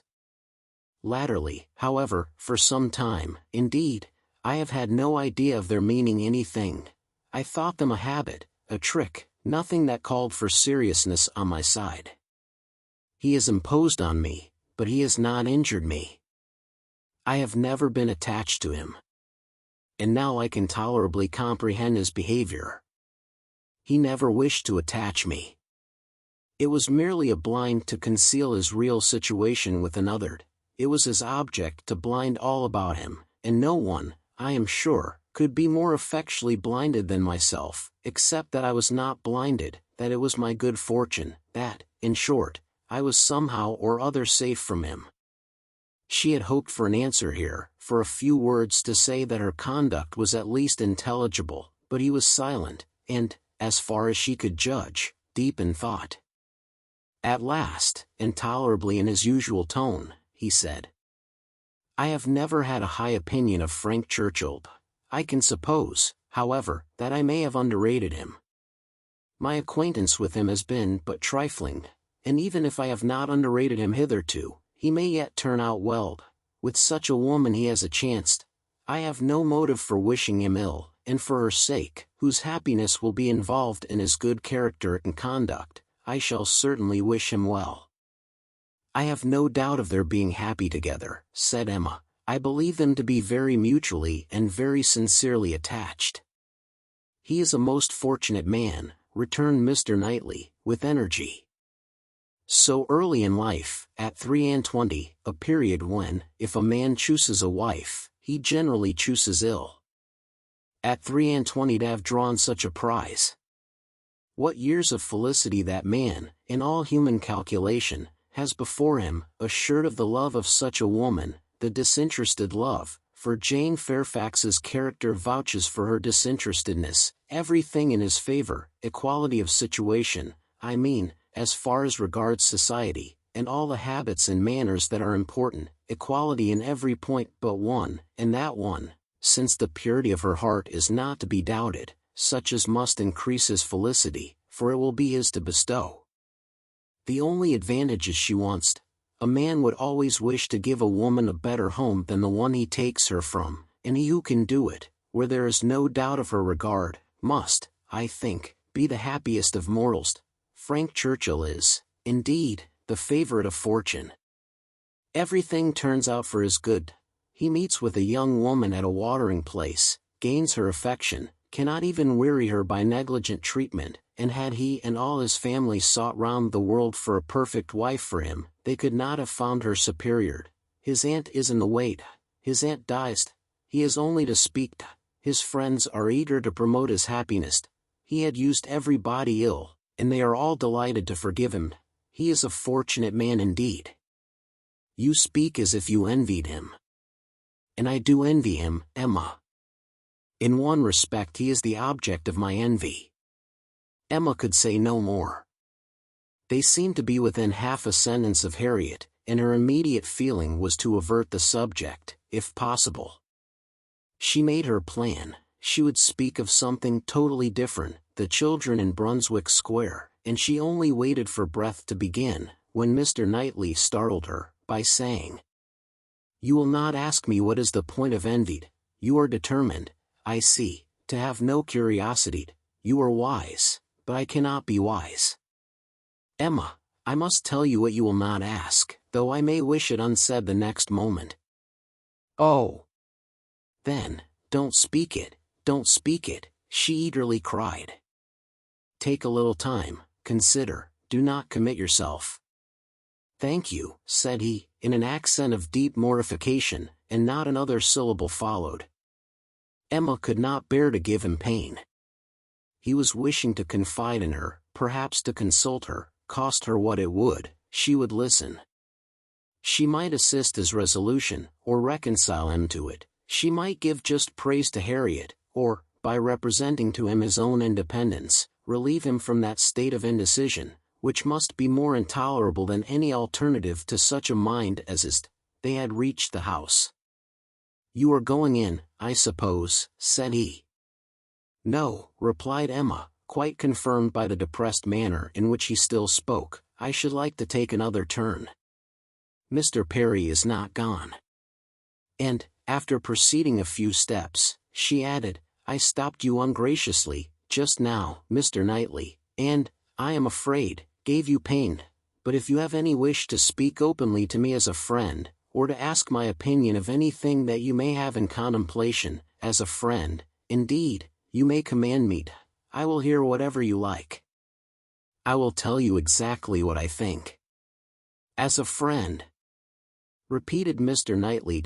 "Emma, that I fear is a word. No, I have no wish. Stay, yes, why should I hesitate? I have gone too far already for concealment. Emma, I accept your offer, extraordinary as it may seem. I accept it, and refer myself to you as a friend. Tell me, then, have I no chance of ever succeeding?" He stopped in his earnestness to look the question, and the expression of his eyes overpowered her. "My dearest Emma," said he, "for dearest you will always be, whatever the event of this hour's conversation, my dearest, most beloved Emma, tell me at once. Say no, if it is to be said." She could really say nothing. "You are silent," he cried, with great animation, "absolutely silent." "At present I ask no more." Emma was almost ready to sink under the agitation of this moment. The dread of being awakened from the happiest dream was perhaps the most prominent feeling. "I cannot make speeches, Emma," he soon resumed, and in a tone of such sincere, decided, intelligible tenderness as was tolerably convincing. "If I loved you less, I might be able to talk about it more. But you know what I am. You hear nothing but truth from me. I have blamed you, and lectured you, and you have borne it as no other woman in England would have borne it. Bear with the truths I would tell you now, dearest Emma, as well as you have borne with them. The manner, perhaps, may have as little to recommend them. God knows, I have been a very indifferent lover, but you understand me. Yes, you see, you understand my feelings, and will return them if you can. At present, I ask only to hear, once to hear your voice." While he spoke, Emma's mind was most busy, and, with all the wonderful velocity of thought, had been able, and yet without losing a word, to catch and comprehend the exact truth of the whole, to see that Harriet's hopes had been entirely groundless, a mistake, a delusion, as complete a delusion as any of her own, that Harriet was nothing, that she was everything herself, that what she had been saying relative to Harriet had been all taken as the language of her own feelings, and that her agitation, her doubts, her reluctance, her discouragement, had been all received as discouragement from herself. And not only was there time for these convictions, with all their glow of attendant happiness, there was time also to rejoice that Harriet's secret had not escaped her, and to resolve that it need not, and should not. It was all the service she could now render her poor friend, for as to any of that heroism of sentiment which might have prompted her to entreat him to transfer his affection from herself to Harriet, as infinitely the most worthy of the two, or even the more simple sublimity of resolving to refuse him at once and forever, without vouchsafing any motive, because he could not marry them both, Emma had it not. She felt for Harriet, with pain and with contrition, but no flight of generosity run mad, opposing all that could be probable or reasonable, entered her brain. She had led her friend astray, and it would be a reproach to her forever, but her judgment was as strong as her feelings, and as strong as it had ever been before, in reprobating any such alliance for him, as most unequal and degrading. Her way was clear, though not quite smooth. She spoke then, on being so entreated. What did she say? Just what she ought, of course. A lady always does. She said enough to shew there need not be despair, and to invite him to say more himself. He had despaired at one period, he had received such an injunction to caution and silence, As for the time crushed every hope, she had begun by refusing to hear him. The change had perhaps been somewhat sudden, her proposal of taking another turn, her renewing the conversation which she had just put an end to, might be a little extraordinary. She felt its inconsistency, but Mr. Knightley was so obliging as to put up with it, and seek no farther explanation. Seldom, very seldom, does complete truth belong to any human disclosure. Seldom can it happen that something is not a little disguised, or a little mistaken, but where, as in this case, though the conduct is mistaken, the feelings are not, it may not be very material. Mr. Knightley could not impute to Emma a more relenting heart than she possessed, or a heart more disposed to accept of his. He had, in fact, been wholly unsuspicious of his own influence. He had followed her into the shrubbery with no idea of trying it.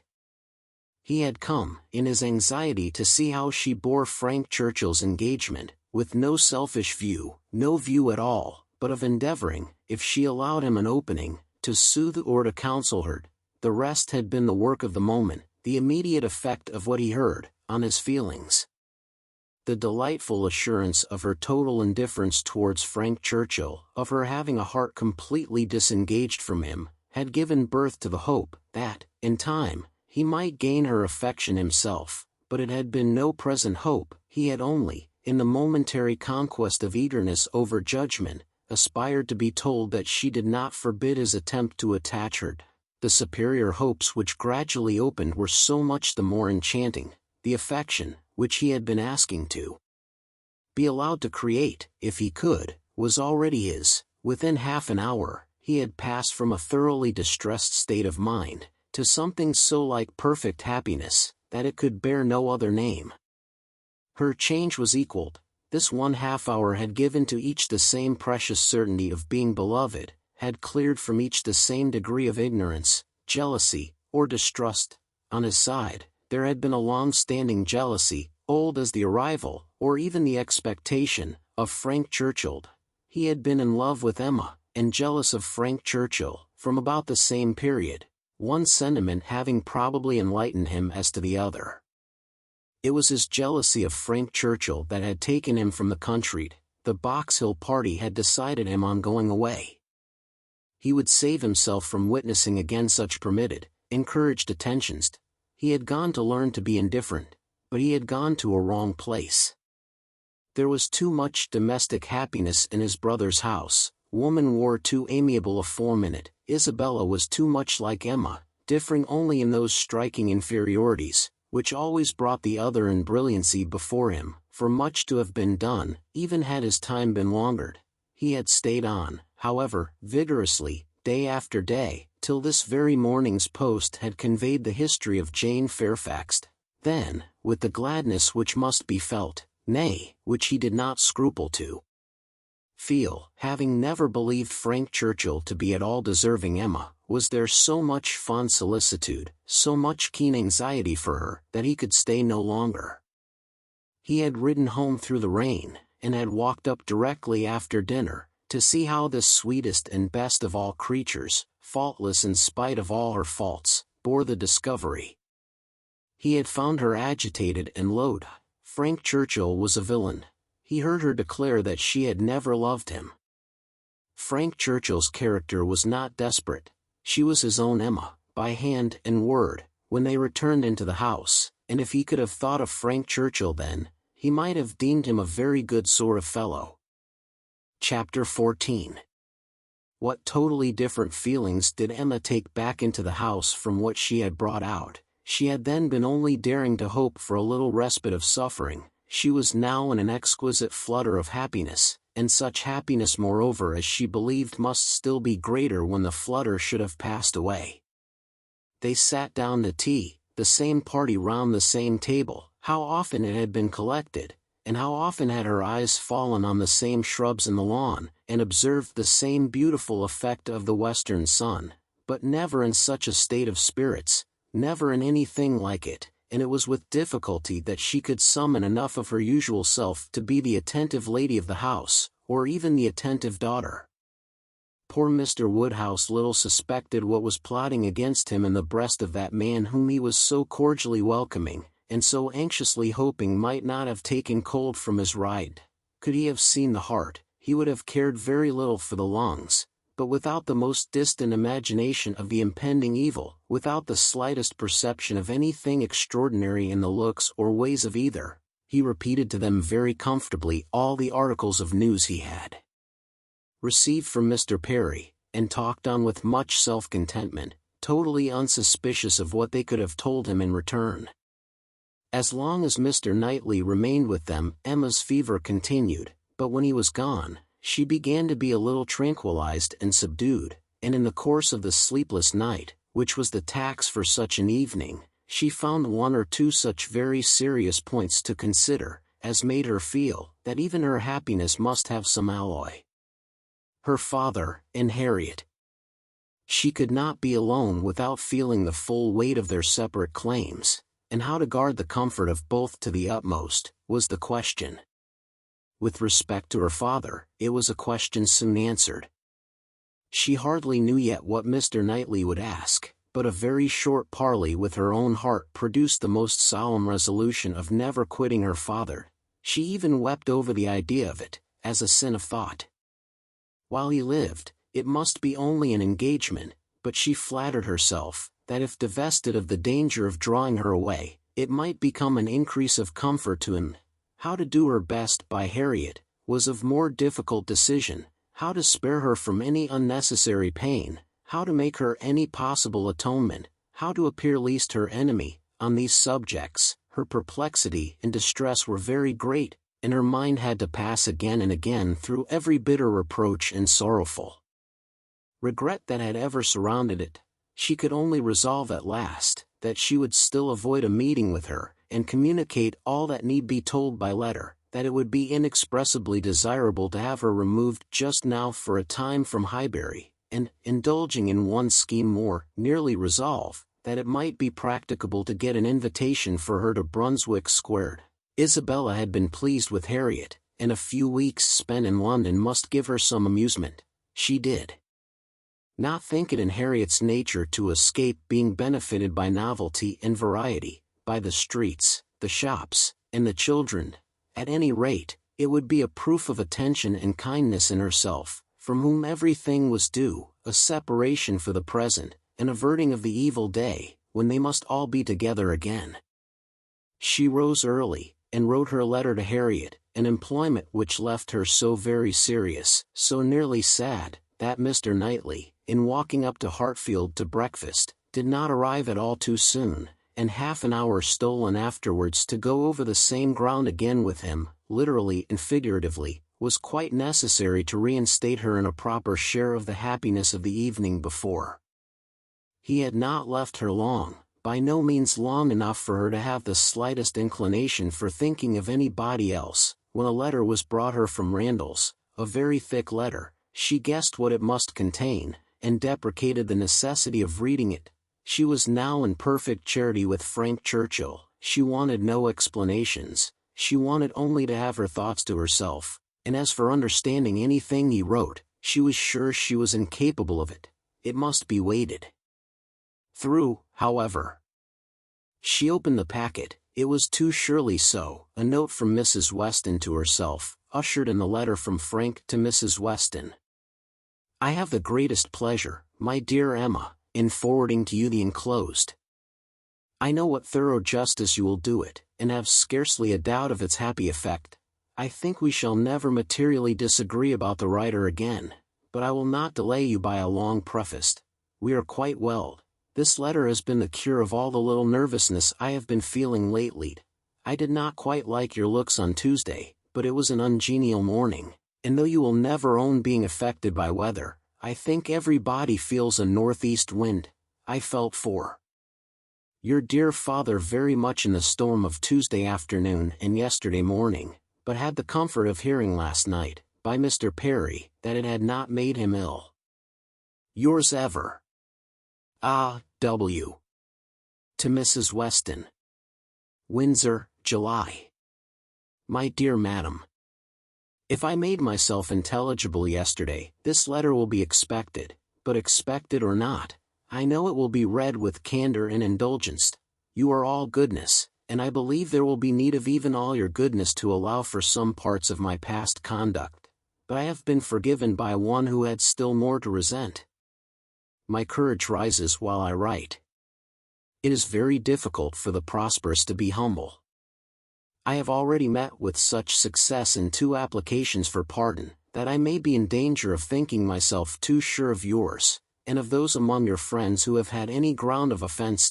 You must all endeavor to comprehend the exact nature of my situation when I first arrived at Randall's. You must consider me as having a secret which was to be kept at all hazards. This was the fact. My right to place myself in a situation requiring such concealment is another question. I shall not discuss it here. For my temptation to think it a right, I refer every caviller to a brick house, sashed windows below, and casements above, in Highbury. I dared not address her openly. My difficulties in the then state of Enscombe must be too well known to require definition, and I was fortunate enough to prevail, before we parted at Weymouth, and to induce the most upright female mind in the creation to stoop in charity to a secret engagement. Had she refused, I should have gone mad. But you will be ready to say, what was your hope in doing this? What did you look forward to anything, everything, to time, chance, circumstance, slow effects, sudden bursts, perseverance and weariness, health and sickness. Every possibility of good was before me, and the first of blessings secured, in obtaining her promises of faith and correspondence. If you need farther explanation, I have the honor, my dear madam, of being your husband's son, and the advantage of inheriting a disposition to hope for good, which no inheritance of houses or lands can ever equal the value of. See me, then, under these circumstances, arriving on my first visit to Randall's, and here I am conscious of wrong, for that visit might have been sooner paid. You will look back and see that I did not come till Miss Fairfax was in Highbury, and as you were the person slighted, you will forgive me instantly, but I must work on my father's compassion, by reminding him that so long as I absented myself from his house, so long I lost the blessing of knowing you. My behavior, during the very happy fortnight which I spent with you, did not, I hope, lay me open to reprehension, excepting on one point. And now I come to the principal, the only important part of my conduct while belonging to you, which excites my own anxiety, or requires very solicitous explanation. With the greatest respect, and the warmest friendship, do I mention Miss Woodhouse. My father perhaps will think I ought to add, with the deepest humiliation, a few words which dropped from him yesterday spoke his opinion, and some censure I acknowledge myself liable to. My behavior to Miss Woodhouse indicated, I believe, more than it ought.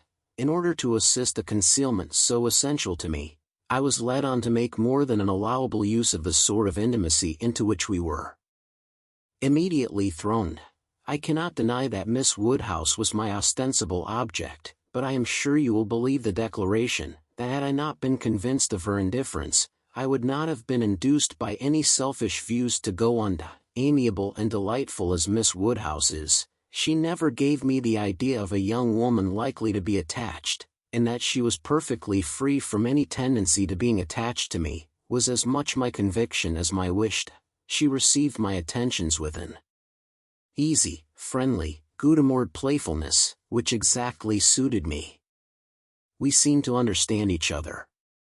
From our relative situation, those attentions were her due, and were felt to be so. Whether Miss Woodhouse began really to understand me before the expiration of that fortnight, I cannot say. When I called to take leave of her, I remember that I was within a moment of confessing the truth, and I then fancied she was not without suspicion, but I have no doubt of her having since detected me, at least in some degree. She may not have surmised the whole, but her quickness must have penetrated a part. I cannot doubt it. You will find, whenever the subject becomes freed from its present restraints, that it did not take her wholly by surprise. She frequently gave me hints of it. I remember her telling me at the ball that I owed Mrs. Elton gratitude for her attentions to Miss Fairfax. I hope this history of my conduct towards her will be admitted by you and my father as great extenuation of what you saw amiss. While you considered me as having sinned against Emma Woodhouse, I could deserve nothing from either. Acquit me here, and procure for me, when it is allowable, the acquittal and good wishes of that said Emma Woodhouse, whom I regard with so much brotherly affection, as to long to have her as deeply and as happily in love as myself. Whatever strange things I said or did during that fortnight, you have now a key to. My heart was in Highbury, and my business was to get my body thither as often as might be, and with the least suspicion. If you remember any queernesses, set them all to the right account. Of the pianoforte so much talked of, I feel it only necessary to say, that its being ordered was absolutely unknown to Miss F., who would never have allowed me to send it, had any choice been given her. The delicacy of her mind throughout the whole engagement, my dear madam, is much beyond my power of doing justice to. You will soon, I earnestly hope, know her thoroughly yourself. No description can describe her. She must tell you herself what she is, yet not by word, for never was there a human creature who would so designedly suppress her own merit. Since I began this letter, which will be longer than I foresaw, I have heard from her. She gives a good account of her own health, but as she never complains, I dare not depend. I want to have your opinion of her looks. I know you will soon call on her. She is living in dread of the visit. Perhaps it is paid already. Let me hear from you without delay. I am impatient for 1,000 particulars. Remember how few minutes I was at Randall's, and in how bewildered, how mad a state, and I am not much better yet, still insane either from happiness or misery. When I think of the kindness and favor I have met with, of her excellence and patience, and my uncle's generosity, I am mad with joy, but when I recollect all the uneasiness I occasioned her, and how little I deserve to be forgiven, I am mad with anger. If I could but see her again! But I must not propose it yet. My uncle has been too good for me to encroach. I must still add to this long letter. You have not heard all that you ought to hear. I could not give any connected detail yesterday, but the suddenness, and, in one light, the unseasonableness with which the affair burst out, needs explanation, for though the event of the 26th ultimate, as you will conclude, immediately opened to me the happiest prospects, I should not have presumed on such early measures, but from the very particular circumstances, which left me not an hour to lose, I should myself have shrunk from anything so hasty, and she would have felt every scruple of mine with multiplied strength and refinement, but I had no choice. The hasty engagement she had entered into with that woman, here, my dear madam, I was obliged to leave off abruptly, to recollect and compose myself. I have been walking over the country, and am now, I hope, rational enough to make the rest of my letter what it ought to be. It is, in fact, a most mortifying retrospect for me. I behaved shamefully. And here I can admit, that my manners to Miss W., in being unpleasant to Miss F., were highly blamable. She disapproved them, which ought to have been enough. My plea of concealing the truth she did not think sufficient. She was displeased, I thought unreasonably so. I thought her, on 1,000 occasions, unnecessarily scrupulous and cautious. I thought her even cold. But she was always right. If I had followed her judgment, and subdued my spirits to the level of what she deemed proper, I should have escaped the greatest unhappiness I have ever known. We quarreled. Do you remember the morning spent at Donwell? There every little dissatisfaction that had occurred before came to a crisis. I was late. I met her walking home by herself, and wanted to walk with her, but she would not suffer it. She absolutely refused to allow me, which I then thought most unreasonable. Now, however, I see nothing in it but a very natural and consistent degree of discretion.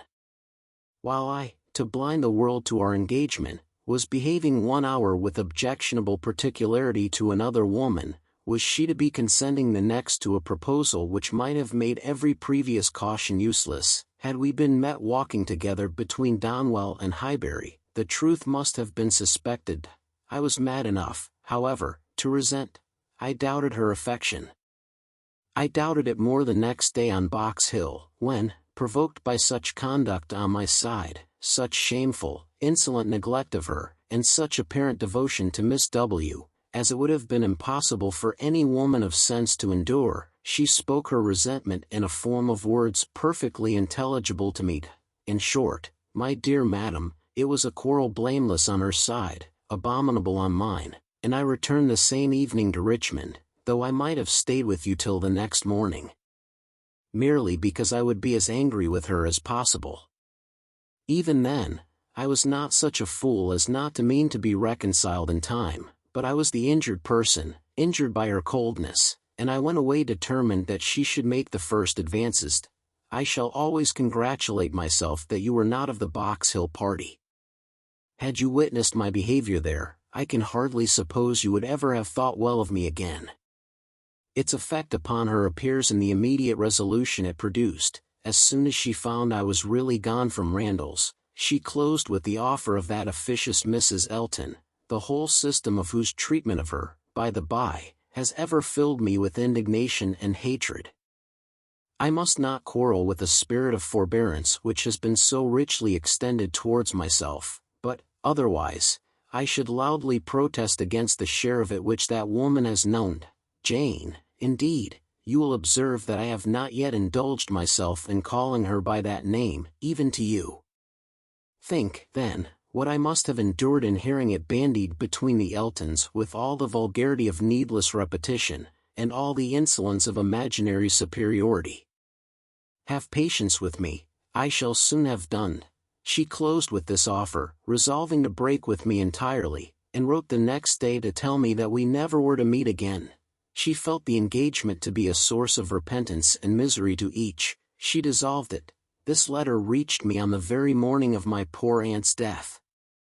I answered it within an hour, but from the confusion of my mind, and the multiplicity of business falling on me at once, my answer, instead of being sent with all the many other letters of that day, was locked up in my writing desk, and I, trusting that I had written enough, though but a few lines, to satisfy her, remained without any uneasiness. I was rather disappointed that I did not hear from her again speedily, but I made excuses for her, and was too busy, and, may I add, too cheerful in my views to be captious.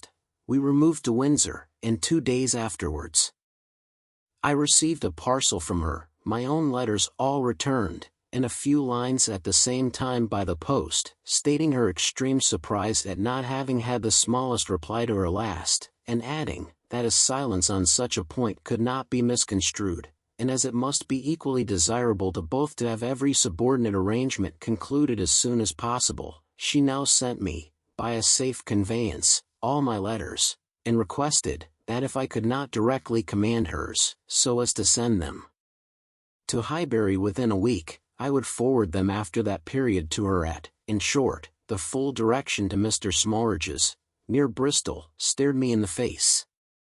I knew the name, the place, I knew all about it, and instantly saw what she had been doing. It was perfectly accordant with that resolution of character which I knew her to possess, and the secrecy she had maintained, as to any such design in her former letter, was equally descriptive of its anxious delicacy. For the world would not she have seemed to threaten me. Imagine the shock, imagine how, till I had actually detected my own blunder, I raved at the blunders of the post. What was to be done? One thing only. I must speak to my uncle. Without his sanction I could not hope to be listened to again. I spoke. Circumstances were in my favor, the late event had softened away his pride, and he was, earlier than I could have anticipated, wholly reconciled and complying, and could say at last, poor man, with a deep sigh, that he wished I might find as much happiness in the marriage state as he had done. I felt that it would be of a different sort. Are you disposed to pity me for what I must have suffered in opening the cause to him, for my suspense while all was at stake? No, do not pity me till I reached Highbury, and saw how ill I had made her. Do not pity me till I saw her wan, sick looks. I reached Highbury at the time of day when, from my knowledge of their late breakfast hour, I was certain of a good chance of finding her alone. I was not disappointed, and at last I was not disappointed either in the object of my journey. A great deal of very reasonable, very just displeasure I had to persuade away. But it is done, we are reconciled, dearer, much dearer, than ever, and no moment's uneasiness can ever occur between us again. Now, my dear madam, I will release you, but I could not conclude before. 1,000 thanks for all the kindness you have ever shown me, and 10,000 for the attentions your heart will dictate towards her. If you think me in a way to be happier than I deserve, I am quite of your opinion. Miss W. calls me the child of good fortune. I hope she is right. In one respect, my good fortune is undoubted, that of being able to subscribe myself. Your obliged and affectionate son, F. C. Weston Churchill. Chapter 15. This letter must make its way to Emma's feelings. She was obliged, in spite of her previous determination to the contrary, to do it all the justice that Mrs. Weston foretold. As soon as she came to her own name, it was irresistible. Every line relating to herself was interesting, and almost every line agreeable, and when this charm ceased, the subject could still maintain itself, by the natural return of her former regard for the writer, and the very strong attraction which any picture of love must have for her at that moment. She never stopped till she had gone through the whole, and though it was impossible not to feel that he had been wrong, yet he had been less wrong than she had supposed, and he had suffered, and was very sorry, and he was so grateful to Mrs. Weston, and so much in love with Miss Fairfax, and she was so happy herself, that there was no being severe, and could he have entered the room, she must have shaken hands with him as heartily as ever. She thought so well of the letter, that when Mr. Knightley came again, she desired him to read it.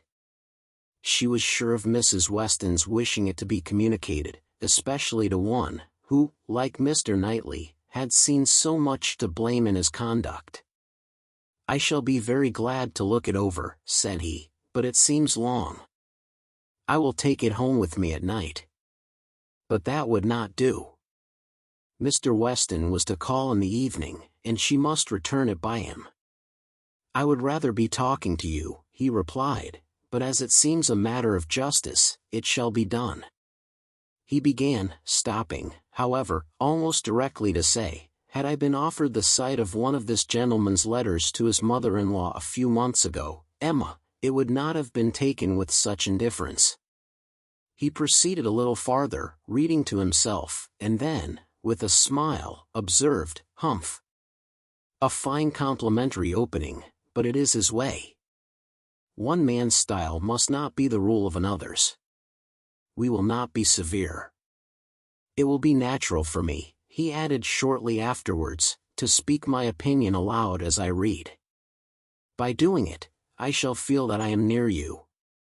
It will not be so great a loss of time, but if you dislike it—" "Not at all. I should wish it." Mr. Knightley returned to his reading with greater alacrity.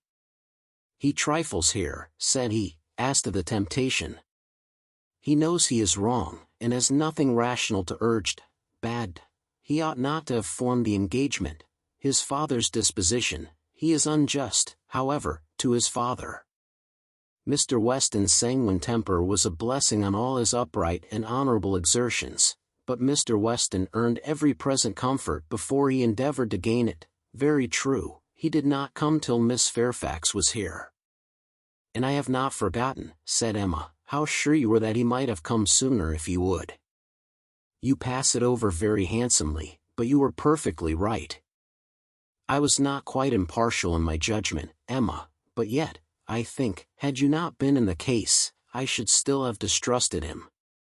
When he came to Miss Woodhouse, he was obliged to read the whole of it aloud, all that related to her, with a smile, a look, a shake of the head, a word or two of assent, or disapprobation, or merely of love, as the subject required, concluding, however, seriously, and, after steady reflection, thus: "Very bad, though it might have been worse, playing a most dangerous game. Too much indebted to the event for his acquittal. no judge of his own manners by Yuda, always deceived in fact by his own wishes, and regardless of little besides his own convenience, fancying you to have fathomed his secret. Natural enough, his own mind full of intrigue, that he should suspect it in others, mystery, finesse, how they pervert the understanding. My Emma, does not everything serve to prove more and more the beauty of truth and sincerity in all our dealings with each other? Emma agreed to it, and with a blush of sensibility on Harriet's account, which she could not give any sincere explanation of. "You had better go on," said she. He did so, but very soon stopped again to say, "The pianoforte." Ah! That was the act of a very, very young man, one too young to consider whether the inconvenience of it might not very much exceed the pleasure. A boyish scheme, indeed. I cannot comprehend a man's wishing to give a woman any proof of affection which he knows she would rather dispense with, and he did know that she would have prevented the instrument's coming if she could. After this, he made some progress without any pause. Frank Churchill's confession of having behaved shamefully was the first thing to call for more than a word in passing. "I perfectly agree with you, sir," was then his remark. "You did behave very shamefully. You never wrote a truer line." And having gone through what immediately followed of the basis of their disagreement, and his persisting to act in direct opposition to Jane Fairfax's sense of right, he made a fuller pause to say, "This is very bad." He had induced her to place herself, for his sake, in a situation of extreme difficulty and uneasiness, and it should have been his first object to prevent her from suffering unnecessarily. She must have had much more to contend with, in carrying on the correspondence, than he could. He should have respected even unreasonable scruples, had there been such, but hers were all reasonable. We must look to her one fault, and remember that she had done a wrong thing in consenting to the engagement, to bear that she should have been in such a state of punishment. Emma knew that he was now getting to the Box Hill party, and grew uncomfortable. Her own behavior had been so very improper. She was deeply ashamed, and a little afraid of his next look. It was all read, however, steadily, attentively, and without the smallest remark, and, excepting one momentary glance at her, instantly withdrawn, in the fear of giving pain, no remembrance of Box Hill seemed to exist. "There is no saying much for the delicacy of our good friends, the Eltons," was his next observation. "His feelings are natural." What? Actually resolved to break with him entirely, she felt the engagement to be a source of repentance and misery to each, she dissolved it. What a view this gives of her sense of his behavior! Well, he must be a most extraordinary. Nay, read on, you will find how very much he suffers." "I hope he does," replied Mr. Knightley coolly, and resuming the letter. "Smallridge. What does this mean? What is all this?" She had engaged to go as governess to Mrs. Smallridge's children, a dear friend of Mrs. Elton's, a neighbor of Maple Grove, and, by the by, I wonder how Mrs. Elton bears the disappointment. "Say nothing, my dear Emma, while you oblige me to read, not even of Mrs. Elton. Only one page more. I shall soon have done. What a letter the man writes! I wish you would read it with a kinder spirit towards him. Well, there is feeling here. He does seem to have suffered in finding her ill. Certainly, I can have no doubt of his being fond of her. Dearer, much dearer than ever. I hope he may long continue to feel all the value of such a reconciliation. He is a very liberal thanker, with his thousands and tens of thousands, happier than I deserve. Come, he knows himself there. Miss Woodhouse calls me the child of good fortune. Those were Miss Woodhouse's words, were they? And a fine ending, and there is the letter. The child of good fortune. That was your name for him, was it? You do not appear so well satisfied with his letter as I am, but still you must, at least I hope you must, think the better of him for it. I hope it does him some service with you. Yes, certainly it does. He has had great faults, faults of inconsideration and thoughtlessness, and I am very much of his opinion in thinking him likely to be happier than he deserves, but still as he is, beyond a doubt, really attached to Miss Fairfax, and will soon, it may be hoped, have the advantage of being constantly with her, I am very ready to believe his character will improve, and acquire from hers the steadiness and delicacy of principle that it wants. And now, let me talk to you of something else. I have another person's interest at present so much at heart, that I cannot think any longer about Frank Churchill. Ever since I left you this morning, Emma, my mind has been hard at work on one subject. The subject followed, it was in plain, unaffected, gentlemanlike English, such as Mr. Knightley used even to the woman he was in love with, how to be able to ask her to marry him, without attacking the happiness of her father. Emma's answer was ready at the first word. While her dear father lived, any change of condition must be impossible for her. She could never quit him. Part only of this answer, however, was admitted. The impossibility of her quitting her father, Mr. Knightley felt as strongly as herself, but the inadmissibility of any other change, he could not agree to. He had been thinking it over most deeply, most intently. He had at first hoped to induce Mr. Woodhouse to remove with her to Donwell. He had wanted to believe it feasible, but his knowledge of Mr. Woodhouse would not suffer him to deceive himself long, and now he confessed his persuasion that such a transplantation would be a risk of her father's comfort, perhaps even of his life, which must not be hazarded. Mr. Woodhouse taken from Hartfield, no, he felt that it ought not to be attempted. But the plan which had arisen on the sacrifice of this, he trusted his dearest Emma would not find in any respect objectionable. It was, that he should be received at Hartfield, that so long as her father's happiness, in other words, his life, required Hartfield to continue her home, it should be his likewise. Of their all removing to Donwell, Emma had already had her own passing thoughts. Like him, she had tried the scheme and rejected it, but such an alternative as this had not occurred to her.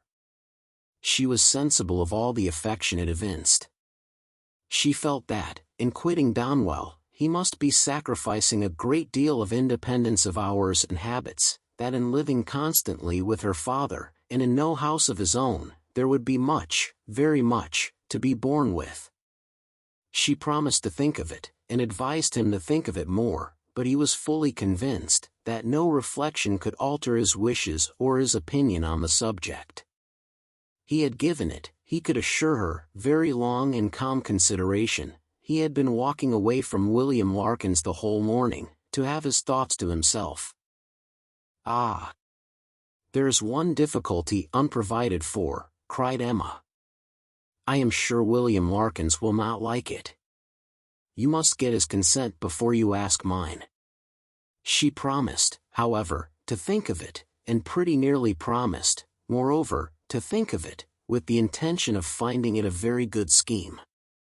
It is remarkable that Emma, in the many, very many, points of view in which she was now beginning to consider Donwell Abbey, was never struck with any sense of injury to her nephew Henry, whose rights as heir expectant had formerly been so tenaciously regarded. Think she must of the possible difference to the poor little boy, and yet she only gave herself a saucy conscious smile about it, and found amusement in detecting the real cause of that violent dislike of Mr. Knightley's marrying Jane Fairfax, or anybody else, which at the time she had wholly imputed to the amiable solicitude of the sister and the aunt. This proposal of his, this plan of marrying and continuing at Hartfield, the more she contemplated it, the more pleasing it became.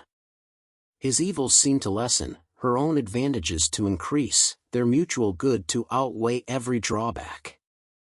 Such a companion for herself in the periods of anxiety and cheerlessness before her, such a partner in all those duties and cares to which time must be giving increase of melancholy. She would have been too happy but for poor Harriet, but every blessing of her own seemed to involve and advance the sufferings of her friend, who must now be even excluded from Hartfield. The delightful family party which Emma was securing for herself, poor Harriet must, in mere charitable caution, be kept at a distance from. She would be a loser in every way. Emma could not deplore her future absence as any deduction from her own enjoyment.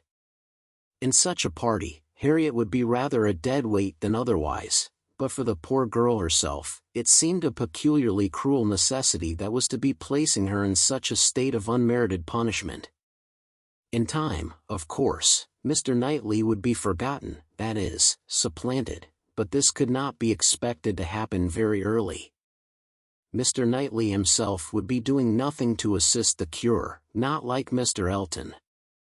Mr. Knightley, always so kind, so feeling, so truly considerate for everybody, would never deserve to be less worshipped than now, and it really was too much to hope even of Harriet, that she could be in love with more than 3 men in 1 year. Chapter 16. It was a very great relief to Emma to find Harriet as desirous as herself to avoid a meeting. Their intercourse was painful enough by letter. How much worse, had they been obliged to meet? Harriet expressed herself very much as might be supposed, without reproaches, or apparent sense of ill usage, and yet Emma fancied there was a something of resentment, a something bordering on it in her style, which increased the desirableness of their being separate. It might be only her own consciousness, but it seemed as if an angel only could have been quite without resentment under such a stroke. She had no difficulty in procuring Isabella's invitation, and she was fortunate in having a sufficient reason for asking it, without resorting to invention. There was a tooth amiss. Harriet really wished, and had wished some time, to consult a dentist. Mrs. John Knightley was delighted to be of use. Anything of ill health was a recommendation to her, and though not so fond of a dentist as of a Mr. Wingfield, she was quite eager to have Harriet under her care. When it was thus settled on her sister's side, Emma proposed it to her friend, and found her very persuadable. Harriet was to go. She was invited for at least a fortnight. She was to be conveyed in Mr. Woodhouse's carriage. It was all arranged, it was all completed, and Harriet was safe in Brunswick Square.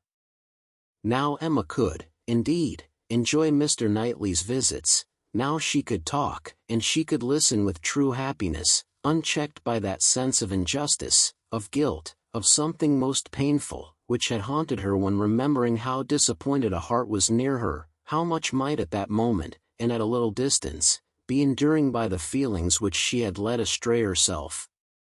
The difference of Harriet at Mrs. Goddard's, or in London, made perhaps an unreasonable difference in Emma's sensations, but she could not think of her in London without objects of curiosity and employment, which must be averting the past, and carrying her out of herself.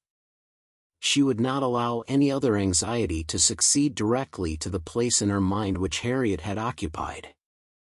There was a communication before her, one which she only could be competent to make, the confession of her engagement to her father, but she would have nothing to do with it at present. She had resolved to defer the disclosure till Mrs. Weston were safe and well. No additional agitation should be thrown at this period among those she loved, and the evil should not act on herself by anticipation before the appointed time. A fortnight, at least, of leisure and peace of mind, to crown every warmer, but more agitating, delight, should be hers. She soon resolved, equally as a duty and a pleasure, to employ half an hour of this holiday of spirits in calling on Miss Fairfax. She ought to go, and she was longing to see her, the resemblance of their present situations increasing every other motive of goodwill. It would be a secret satisfaction, but the consciousness of a similarity of prospect would certainly add to the interest with which she should attend to anything Jane might communicate. She went. She had driven once unsuccessfully to the door, but had not been into the house since the morning after Box Hill, when poor Jane had been in such distress as had filled her with compassion. Though all the worst of her sufferings had been unsuspected, the fear of being still unwelcome determined her, though assured of their being at home, to wait in the passage, and send up her name. She heard Patty announcing it, but no such bustle succeeded as poor Miss Bates had before made so happily intelligible. No, she heard nothing but the instant reply of, "Beg her to walk up," and a moment afterwards she was met on the stairs by Jane herself, coming eagerly forward, as if no other reception of her were felt sufficient. Emma had never seen her look so well, so lovely, so engaging. There was consciousness, animation, and warmth. There was everything which her countenance or manner could ever have wanted. She came forward with an offered hand, and said, in a low, but very feeling tone, "This is most kind, indeed, Miss Woodhouse. It is impossible for me to express. I hope you will believe. Excuse me for being so entirely without words." Emma was gratified, and would soon have shown no want of words, if the sound of Mrs. Elton's voice from the sitting-room had not checked her, and made it expedient to compress all her friendly and all her congratulatory sensations into a very, very earnest shake of the hand. Mrs. Bates and Mrs. Elton were together. Miss Bates was out, which accounted for the previous tranquillity. Emma could have wished Mrs. Elton elsewhere, but she was in a humor to have patience with everybody, and as Mrs. Elton met her with unusual graciousness, she hoped the rencontre would do them no harm. She soon believed herself to penetrate Mrs. Elton's thoughts, and understand why she was, like herself, in happy spirits. It was being in Miss Fairfax's confidence, and fancying herself acquainted with what was still a secret to other people.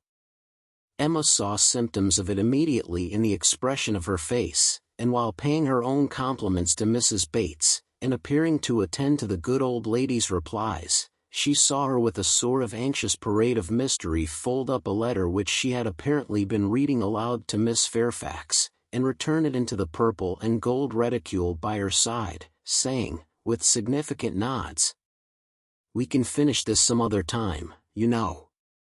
You and I shall not want opportunities. And, in fact, you have heard all the essential already.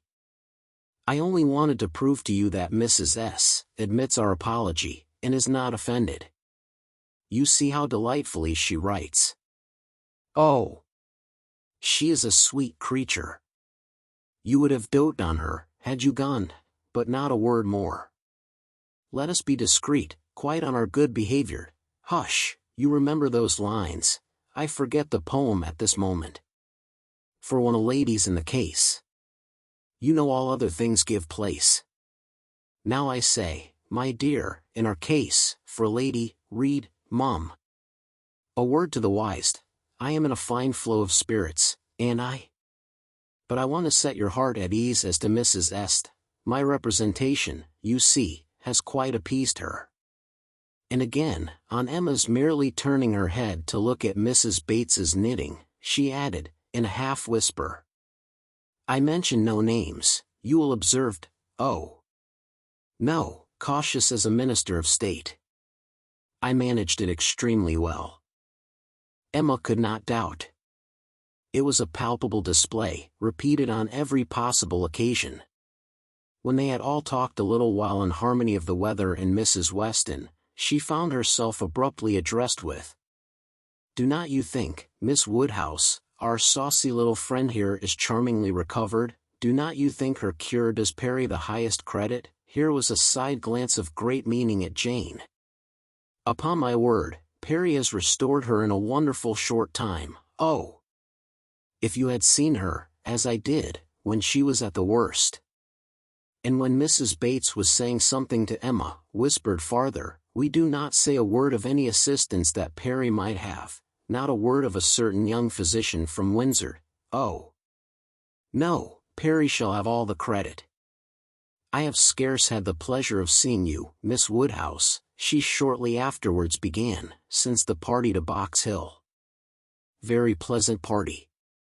But yet I think there was something wanting. Things did not seem, that is, there seemed a little cloud upon the spirits of some, so it appeared to me at least, but I might be mistaken. However, I think it answered so far as to tempt one to go again. What say you both to our collecting the same party, and exploring the Box Hill again, while the fine weather lasts? It must be the same party, you know, quite the same party, not one exception. Soon after this Miss Bates came in, and Emma could not help being diverted by the perplexity of her first answer to herself, resulting, she supposed, from doubt of what might be said, and impatience to say everything. "Thank you, dear Miss Woodhouse, you are all kindness. It is impossible to say, yes, indeed, I quite understand, dearest Jane's prospects, that is, I do not mean, but she is charmingly recovered. How is Mr. Woodhouse? I am so glad, quite out of my power, such a happy little circle as you find us here. Yes, indeed, charming young man, that is, so very friendly, I mean good Mr. Perry. Such attention to Jane. And from her more than commonly thankful delight towards Mrs. Elton for being there, Emma guessed that there had been a little show of resentment towards Jane, from the vicarage quarter, which was now graciously overcome. After a few whispers, indeed, which placed it beyond a guess, Mrs. Elton, speaking louder, said, "Yes, here I am, my good friend, and here I have been so long, that anywhere else I should think it necessary to apologize, but, the truth is, that I am waiting for my lord and master. He promised to join me here, and pay his respects to you." "What? Are we to have the pleasure of a call from Mr. Elton? That will be a favor indeed. For I know gentlemen do not like morning visits, and Mr. Elton's time is so engaged." "Upon my word it is, Miss Bates, he really is engaged from morning to night. There is no end of people's coming to him, on some pretense or other. The magistrates, and overseers, and churchwardens, are always wanting his opinion. They seem not able to do anything without him. Upon my word, Mr. E., I often say, rather you than I do not know what would become of my crayons and my instrument, if I had half so many applicants. Bad enough as it is, for I absolutely neglect them both to an unpardonable degree. I believe I have not played a bar this fortnight. However, he is coming, I assure you, yes, indeed, on purpose to wait on you all." And putting up her hand to screen her words from Emma, "A congratulatory visit, you know. Oh, yes, quite indispensable." Miss Bates looked about her, so happily. "He promised to come to me as soon as he could disengage himself from Knightley, but he and Knightley are shut up together in deep consultation. Mr. E. is Knightley's right hand." Emma would not have smiled for the world, and only said, "Is Mr. Elton gone on foot to Donwell? He will have a hot walk." "Oh, no, it is a meeting at the Crown, a regular meeting. Weston and Cole will be there too, but one is apt to speak only of those who lead. I fancy Mr. E. and Knightley have everything their own way." "Have not you mistaken the day?" said Emma. "I am almost certain that the meeting at the Crown is not till tomorrow. Mr. Knightley was at Hartfield yesterday, and spoke of it as for Saturday." "Oh, no, the meeting is certainly today," was the abrupt answer, which denoted the impossibility of any blunder on Mrs. Elton's side. "I do believe," she continued, "this is the most troublesome parish that ever was. We never heard of such things at Maple Grove." "Your parish there was small," said Jane. "Upon my word, my dear, I do not know, for I never heard the subject talked of. But it is proved by the smallness of the school, which I have heard you speak of, as under the patronage of your sister and Mrs. Bragg, the only school, and not more than 25 children." "Ah, you clever creature, that's very true. What a thinking brain you have. I say, Jane, what a perfect character you and I should make, if we could be shaken together. My liveliness and your solidity would produce perfection. Not that I presume to insinuate, however, that some people may not think you perfection already. But hush, not a word, if you please." It seemed an unnecessary caution. Jane was wanting to give her words, not to Mrs. Elton, but to Miss Woodhouse, as the latter plainly saw.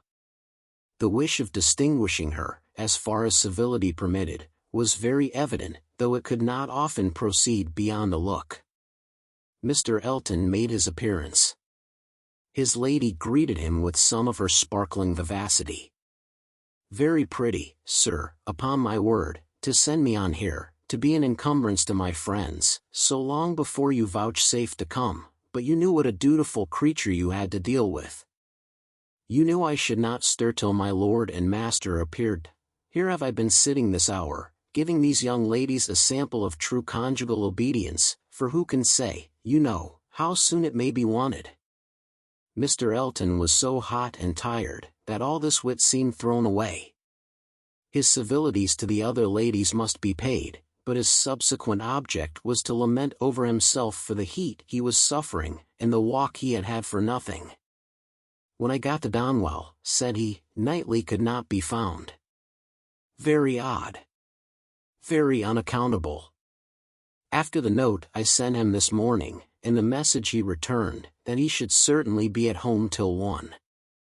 Donwell, cried his wife, my dear Mr. E., you have not been to Donwell, you mean the Crown, you come from the meeting at the Crown. No, that's tomorrow, and I particularly wanted to see Knightley today on that very account. Such a dreadful broiling morning. I went over the fields too, speaking in a tone of great ill usage, which made it so much the worse. And then not to find him at home. I assure you I am not at all pleased. And no apology left, no message for me. The housekeeper declared she knew nothing of my being expected, very extraordinary, and nobody knew at all which way he was gone. Perhaps to Hartfield, perhaps to the Abbey Mill, perhaps into his woods. Miss Woodhouse, this is not like our friend Knightley, can you explain it? Emma amused herself by protesting that it was very extraordinary, indeed, and that she had not a syllable to say for him. I cannot imagine, said Mrs. Elton, feeling the indignity as a wife ought to do, I cannot imagine how he could do such a thing by you, of all people in the world. The very last person whom one should expect to be forgotten, my dear Mr. E., he must have left a message for you, I am sure he must. Not even Knightley could be so very eccentric, and his servants forgot it. Depend upon it, that was the case, and very likely to happen with the Donwell servants, who are all, I have often observed, extremely awkward and remiss. I am sure I would not have such a creature as his Harry stand at our sideboard for any consideration. And as for Mrs. Hodges, Wright holds her very cheap indeed. She promised Wright a receipt, and never sent it. I met William Larkins, continued Mr. Elton, as I got near the house, and he told me I should not find his master at home, but I did not believe him. William seemed rather out of humor. He did not know what was come to his master lately, he said, but he could hardly ever get the speech of him. I have nothing to do with William's wants, but it really is of very great importance that I should see Knightley today, and it becomes a matter, therefore, of very serious inconvenience that I should have had this hot walk to no purpose. Emma felt that she could not do better than go home directly. In all probability she was at this very time waited for there, and Mr. Knightley might be preserved from sinking deeper in aggression towards Mr. Elton, if not towards William Larkins. She was pleased, on taking leave, to find Miss Fairfax determined to attend her out of the room, to go with her even downstairs. It gave her an opportunity which she immediately made use of, to say, "It is as well, perhaps, that I have not had the possibility. Had you not been surrounded by other friends, I might have been tempted to introduce a subject, to ask questions, to speak more openly than might have been strictly correct. I feel that I should certainly have been impertinent." "Oh," cried Jane, with a blush and an hesitation which Emma thought infinitely more becoming to her than all the elegance of all her usual composure, "there would have been no danger. The danger would have been of my wearying you. You could not have gratified me more than by expressing an interest.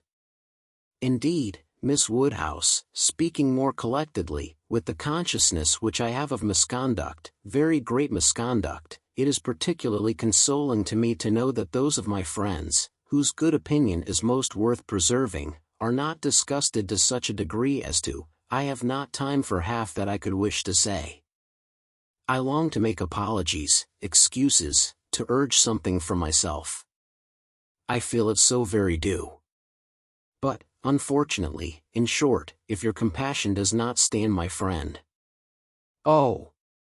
You are too scrupulous, indeed you are," cried Emma warmly, and taking her hand.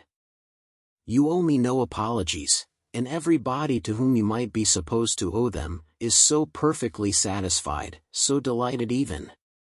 You are very kind, but I know what my manners were to you, so cold and artificial. I had always a part to act. It was a life of deceit. I know that I must have disgusted you.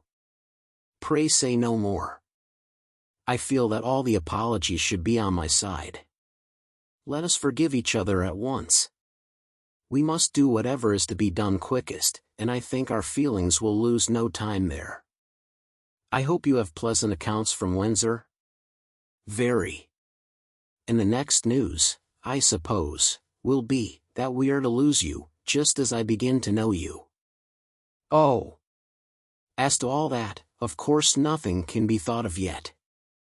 I am here till claimed by Colonel and Mrs. Campbell.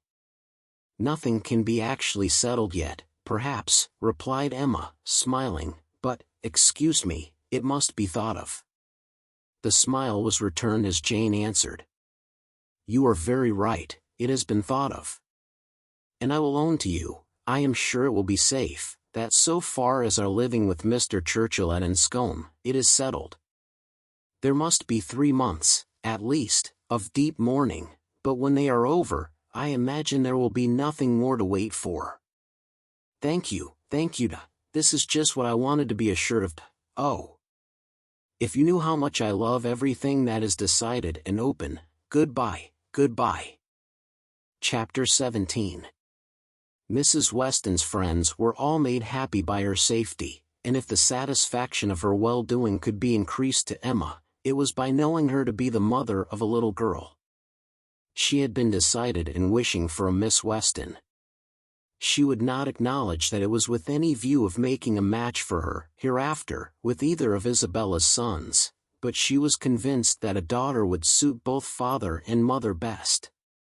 It would be a great comfort to Mr. Weston, as he grew older, and even Mr. Weston might be growing older 10 years hence, to have his fireside enlivened by the sports and the nonsense, the freaks and the fancies of a child never banished from home, and Mrs. Weston, no one could doubt that a daughter would be most to her, and it would be quite a pity that anyone who so well knew how to teach, should not have their powers in exercise again.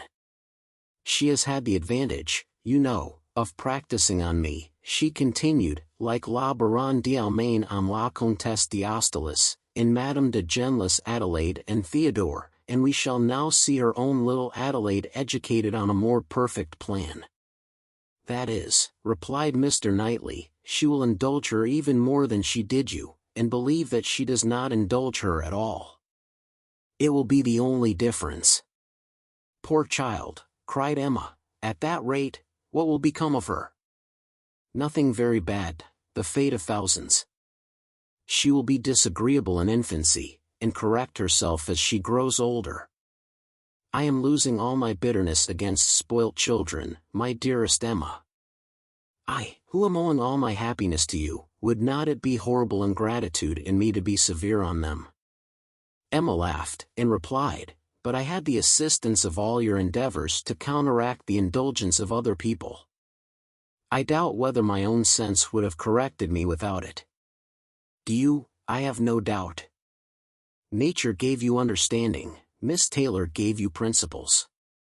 You must have done well. My interference was quite as likely to do harm as good.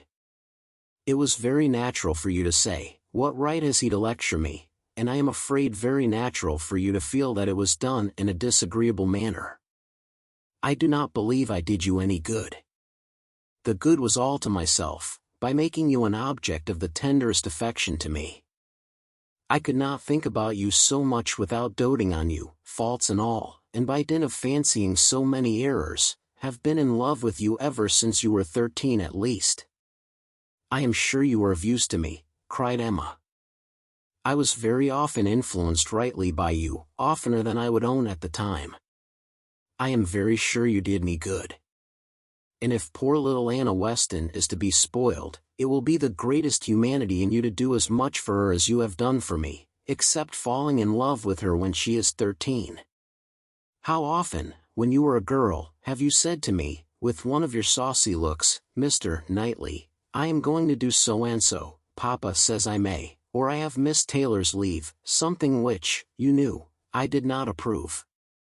In such cases my interference was giving you 2 bad feelings instead of 1. What an amiable creature I was, no wonder you should hold my speeches in such affectionate remembrance. Mr. Knightley. You always called me Mr. Knightley, and, from habit, it has not so very formal a sound, and yet it is formal. I want you to call me something else, but I do not know what. I remember once calling you George, in one of my amiable fits, about 10 years ago. I did it because I thought it would offend you, but, as you made no objection, I never did it again. And cannot you call me George now? Impossible, I never can call you anything but Mr. Knightley. I will not promise even to equal the elegant terseness of Mrs. Elton, by calling you Mr. Kate, but I will promise, she added presently, laughing and blushing, I will promise to call you once by your Christian name. I do not say when, but perhaps you may guess where, in the building in which N takes M, for better, for worse. Emma grieved that she could not be more openly just to one important service which his better sense would have rendered her, to the advice which would have saved her from the worst of all her womanly follies, her wilful intimacy with Harriet Smith, but it was too tender a subject, she could not enter on it. Harriet was very seldom mentioned between them. This, on a side, might merely proceed from her not being thought of, but Emma was rather inclined to attribute it to delicacy, and a suspicion, from some appearances, that their friendship were declining. She was aware herself, that, parting under any other circumstances, they certainly should have corresponded more, and that her intelligence would not have rested, as it now almost wholly did, on Isabella's letters. He might observe that it was so. The pain of being obliged to practice concealment towards him, was very little inferior to the pain of having made Harriet unhappy. Isabella sent quite as good an account of her visitor as could be expected. On her first arrival she had thought her out of spirits, which appeared perfectly natural, as there was a dentist to be consulted, but, since that business had been over, she did not appear to find Harriet different from what she had known her before. Isabella, to be sure, was no very quick observer, yet if Harriet had not been equal to playing with the children, it would not have escaped her. Emma's comforts and hopes were most agreeably carried on, by Harriet's being to stay longer. Her fortnight was likely to be a month at least. Mr. and Mrs. John Knightley were to come down in August, and she was invited to remain till they could bring her back. "John does not even mention your friend," said Mr. Knightley. "Here is his answer, if you like to see it." It was the answer to the communication of his intended marriage. Emma accepted it with a very eager hand, with an impatience all alive to know what he would say about it, and not at all checked by hearing that her friend was unmentioned. "John enters like a brother into my happiness," continued Mr. Knightley, "but he is no complimenter, and though I well know him to have, likewise, a most brotherly affection for you, he is so far from making flourishes, that any other young woman might think him rather cool in her praise. But I am not afraid of your seeing what he writes." "He writes like a sensible man," replied Emma, when she had read the letter. "I honor his sincerity. It is very plain that he considers the good fortune of the engagement as all on my side, but that he is not without hope of my growing, in time, as worthy of your affection, as you think me already."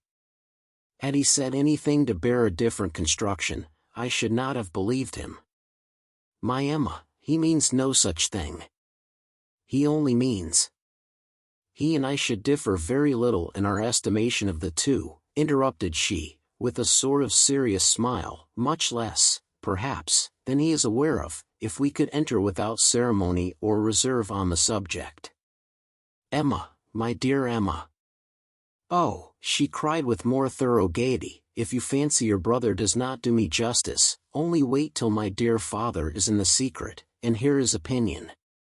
Depend upon it, he will be much farther from doing you justice. He will think all the happiness, all the advantage, on your side of the question, all the merit on mine. I wish I may not sink into poor Emma with him at once, his tender compassion towards oppressed Worth can go no farther. "Ah," he cried, "I wish your father might be half as easily convinced as John will be, of our having every right that equal Worth can give, to be happy together. I am amused by one part of John's letter, did you notice it, where he says, that my information did not take him wholly by surprise, that he was rather in expectation of hearing something of the kind. If I understand your brother, he only means so far as you're having some thoughts of marrying. He had no idea of me. He seems perfectly unprepared for that." Yes, but I am amused that he should have seen so far into my feelings. What has he been judging by? I am not conscious of any difference in my spirits or conversation that could prepare him at this time for my marrying any more than at another, but it was so, I suppose. I dare say there was a difference when I was staying with them the other day. I believe I did not play with the children quite so much as usual. I remember one evening the poor boys saying, "Uncle seems always tired now." The time was coming when the news must spread farther, and other persons' reception of it tried. As soon as Mrs. Weston was sufficiently recovered to admit Mr. Woodhouse's visits, Emma, having it in view that her gentle reasoning should be employed in the cause, resolved first to announce it at home, and then at Randalls, but how to break it to her father at last, she had bound herself to do it, in such an hour of Mr. Knightley's absence, or when it came to the point her heart would have failed her, and she must have put it off, but Mr. Knightley was to come at such a time, and follow up the beginning she was to make. She was forced to speak, and to speak cheerfully too. She must not make it a more decided subject of misery to him, by a melancholy tone herself. She must not appear to think it a misfortune.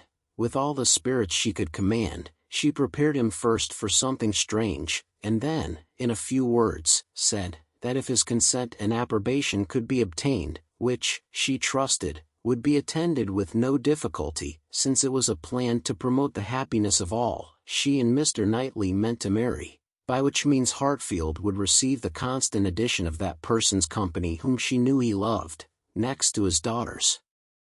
And Mrs. Weston, best in the world.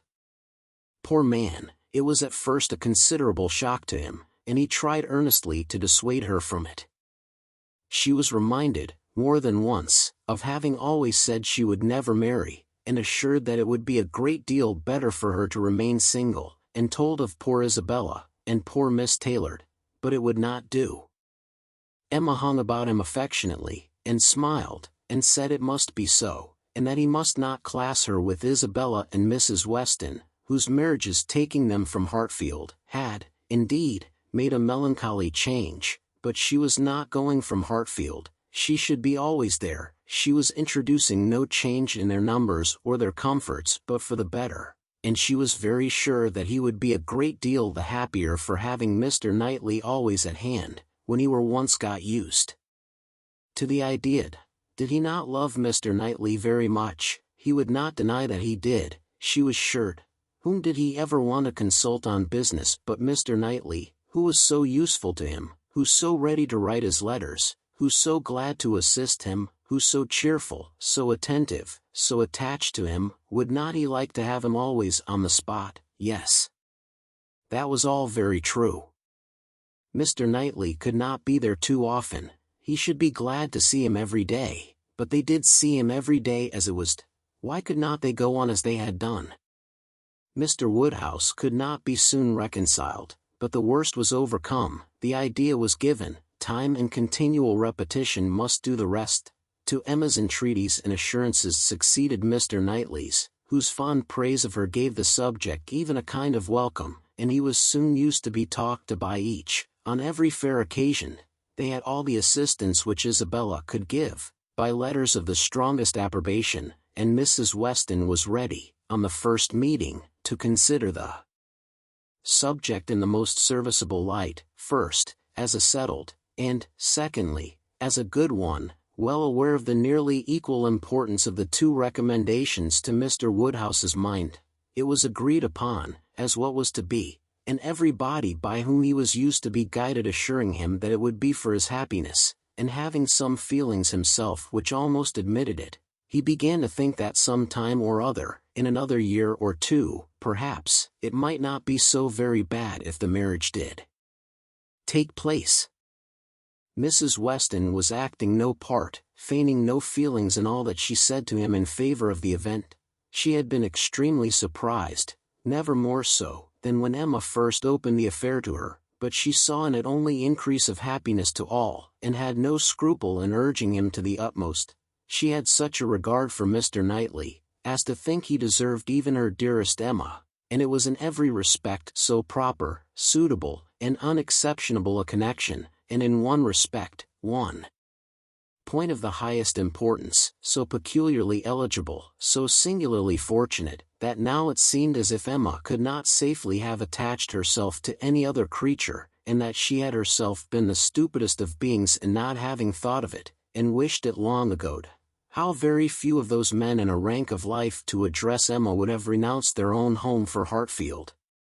And who but Mr. Knightley could know and bear with Mr. Woodhouse, so as to make such an arrangement desirable? The difficulty of disposing of poor Mr. Woodhouse had been always felt in her husband's plans and her own, for a marriage between Frank and Emma.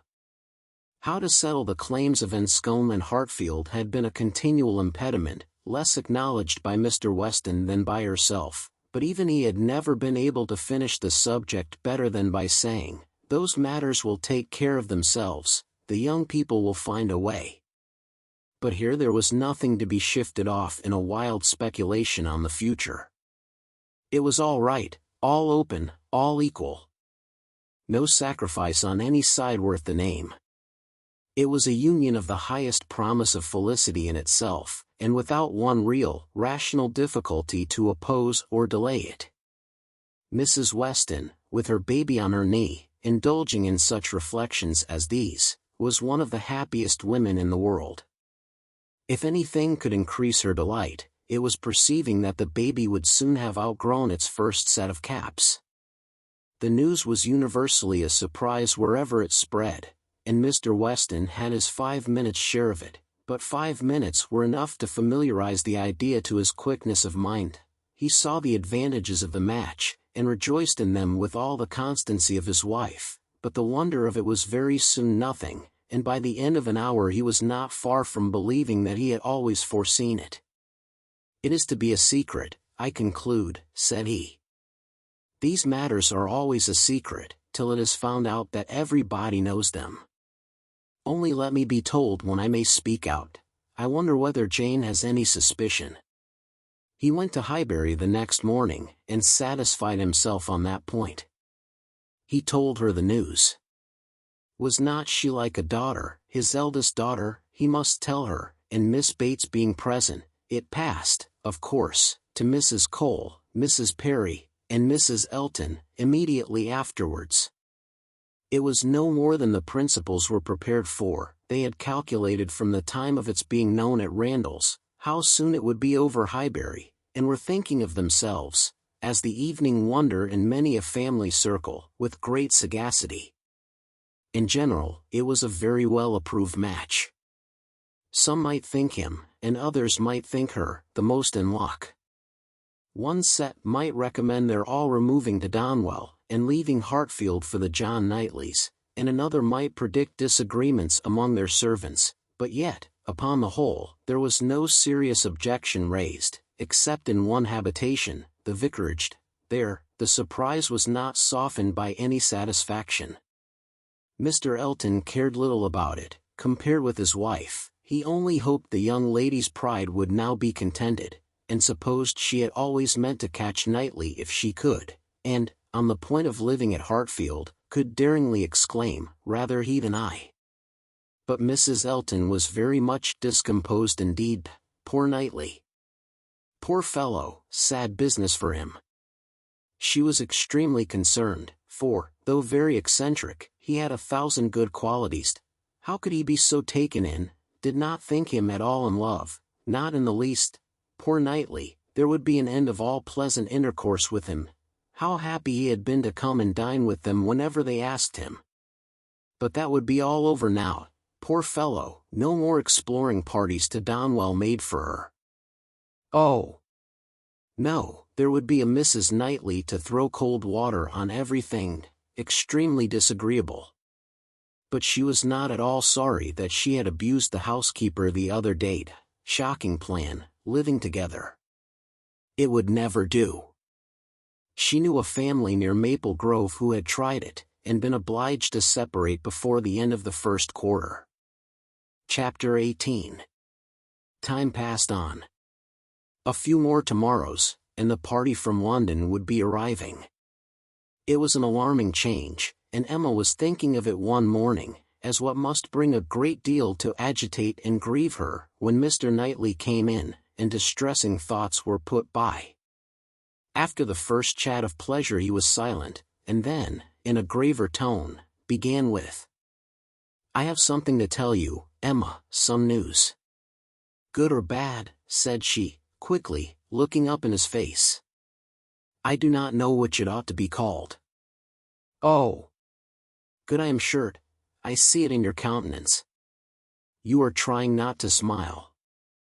"I am afraid," said he, composing his features, "I am very much afraid, my dear Emma, that you will not smile when you hear it." "Indeed? But why so? I can hardly imagine that anything which pleases or amuses you, should not please and amuse me too." "There is one subject," he replied, "I hope but one, on which we do not think alike."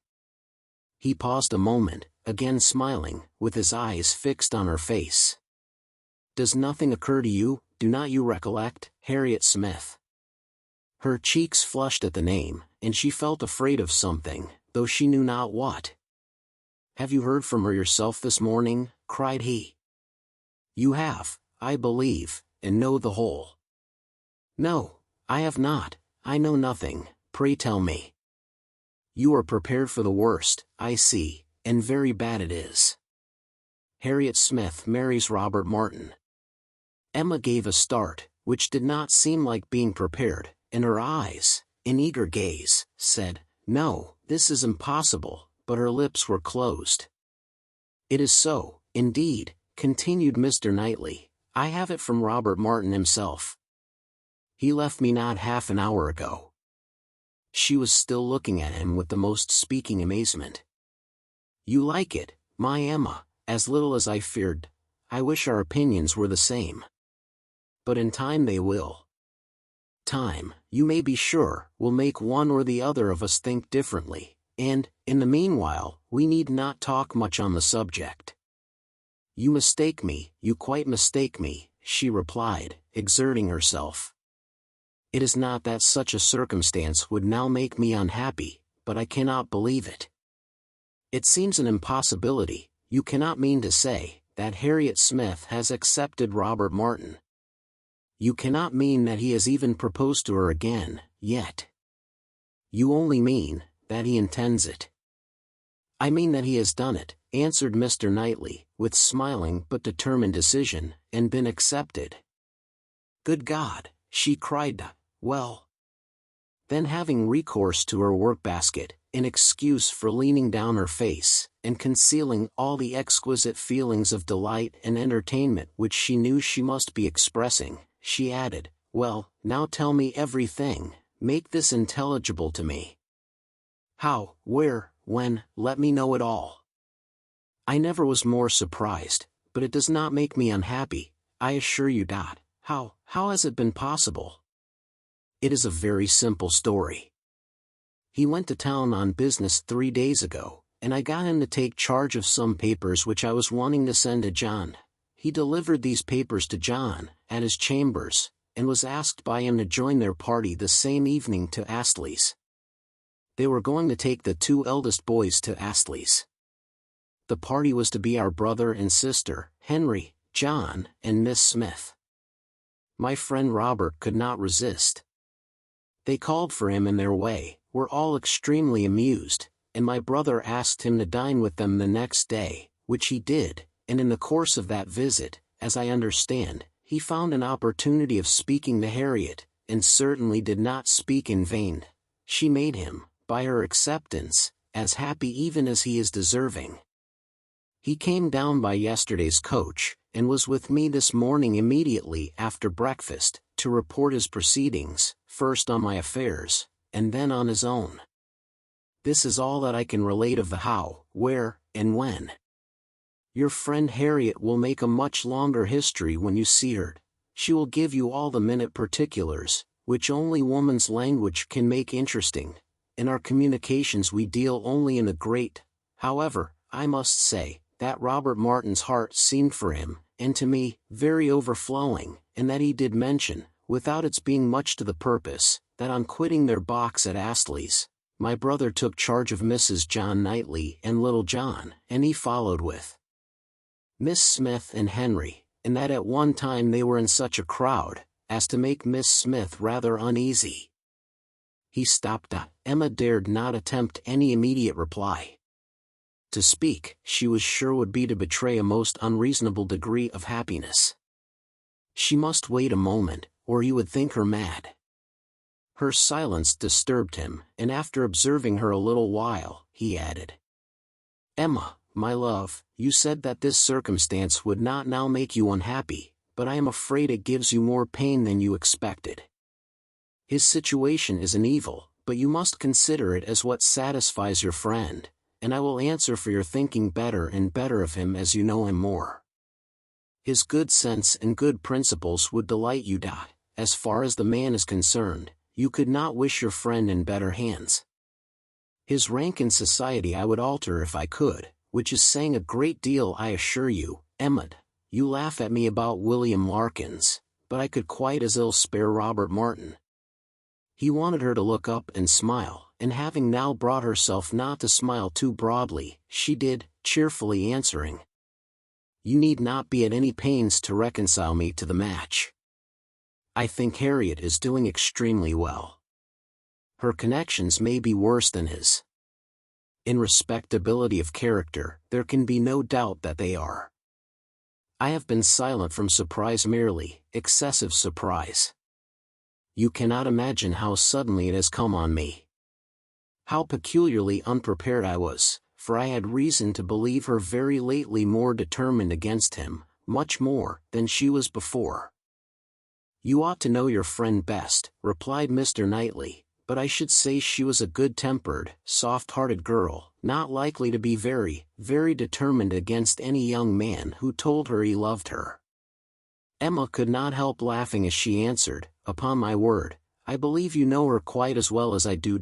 But, Mr. Knightley, are you perfectly sure that she has absolutely and downright accepted him? I could suppose she might in time, but can she already? Did not you misunderstand him? You were both talking of other things, of business, shows of cattle, or new drills, and might not you, in the confusion of so many subjects, mistake him? It was not Harriet's hand that he was certain of, it was the dimensions of some famous ox." The contrast between the countenance and air of Mr. Knightley and Robert Martin was, at this moment, so strong to Emma's feelings, and so strong was the recollection of all that had so recently passed on Harriet's side, so fresh the sound of those words, spoken with such emphasis, "No, I hope I know better than to think of Robert Martin," that she was really expecting the intelligence to prove, in some measure, premature. It could not be otherwise. "Do you dare say this?" cried Mr. Knightley. "Do you dare to suppose me so great a blockhead, as not to know what a man is talking of? What do you deserve?" "Oh, I always deserve the best treatment, because I never put up with any other, and, therefore, you must give me a plain, direct answer. Are you quite sure that you understand the terms on which Mr. Martin and Harriet now are?" "I am quite sure," he replied, speaking very distinctly, "that he told me she had accepted him, and that there was no obscurity, nothing doubtful, in the words he used, and I think I can give you a proof that it must be so. He asked my opinion as to what he was now to do. He knew of no one but Mrs. Goddard to whom he could apply for information of her relations or friends. Could I mention anything more fit to be done, than to go to Mrs. Goddard? I assured him that I could not. Then, he said, he would endeavor to see her in the course of this day." "I am perfectly satisfied," replied Emma, with the brightest smiles, and most sincerely wish them happy. You are materially changed since we talked on this subject before. I hope so, for at that time I was a fool. And I am changed also, for I am now very willing to grant you all Harriet's good qualities. I have taken some pains for your sake, and for Robert Martin's sake, whom I have always had reason to believe as much in love with her as ever, to get acquainted with her. I have often talked to her a good deal. You must have seen that I did. Sometimes, indeed, I have thought you were half suspecting me of pleading poor Martin's cause, which was never the case, but, from all my observations, I am convinced of her being an artless, amiable girl, with very good notions, very seriously good principles, and placing her happiness in the affections and utility of domestic life. Much of this, I have no doubt, she may thank you for. Me, cried Emma, shaking her head. Ah! Poor Harriet! She checked herself, however, and submitted quietly to a little more praise than she deserved. Their conversation was soon afterwards closed by the entrance of her father. She was not sorry. She wanted to be alone. Her mind was in a state of flutter and wonder, which made it impossible for her to be collected. She was in dancing, singing, exclaiming spirits, until she had moved about, and talked to herself, and laughed and reflected, she could be fit for nothing rational. Her father's business was to announce James's being gone out to put the horses to, preparatory to their now daily drive to Randall's, and she had, therefore, an immediate excuse for disappearing. The joy, the gratitude, the exquisite delight of her sensations may be imagined. The sole grievance and alloy thus removed in the prospect of Harriet's welfare, she was really in danger of becoming too happy for security. What had she to wish for? Nothing, but to grow more worthy of him, whose intentions and judgment had been ever so superior to her own. Nothing, but that the lessons of her past folly might teach her humility and circumspection in future. Serious she was, very serious in her thankfulness, and in her resolutions, and yet there was no preventing a laugh, sometimes in the very midst of them. She must laugh at such a close. Such an end of the doleful disappointment of 5 weeks back. Such a heart, such a Harriet. Now there would be pleasure in her returning, everything would be a pleasure. It would be a great pleasure to know Robert Martin. High in the rank of her most serious and heartfelt felicities, was the reflection that all necessity of concealment from Mr. Knightley would soon be over. The disguise, equivocation, mystery, so hateful to her to practice, might soon be over. She could now look forward to giving him that full and perfect confidence which her disposition was most ready to welcome as a duty. In the gayest and happiest spirits she set forward with her father, not always listening, but always agreeing to what he said, and, whether in speech or silence, conniving at the comfortable persuasion of his being obliged to go to Randall's every day, or poor Mrs. Weston would be disappointed. They arrived. Mrs. Weston was alone in the drawing-room, but hardly had they been told of the baby, and Mr. Woodhouse received the thanks for coming, which he asked for, when a glimpse was caught through the blind, of 2 figures passing near the window. "It is Frank and Miss Fairfax," said Mrs. Weston. "I was just going to tell you of our agreeable surprise in seeing him arrive this morning. He stays till tomorrow, and Miss Fairfax has been persuaded to spend the day with us. They are coming in, I hope." In half a minute they were in the room. Emma was extremely glad to see him, but there was a degree of confusion, a number of embarrassing recollections on each side. They met readily and smiling, but with a consciousness which at first allowed little to be said, and having all sat down again, there was for some time such a blank in the circle, that Emma began to doubt whether the wish now indulged, which she had long felt, of seeing Frank Churchill once more, and of seeing him with Jane, would yield its proportion of pleasure. When Mr. Weston joined the party, however, and when the baby was fetched, there was no longer a want of subject or animation, or of courage and opportunity for Frank Churchill to draw near her and say, I have to thank you, Miss Woodhouse, for a very kind forgiving message in one of Mrs. Weston's letters. I hope time has not made you less willing to pardon. I hope you do not retract what you then said. No, indeed, cried Emma, most happy to begin, not in the least. I am particularly glad to see and shake hands with you, and to give you joy in person.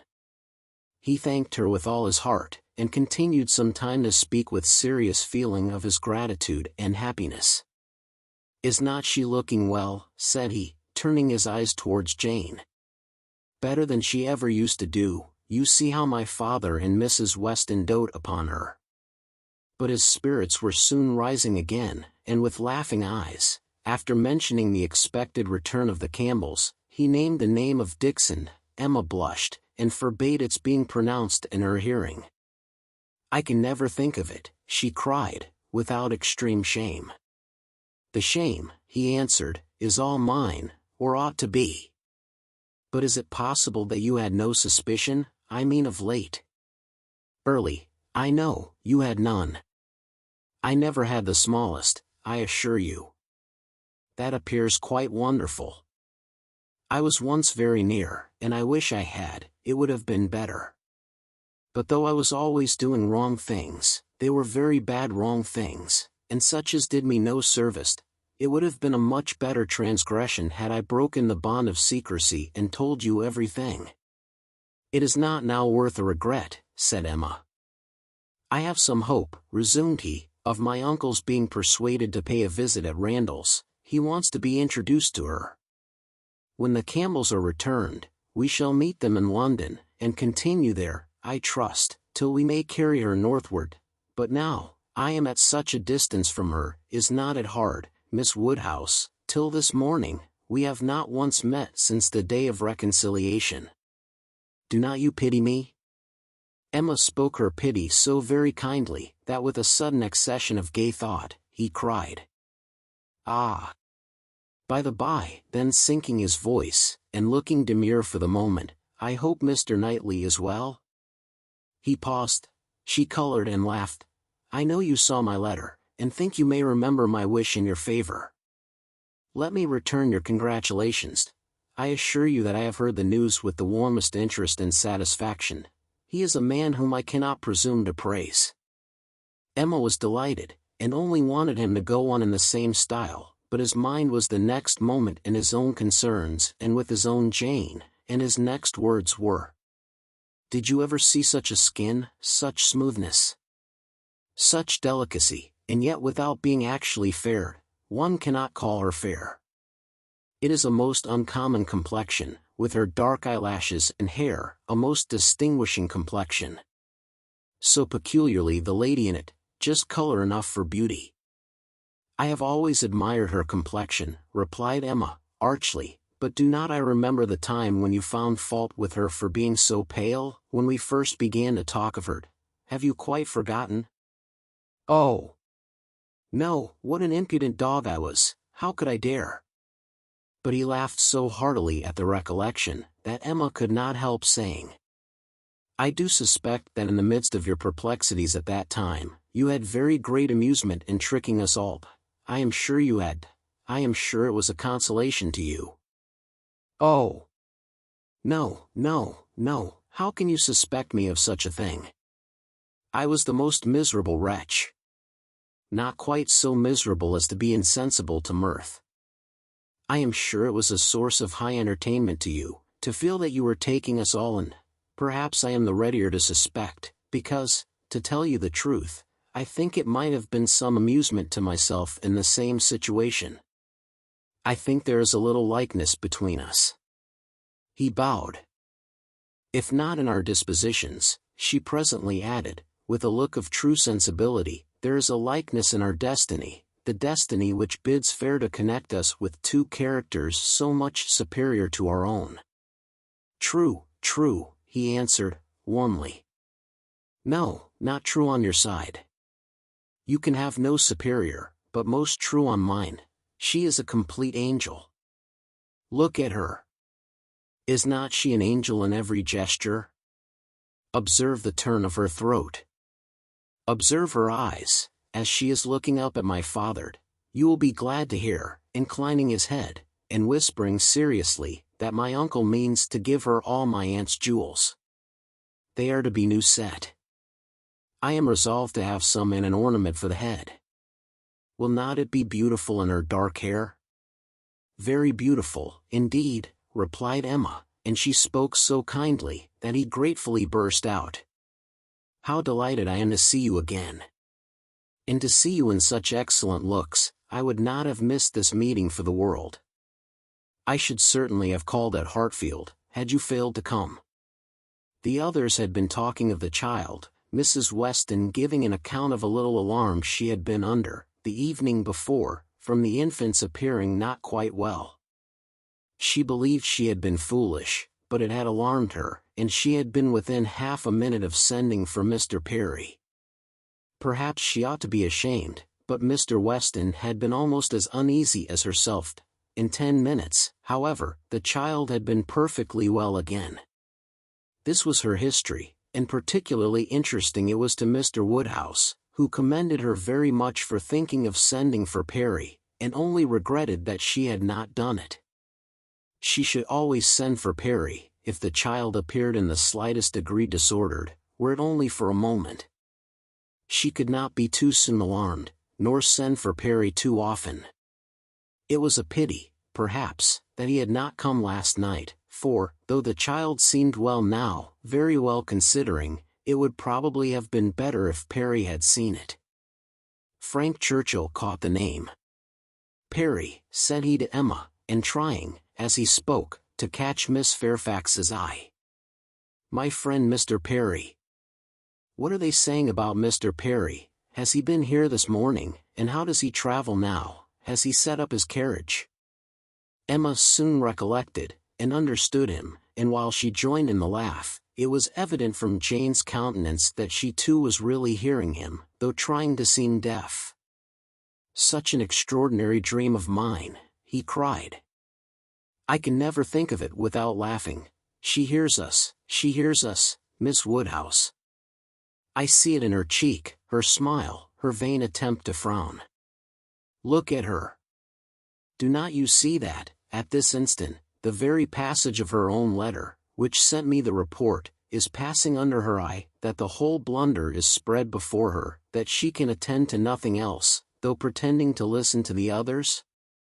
Jane was forced to smile completely, for a moment, and the smile partly remained as she turned towards him, and said in a conscious, low, yet steady voice. How you can bear such recollections, is astonishing to me. They will sometimes obtrude, but how you can court them. He had a great deal to say in return, and very entertainingly, but Emma's feelings were chiefly with Jane, in the argument, and on leaving Randall's, and falling naturally into a comparison of the two men, she felt, that pleased as she had been to see Frank Churchill, and really regarding him as she did with friendship, she had never been more sensible of Mr. Knightley's high superiority of character. The happiness of this most happy day received its completion in the animated contemplation of his worth which this comparison produced. Chapter 19. If Emma had still, at intervals, an anxious feeling for Harriet, a momentary doubt of its being possible for her to be really cured of her attachment to Mr. Knightley, and really able to accept another man from unbiased inclination, it was not long that she had to suffer from the recurrence of any such uncertainty. A very few days brought the party from London, and she had no sooner an opportunity of being 1 hour alone with Harriet, than she became perfectly satisfied, unaccountable as it was, that Robert Martin had thoroughly supplanted Mr. Knightley, and was now forming all her views of happiness. Harriet was a little distressed, did look a little foolish at first, but having once owned that she had been presumptuous and silly, and self-deceived, before, her pain and confusion seemed to die away with the words, and leave her without a care for the past, and with the fullest exultation in the present and future, for, as to her friend's approbation, Emma had instantly removed every fear of that nature, by meeting her with the most unqualified congratulations. Harriet was most happy to give every particular of the evening at Astley's, and the dinner the next day, she could dwell on it all with the utmost delight. But what did such particulars explain? The fact was, as Emma could now acknowledge, that Harriet had always liked Robert Martin, and that his continuing to love her had been irresistible. Beyond this, it must ever be unintelligible to Emma. The event, however, was most joyful, and every day was giving her fresh reason for thinking so. Harriet's parentage became known. She proved to be the daughter of a tradesman, rich enough to afford her the comfortable maintenance which had ever been hers, and decent enough to have always wished for concealment. Such was the blood of gentility which Emma had formerly been so ready to vouch for. It was likely to be as untainted, perhaps, as the blood of many a gentleman. But what a connection had she been preparing for Mr. Knightley, or for the Churchills, or even for Mr. Elton, the stain of illegitimacy, unbleached by nobility or wealth, would have been a stain indeed. No objection was raised on the father's side, the young man was treated liberally, it was all as it should be, and as Emma became acquainted with Robert Martin, who was now introduced at Hartfield, she fully acknowledged in him all the appearance of sense and worth which could bid fairest for her little friend. She had no doubt of Harriet's happiness with any good-tempered man, but with him, and in the home he offered, there would be the hope of more, of security, stability, and improvement.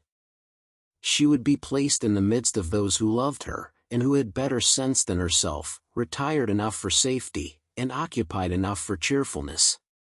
She would be never led into temptation, nor left for it to find her out.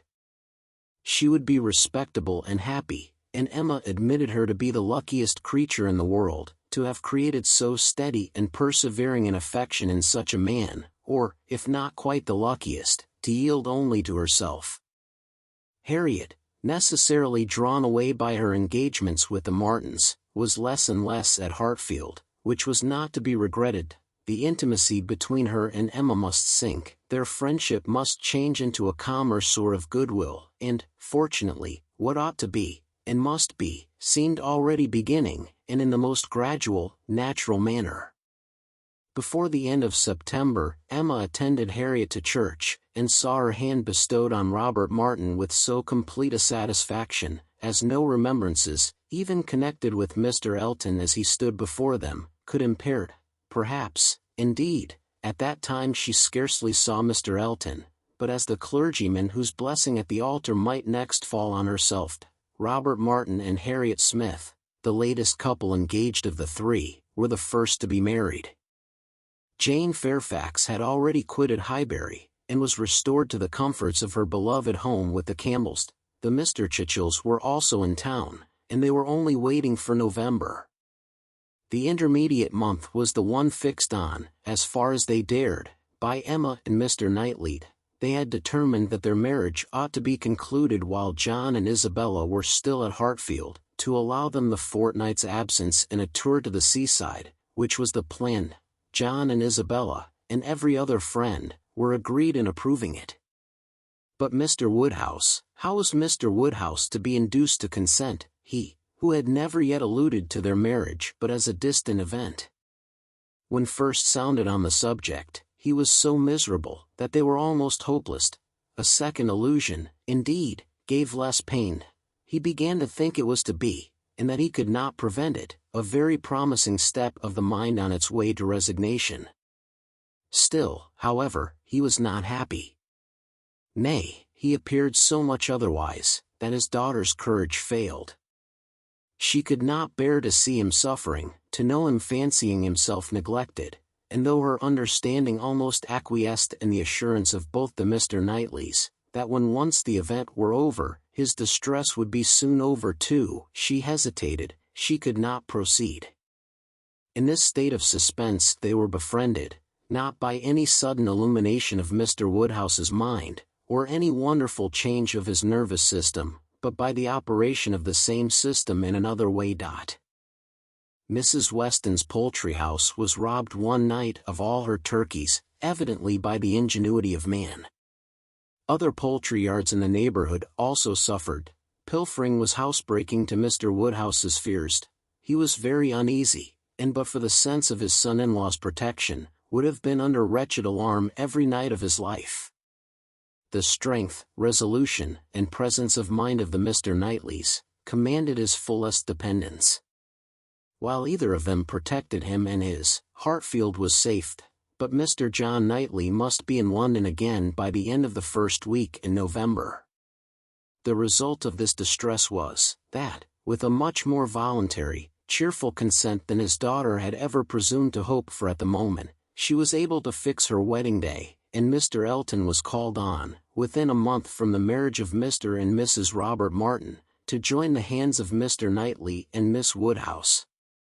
The wedding was very much like other weddings, where the parties have no taste for finery or parade, and Mrs. Elton, from the particulars detailed by her husband, thought it all extremely shabby, and very inferior to her own. Very little white satin, very few lace veils, a most pitiful business, Selina would stare when she heard of it. But, in spite of these deficiencies, the wishes, the hopes, the confidence, the predictions of the small band of true friends who witnessed the ceremony, were fully answered in the perfect happiness of the union.